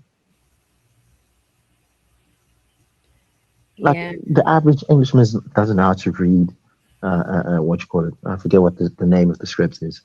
They don't know how to read Arabic. That's the point. No, but It's not for the average Brit. I get that, but the fact that it's that's insane, man. I can imagine how livid South Africans would be if they were to go to a mall and see a shop with a name written written with I don't know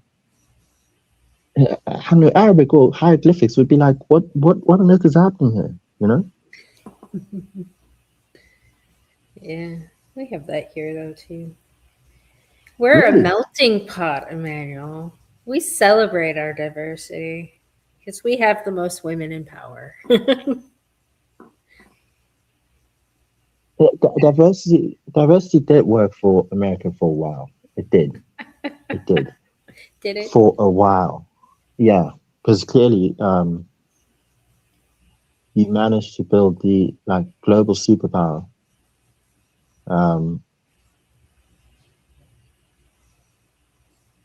Diversifying your economy, overtaking England after the war, and so that came from being able to bring the best of the world to your country and harness them to innovate and forge an empire. But I don't think you can say that. Say, okay, look at the example right next door, Canada. They've embraced immigration. How's that going for them? If I'm not wrong, I just heard that Alberta, is it? In Canada, just got enough signatories to trigger a secession from Canada. Mm-hmm. I heard that too. Yeah, nuts. Yeah. Is it Yeah, that nuts goes or to show is you it that inevitable? people are tired. Yeah. People are tired, and people are trying to carve off a certain part of their respective countries that they can at least try to preserve. You know, Yeah. that they can at least, so that they can feel that the people who govern this part will actually represent the people of this part, of the country, Yeah. instead of like some global agenda. Some. I can tell you that that's the same sort of sentiment. You're already seeing. There's the Cape Independence guys. There's even the guys from KZN the Zulus are saying, why don't we just form our own country? Their province alone is twice the size of other countries, or maybe even 3 times the size of other countries. So they could be a country on their own, and they have homogenous. Actually, there's a very interesting clip about a small whites-only town in South Africa. Yeah. I heard about that You place. you've heard about it, Yeah. but this one that I have is from. I don't know if you've ever heard of a guy called Sargon of Akkad. Yeah. Yeah. His like a long time co-worker of his was in South Africa to sort of like gauge the situation. I don't know if you have time, but if you could check that out, that'd be quite cool. Yes. Let me see if I can find. I have approximately 30 more minutes. Okay, we can just blitz through it. So Okay. I'll try to get you the link because I'm on my phone here. Oh, it's still not back. Yeah. So what's his name? Jeez. Let me see if I can find it. 1 second.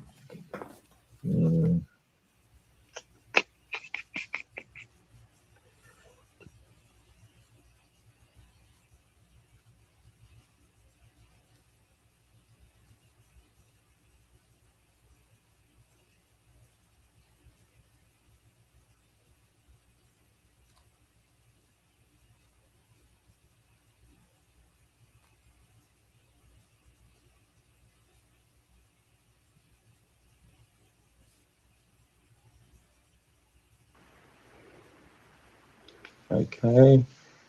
Back. Let me just go quickly in the chat. There you go. I hope that works. Let's close that.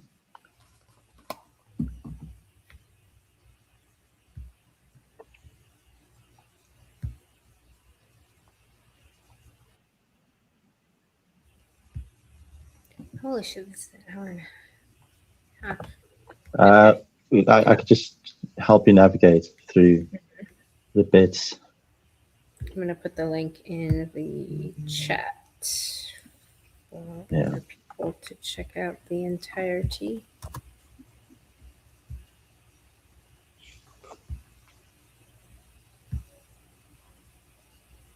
Tourism in South Africa.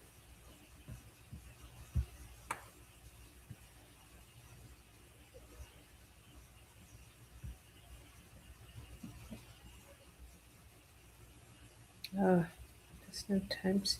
Oh, pull up precise seeking.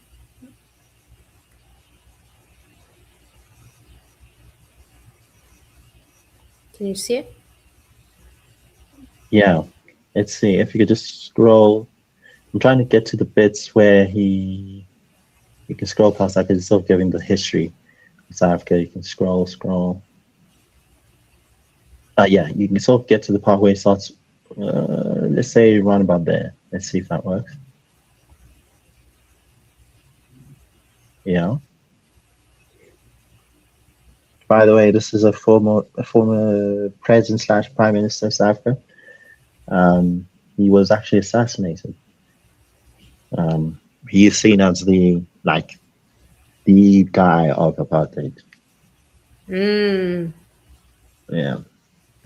Then explains that the Johannesburg Pretoria area was previously white, using white labor in the mines until the landlords imported African workers, leading to it becoming minority white, culminating in the Rand riots. The bit about the Communist Party of South Africa organizing the rebellion with the Workers of the World Unite for a White South Africa wasn't mentioned. The next section of the museum is just the Afrikaner Day of the Vow, followed by Hendrik explaining his reasoning for apartheid. I don't even want to think in terms of only the safety of this generation. I must think in terms of the generations to come. It is easy for us to make various sacrifices, to give way bit by bit, knowing that we will lose out in 10 or 20 years' time. But why worry by when we will be there? But we will know.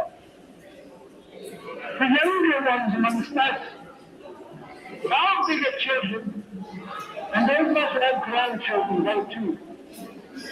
Are we thinking only of ourselves?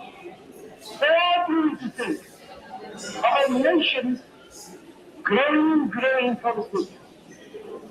My decision is for the future. What is that background noise? It sounds like they're in the middle of a cafeteria. Yeah. So if you could just play a bit more. Policy is one which is called by an Afrikaans word apartheid. And I'm afraid that has been misunderstood so often. It could just as easily, and perhaps much better, be described as a policy of good neighborliness, accepting that there are differences between people. But while these differences exist, and you have to acknowledge them, at the same time, you can live together, aid one another, but that it can best be done when you act as good neighbors always do.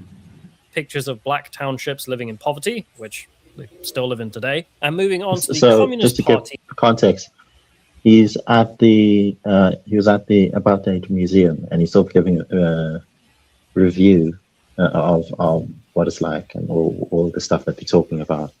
Yeah, and sort of into weaving what you call it, the history of South Africa into it. Sort of maybe pointing out things that he believes are signs of propaganda or things that perhaps they left out and things like that. Yeah. So for context, one of the things that led to apartheid is that in 1922, I believe, there was a revolt by white South Africans against the landlords, which were the owners of the mines, and their concern was that they were importing, from their perspective, immigrant labor, which was black South Africans, into white areas and undermining the wages of white South Africans. A very similar topic to what's happening today. Right. And the way it ended was that the prime minister at the time, Jan Smuts, was it president? I forget. But nevertheless, he got the army, air force, and bombed these people, killed them. Whoa. So, yeah. So this is part of the things that catalyzed white people to basically become more white South Africans, to become more radical, particularly the Afrikaners, to become more radical and further right wing, and essentially this is what culminated in apartheid. But the history, if you look at the history of South Africa, the system was essentially inherited from the British, and from the British to the Union, from the Union to South Africa. to make my point, if I'm not correct, the Land Act was enacted in 1911, 1913, somewhere there, which is about 3 years since after the formation of the Union. Prior to that, South Africa was different republics, the Cape Colony, the different Boer republics, and all that. Then it came together to form the Union of South Africa. So that happened after the Anglo-Boer War, bitter war between the British and the Afrikaners, the two white populations of South Africa. So what was that war about? Yeah. A lot. I'm just not as well read on the actual what you call it, like the process that actually led to it.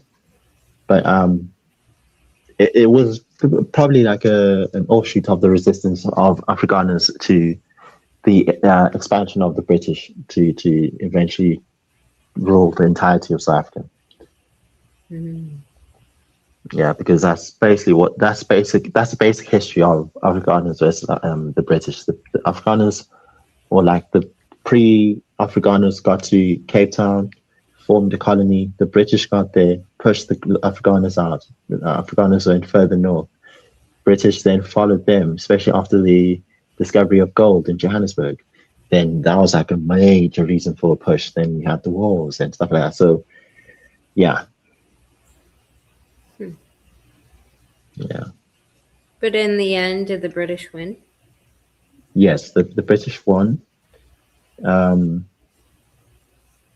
eventually, and obviously soon after that you had the two wars, the World War One and World War Two. You had, and then Britain started to unwind from unwind the empire.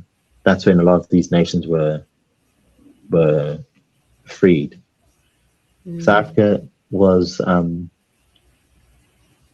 we had the election in 1948 that essentially got the political party that like really pushed apartheid into power, the National Party. So yeah, so they're the guys who ruled from 1948 all the way until 1994. And they're the guys who instituted apartheid, like for real. So, yeah. If you could scroll, I'd just like you to see some of the bits about current day South African, like, the crime and the, let's see. Okay, that's when he goes to a grocery store and sort of like, he's fascinated by how South Africa feels like England away from England. The same sorts of foods and all sorts of things that he even said that one of our burger restaurants used to be in the UK, closed in the UK, but still running in South Africa.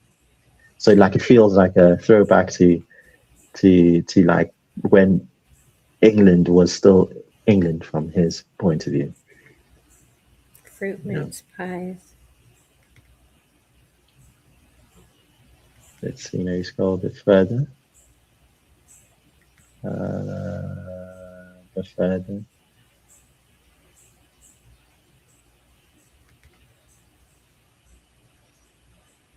Okay, if you go a bit back, that's when he starts talking about I don't know. Let's see, maybe right about there. Right?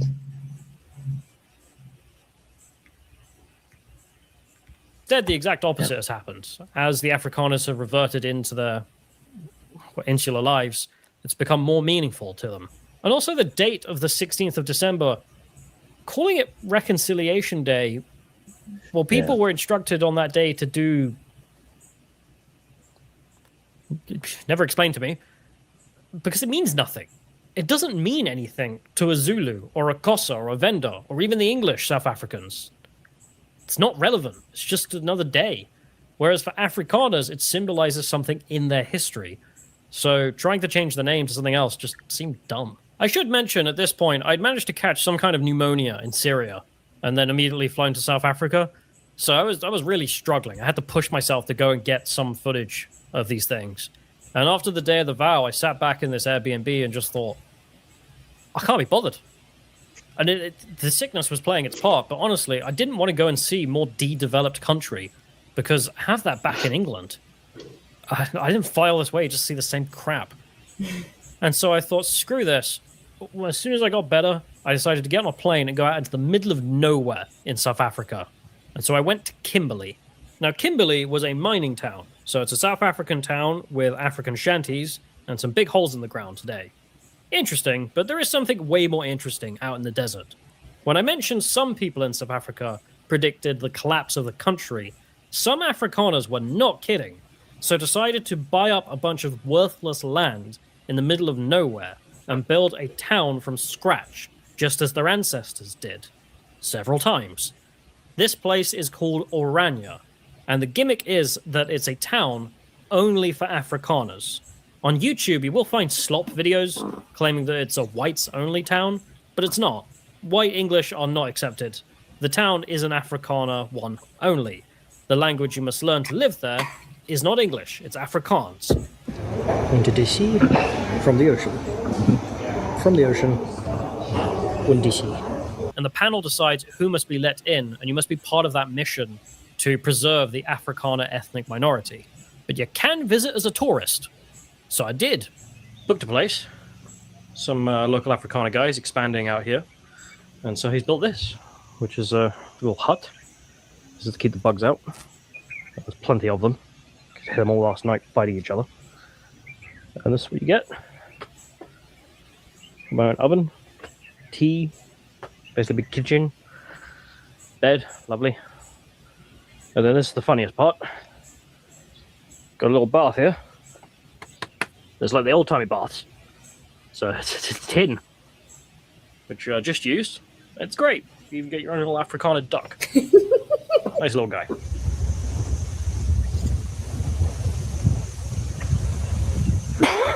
You got tuberculosis. God, I'm ill. But yeah, this is a town built from scratch to escape modern South Africa and to build a place that works. And to give you a sense of how much it works, I was talking to a guy in a restaurant last night, and his family used to be farmers. They're Afrikaners, and they sold the farm to some old couple who wanted to live there. This place had bars, it had gates, alarm systems, security, big dogs, blah, blah, blah. They smashed the window with a brick, shot them dead in his old bedroom. His bedroom got turned into a graveyard. Anywhere else in the country, I need to be incredibly careful. Here, no.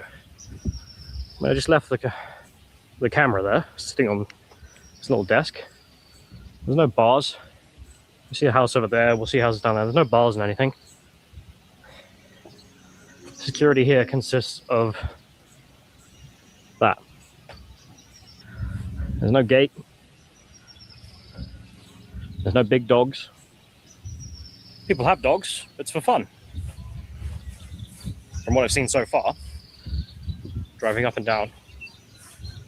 And that's because the whole town is surrounded by private security, which the town pays for itself. And so if anyone outside who wants to bring that kind of culture in here isn't going to get very far. It's just like any actual civilized place where you just live. There's no car guards either. So in Johannesburg, they have these thing called car guards. And it's these guys in these vests who just look after the cars in the car park so they're not broken into or stolen. And these guys live off tips. Never seen that before in my life. Never seen that concept. You would need a car guard to protect the cars. And then last night the guy at the restaurant mentioned, oh yeah, we don't have car guards. I'm like, oh wait, yeah, you don't. Wait, that's normal. Yeah, it's normal not to have car guards. That's weird. So, I mean, we'll see, but it seems so far from what I'm finding out. The main interesting thing about this place is what's not here. So if you want to get around Oranje and you don't have a friend, apparently this is something you can do, which you can rent these things. So it's electric powered. It works really weirdly. That's the brake. To go fast, you have to turn this like a motorbike. And because it's electric powered, it's not like a gas car where it ramps up, it's just immediately going. So, that's fun. Yeah, this is what, this is how I'm getting around in the Afrikaan-only town. Some Chinese-made nonsense. Like, I genuinely feel like I'm in China driving this thing. I've got no protection. There's not much in the way of traffic laws. Just stay on a certain side of the road. And don't crash, idiot. Now, I'm pretty sure I can't even drive this thing outside of Oranje. Anywhere in South Africa, this thing's not allowed. But in Oranje, because it's privately owned, hell yeah. The true land of freedom. Ding chilling. I love this place. So you find a lot of, I don't know if to call it state propaganda because it's not a state, but, you know, propaganda to remind you of the values of the place, right? One of the lines that stands out to me the most is on self. So saying on self Oranje here, which literally means by ourselves. Pause it for a second, please. Like, no one's got... Okay, I can translate for you. It says, Oranje met handen in die grond en me opgerol. Okay.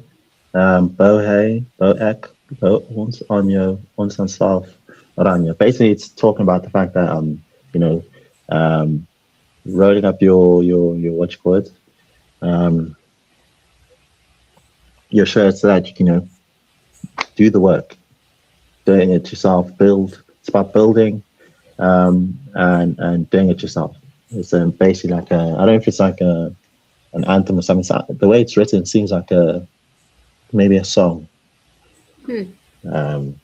About them. Bohe, the capital H is getting. I think that is in reference to God, because it's, yeah, he builds, I build, we build, and then it says we do it on ourselves, means we shall do it ourselves. So it's the ethos behind it is, you know, doing it by yourself. You know, not waiting for a handout, not waiting for government to help you. There's actually a good point. Like, there's a lot that that can be learned from people. Just like I get it's controversial and stuff like that, but there's a lot that can be learned from these guys. Yeah, have you been there? He said they take tourists. No. No. How far away from you is? It's on the other side of the country. It's closer to Syke actually than it is to me, I think. But that's like what? 2 Texases, right? Texas is huge. Maybe like 8 Texas. Oh, so it's just on the other side of Texas. Why haven't you been there? Yeah, that's the thing. I haven't. It's just. But it would be nice to see because there's a lot to be learned from them because they even like I don't know if you can scroll a bit, maybe like to see if because one of the head guys saw, and let me see, go back slightly. Yes, a bit further back. Yeah, there. Let's say around about there. Let's see if it goes into the topic. Areas, which brings us to the second gimmick, which is a big one. The town is not only Afrikaner only to live there. If you want anything done, if you want a road built, your house built, a maid to clean your house, a gardener, you have to do it yourself, or you have to hire an Afrikaner. And hiring an Afrikaner, you've got to pay them a decent wage, or they're not going to do it. You cannot use cheap black labor. You cannot use cheap foreign labor. You can only use what you have, which is your own group. This is no small thing. This is huge in South Africa. We all have heard the statement, demographics is destiny. In Oranje, we've added to that. And we've said, yes, that is true. But what dictates demographics? And for the most part, I would say labor dictates demographics. Oranje rejects the entire economic framework as a race to the lowest wages and lowest living standards possible for the working class. Could you pause there for a second? Instead, mandates that work must... doesn't that sound like exactly what I've been talking about for like I don't know how many weeks? Yeah. Like the idea that why do we have to contest for the lowest wage that immigrants from the rest of Africa are willing to take? Why don't we close it off and pay a living wage, a proper wage, the sort of wage that will pull an Afrikaner and say, okay, I'm willing to help you with your work, right? It's basically the same thing, just on a much smaller scale than what I'm proposing. Yeah. Which is that you should pay people a proper wage. Don't allow the wage to be undercut by foreigners who will then claim that you're lazy. These people are working. They're not lazy. They just want to be paid the wage that they believe is enough for them to get out and work. Yeah.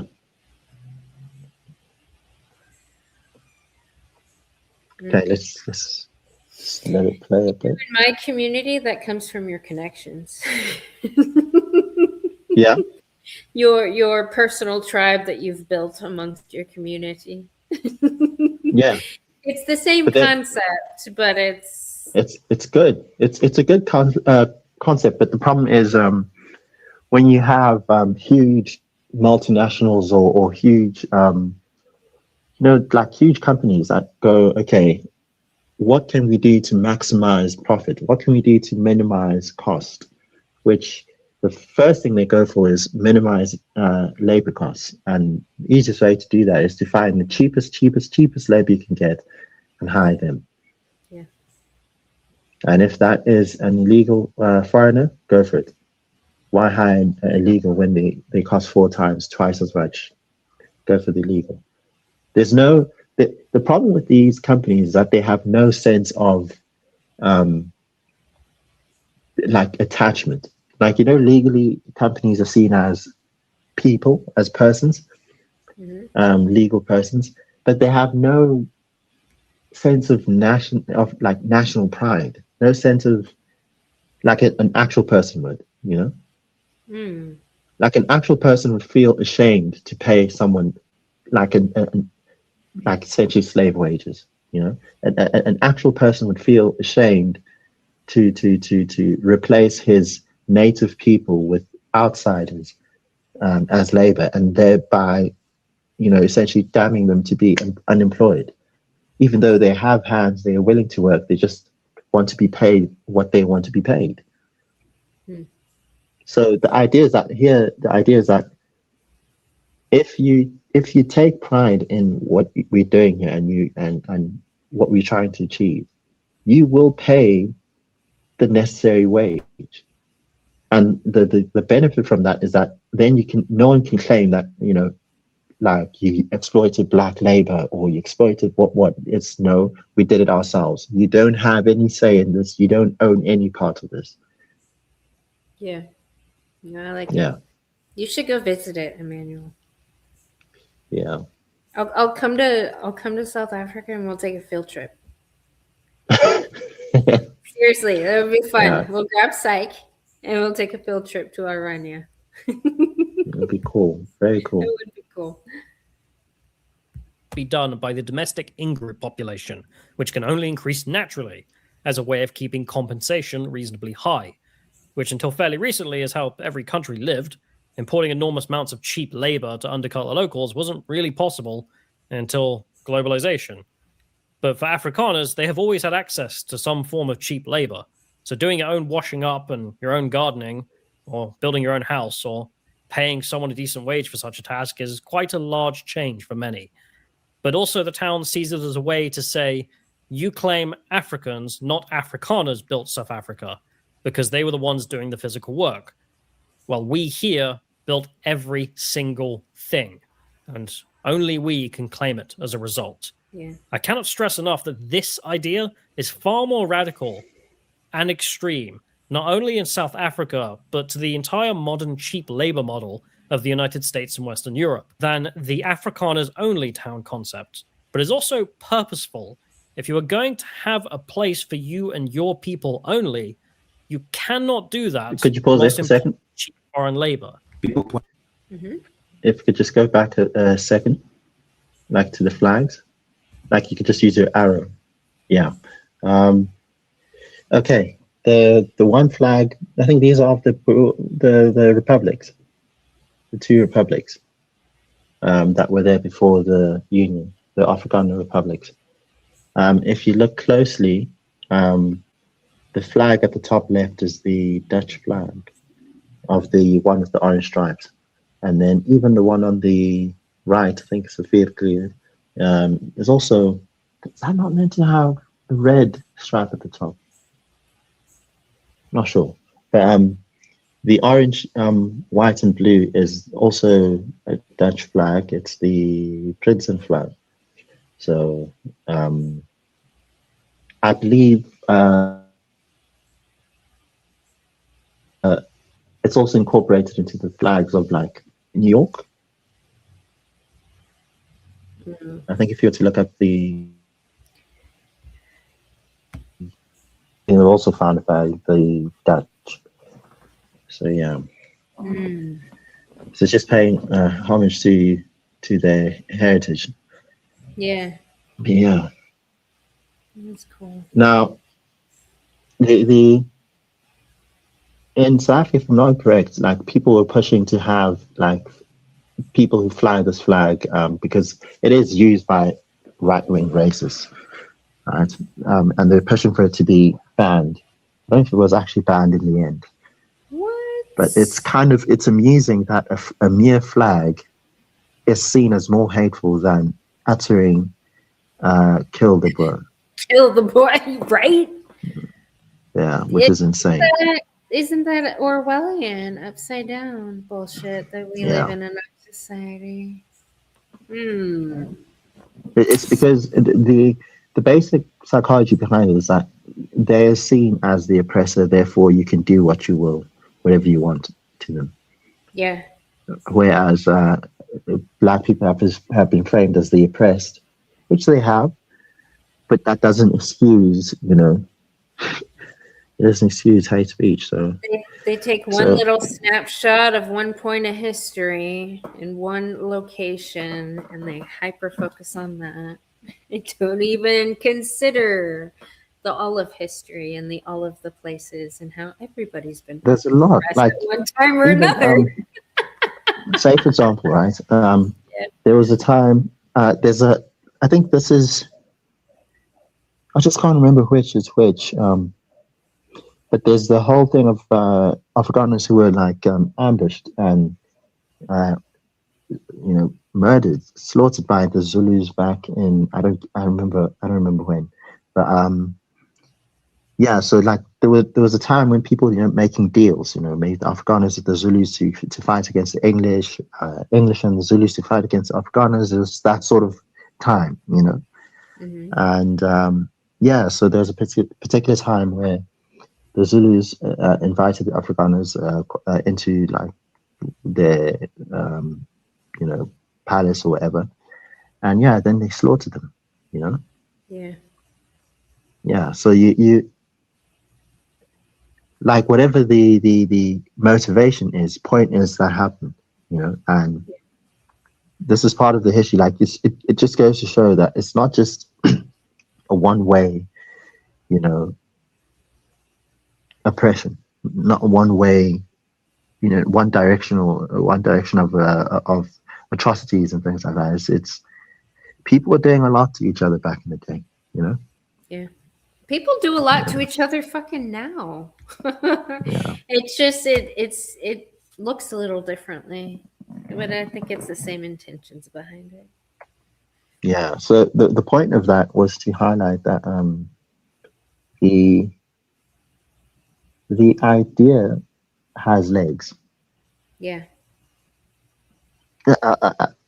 Obviously, it's unfortunate that they don't feel they can just sort of live in South Africa. But like, can you blame them? Crime is, through the roof.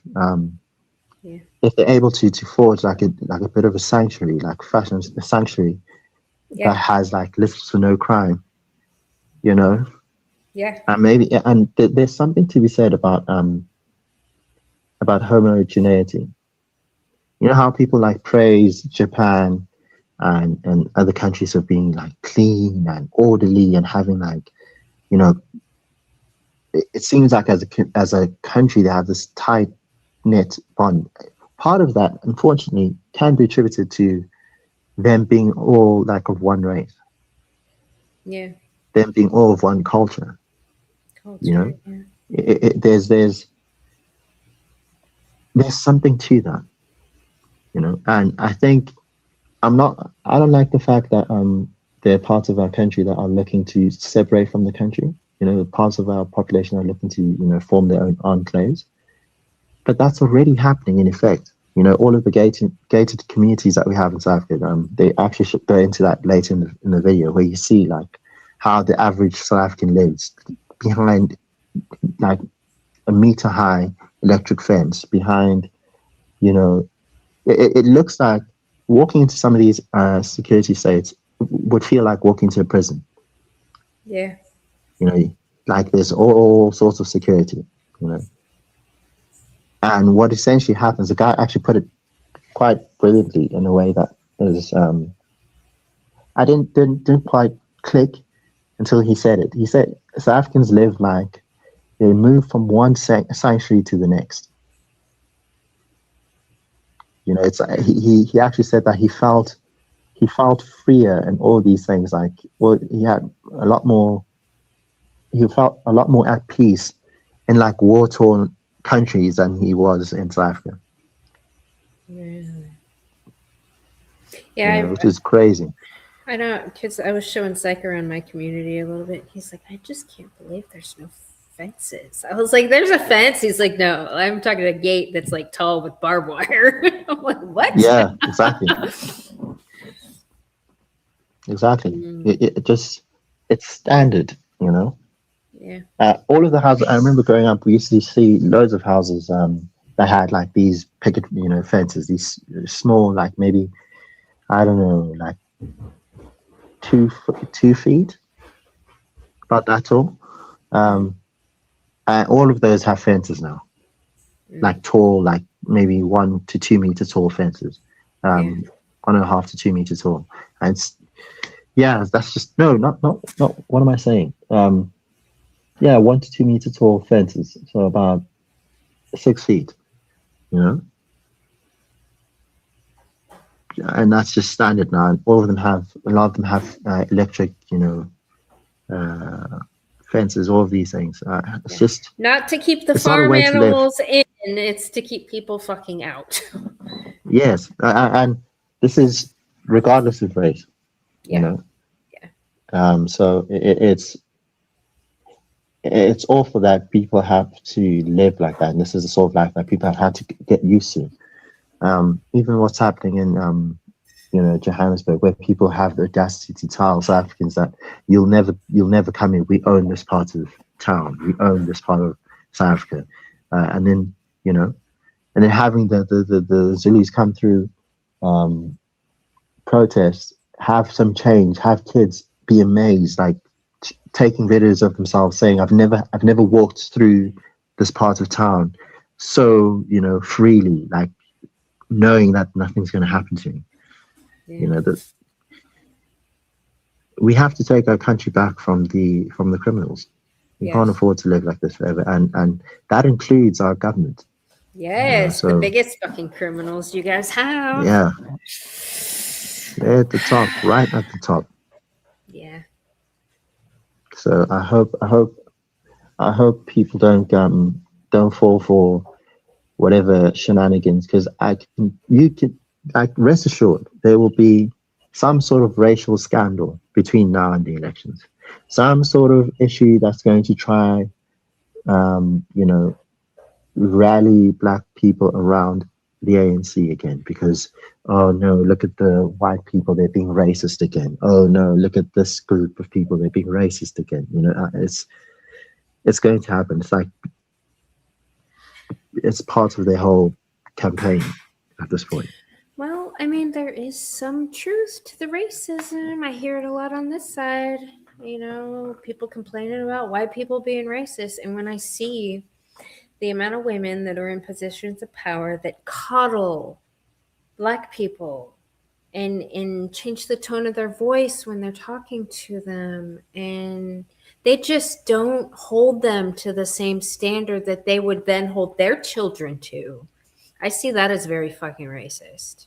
And that's a problem I'm working on personally in my environment. But when they say racist, they're not wrong. It's just I think they're pointing at the wrong racists. the ones that are actually doing the most harm in our society. They try to frame it as the overt, I hate you racism. Yeah. Whereas the one that's even more concerning is the one of low expectations. Yeah. The one where they think, or the one where they're too scared to tell you the truth as it is, Yeah. because they're afraid that you might, not take it in a way that any other competent person would. Right. Yeah. So hopefully we can get these guys out of power, man. Yeah. All right. Any closing remarks before we end this? We need to do a round 3. Yeah. Hopefully there'll be some major developments soon. Yeah. Maybe next week. Let me just think. The guys were supposed to get back to the protesters because they'd given him their memorandum, and they were supposed to get back to them within a week. So I'm not sure how long that is now, but there should be some feedback, and then we'll see from there. Already, we've had a few of our government guys, like Home Affairs guys, Deputy Minister has spoken about it. The Minister of Finance has also spoken about it, about the issue. So let's see where this goes. Okay. Yeah. Well, thanks for the chat, Emmanuel, as always. You're welcome. All right, everybody in the chat, we'll check you later.